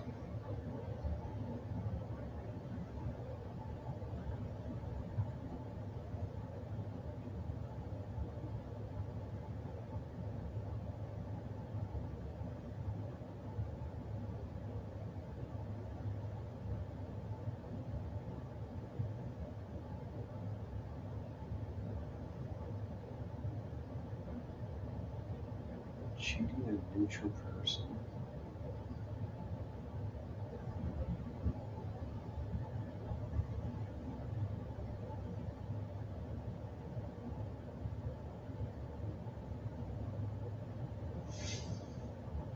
Attack.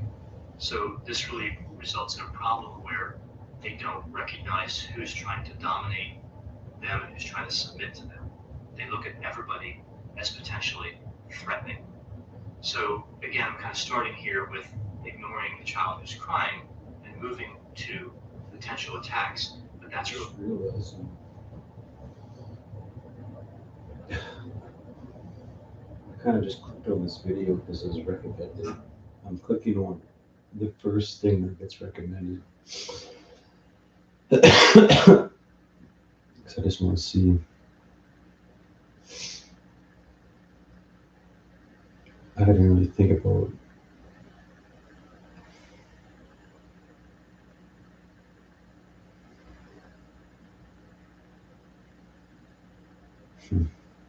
what we worry about with this particular sign is indicated.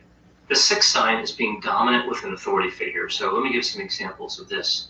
One of the most distressing or alarming symptoms or signs connected with this risk factor is attacking a teacher.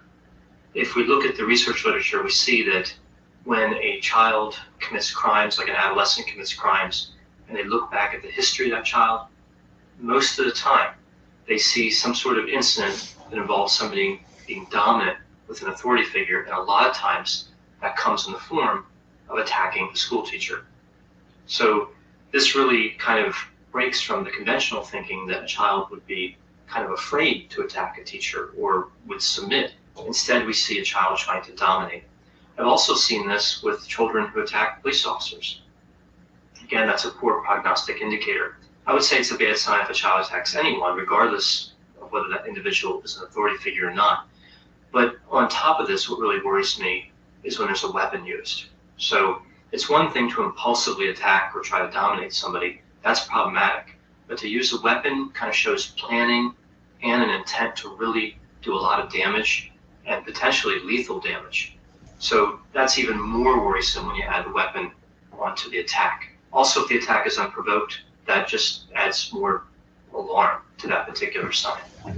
So number 7, the 7th sign that a child could eventually be a psychopath, would be committing a crime alone. A lot of times we see that children do commit crimes. It's relatively common, but it's peer pressure that's involved. So they get together with other children and the worry about consequences decreases, they take more chances, and they commit some sort of crime. Or there's an excitement element tied to it. They want to do something together that's exciting.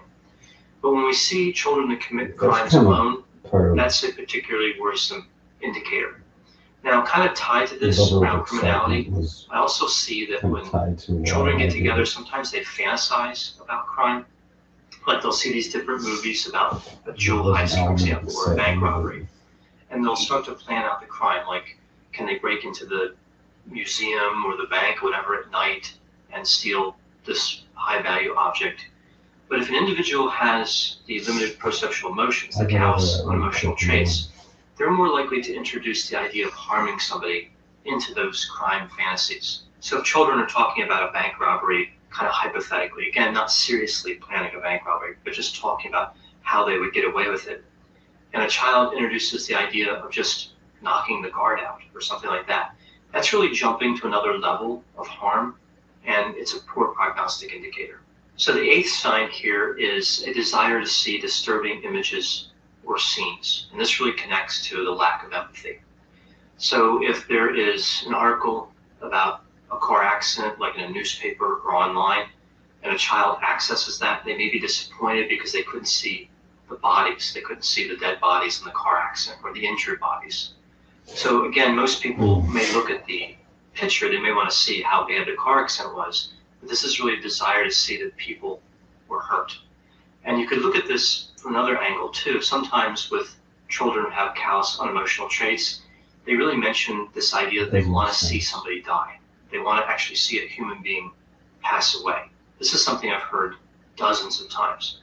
And it's no less distressing the 20th or 30th time you hear it as it was the first time you hear it. And what's interesting about this is the child doesn't always want to be the cause of the death, but they just want to see the death. Now, sometimes they do want to cause the death, and this only magnifies the worry even more. This is really probably one of the most disturbing elements that we see with the callous unemotional traits. When a child says to you as a counselor that they want to cause someone's death because they want to see it take place. So it's disturbing no matter what the reason would be, but for whatever reason, for me anyway, that just strikes me as particularly disturbing. This one is frightening and a very poor prognostic indicator. So moving to number 9, this one is about how sometimes children can be fearless with consequences. So one thing we see with callous unemotional traits is that children aren't afraid of timeouts, they're not afraid of punishment, and they're not even afraid of physical pain. So it's related to fearless dominance, which is a characteristic of psychopathy. We also see that after the punishment, they resume the bad behavior almost immediately. So it's really like the punishment, the consequences just don't matter at all. Now, what's interesting about this sign, though, is a lot of times when this is present, a child will still be motivated by reward. So they're not afraid of punishment, but they're still motivated by reward. So it's a kind of interesting dynamic when trying to lay out behavioral plans that will help a child move away from callous unemotional traits. The 10th sign is when a child bullies other children. And what's particularly notable here with this one is when there's a desire for the child to create fear in another child. So it's not about just taking something from them, but when a child really wants another person to fear them. And what I find interesting here is, again, we see a deficit in the ability to recognize fear, but that doesn't mean that a child doesn't know that fear exists as a construct. So the last sign, the 11th sign, that a child could potentially become a psychopath is poor parenting. And we see this over and over in the research literature. Cold parenting, having negative reactions to a child when they disclose something, failing to provide a child positive feedback, or being highly critical. And I think as well, neglect, any type of neglect and abuse we know is connected to psychopathy. Now what's interesting here is if you look at some of the horrible things that sometimes parents do, I think it becomes understandable. as part of the Psychopathy, smear children campaign is developing into psychopaths eventually, becomes understandable.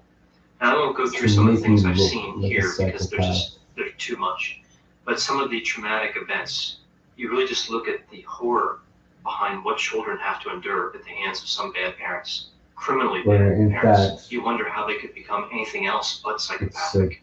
It makes sense the that a film child was become cold, pointing back distant, towards them. try to have feelings be removed from them, be detached from feelings, and not develop.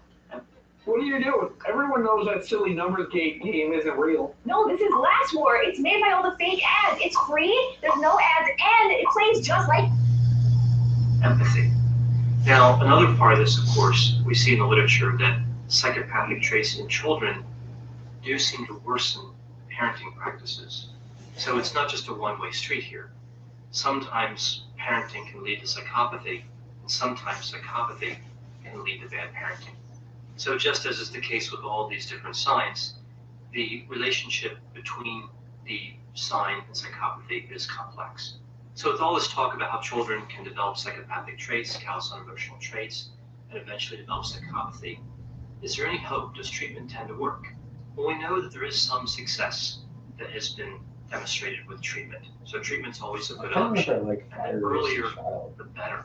We know the recovery may be possible, although many clinicians believe that the type of recovery is really simply an adjustment. So a child who develops into a psychopath may not be an active psychopath in terms of criminality. They may learn to adjust to society's norms. They may still have a lot of characteristics like low empathy, but they learn that they can get more of what they want by following the law as opposed to breaking the law. So this is kind of a grim view of recovery from psychopathy, a grim view of how a child will develop into a psychopath. But a lot of clinicians believe this. A lot of clinicians believe that the psychopathy really can't be eradicated. Somebody can just adjust to that type of personality. But either way, we know that the bottom line is success in terms of society. We may not be able to eliminate psychopathy always, but we can still help children to develop into productive citizens as they move into adulthood. So again, it just kind of acknowledges the concerns and the seriousness around psychopathy. It would be dismissive, I think, to say, well, no, if a child has callous unemotional traits, there's no risk that they'll develop into psychopaths. And even if they do, we can work it out in treatment. That's just not the case. There is a risk, and the treatment is not always successful. And sometimes what it is, it's simply functionally successful in terms of society. It doesn't really change the underlying traits. Now, on the topic of treatment success, one of the trends I've seen over the last few years, and again, this is understandable, is a lot of agencies struggle to deal with children who have callous unemotional traits, especially if there's any violence involved. So what happens is they get kicked out of these agencies and get referred to agencies that in theory can handle these behaviors, but we see very few agencies that are willing to take children, especially again with the violent aspect included. So really the children that would be at the most risk to developing psychopathy. I remember visiting an agency a few years ago and I was walking through the hallway. So I was moving through these interior doors they had. So we had a hallway and I was going into these offices. And one of the offices didn't have a door. And it seemed unusual because they had a door frame and you could see at one time there were places where the hinges went, but they appeared to be torn out. So I asked one of the counselors who worked there what happened. And they were telling me that there was a child they were treating, and the child was around 8 to 10 years old. And they broke the door off the hinges, so they rammed their whole body into the door, including their head. So they just stood up, they got angry, and they ran into the door repeatedly. So they were inside the office here with the counselor when this happened, until the door broke and just fell into the hallway, and then just walked away. So you saw that all the hinges, again, were ripped right out of the door frame, and apparently the doorknob was broken off the door as well. So they never bothered to replace it. They just used the office for something else. I don't know if it was storage or whatever they did with it, but they decided not to replace that door. And they decided for similar sessions, they were just going to leave the door open. And they made some other changes to avoid that becoming a problem with confidentiality. And on top of that, they changed their policy so that any violence, if there's any act by any child, that was it, they were going to be discharged. Before they had tried to work with a child, but after that they weren't going to do it anymore. And I can appreciate both sides of this, right? We need to treat children who have these traits to help prevent them from becoming psychopathic, because the damage they can do as an adult, in theory at least, would be much worse. We also have to protect counselors and staff. And nobody wants to work in a work environment where they're threatened and they have to fear for their safety. So I can appreciate, again, both sides of this. I'm not sure there's really any answer except more funding for agencies that are capable of handling children that are at risk to become psychopathic. But of course, it's always a simplistic answer when you say, well, throw more money at the problem. I'm just not sure how else to address this issue. Counselors aren't going to work in fear, but we do have to address the psychopathy issue because of all the violent crime that's attached to it. So it's an interesting problem, and I wish I had a better answer in terms of a solution. Now, whenever I talk about topics like psychopathy and antisocial personality disorder, especially one like this, where we're talking about these signs that could lead to it in children, I know that there are going to be a lot of strong opinions in various directions and different experiences. So if you have opinions that are the same as mine or different or other thoughts, please put those in the comments.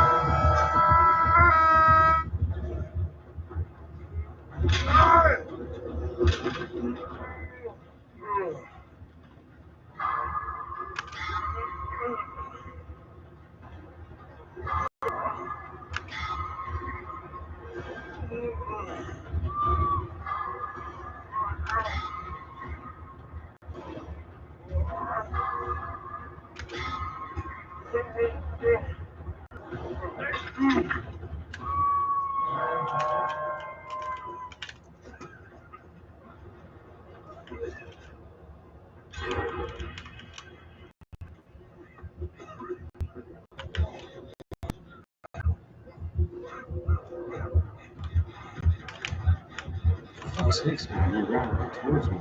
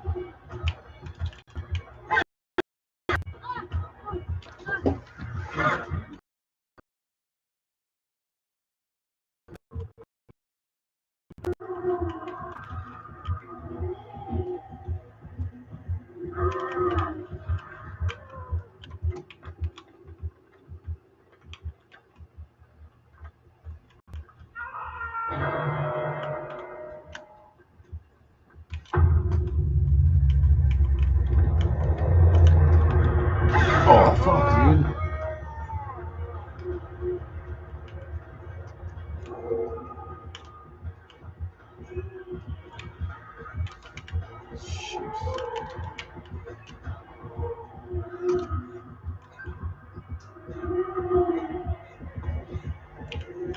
Oh, shit.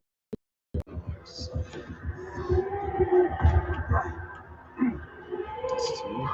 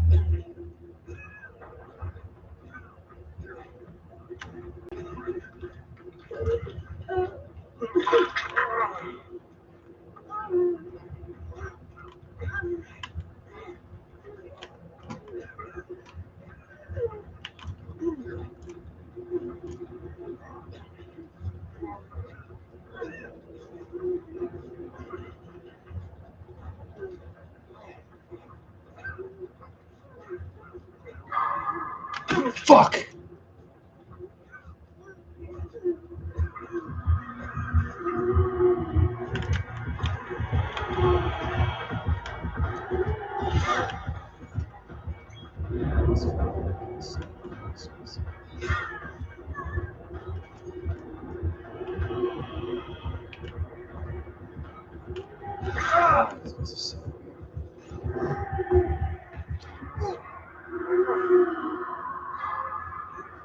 I just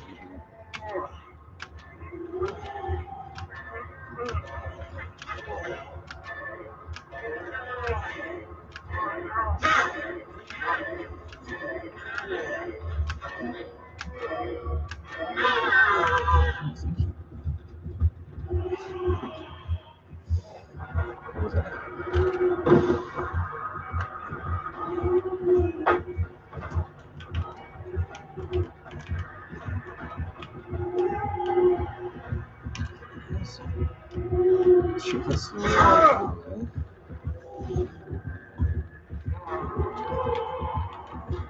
It's interesting.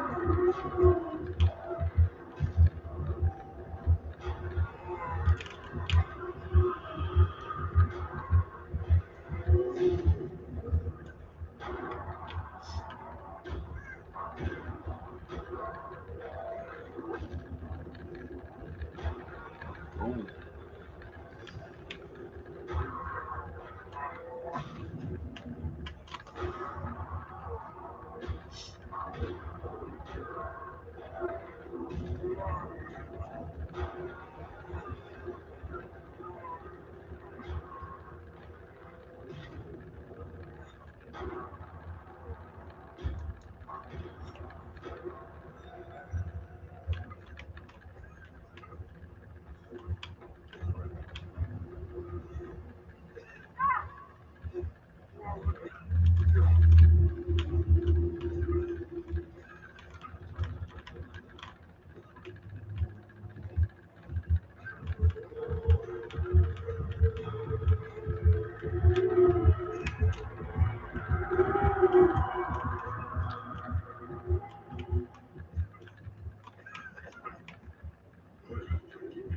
You're hearing?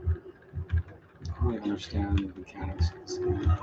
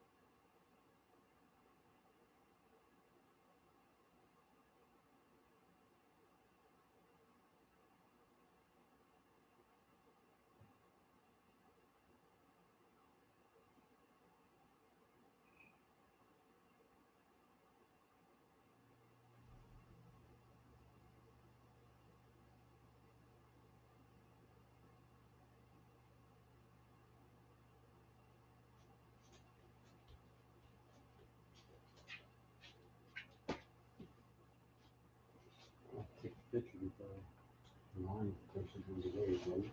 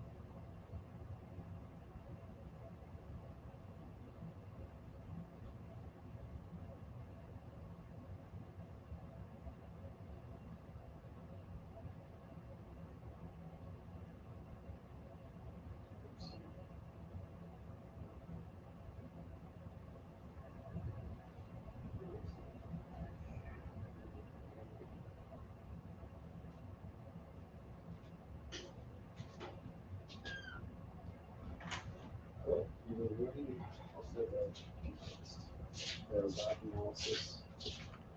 I never really thought the police officer, he said, why don't you, I just went to the Dynalab. I didn't know you could do that. You could just go to the Dynalife and get your pee tested. If I would have known that, I would have done that a long time ago. That would have saved me a lot of stress.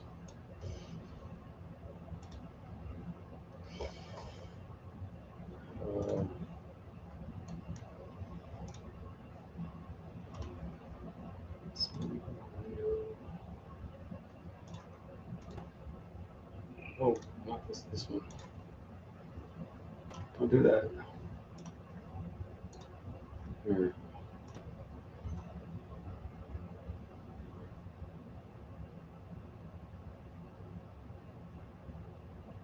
In order to manipulate a narcissist, I don't want to do that.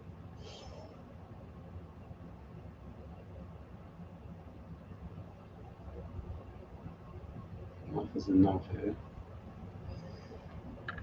I just want to find one that's recent here. It's 2 hours ago. Here we go.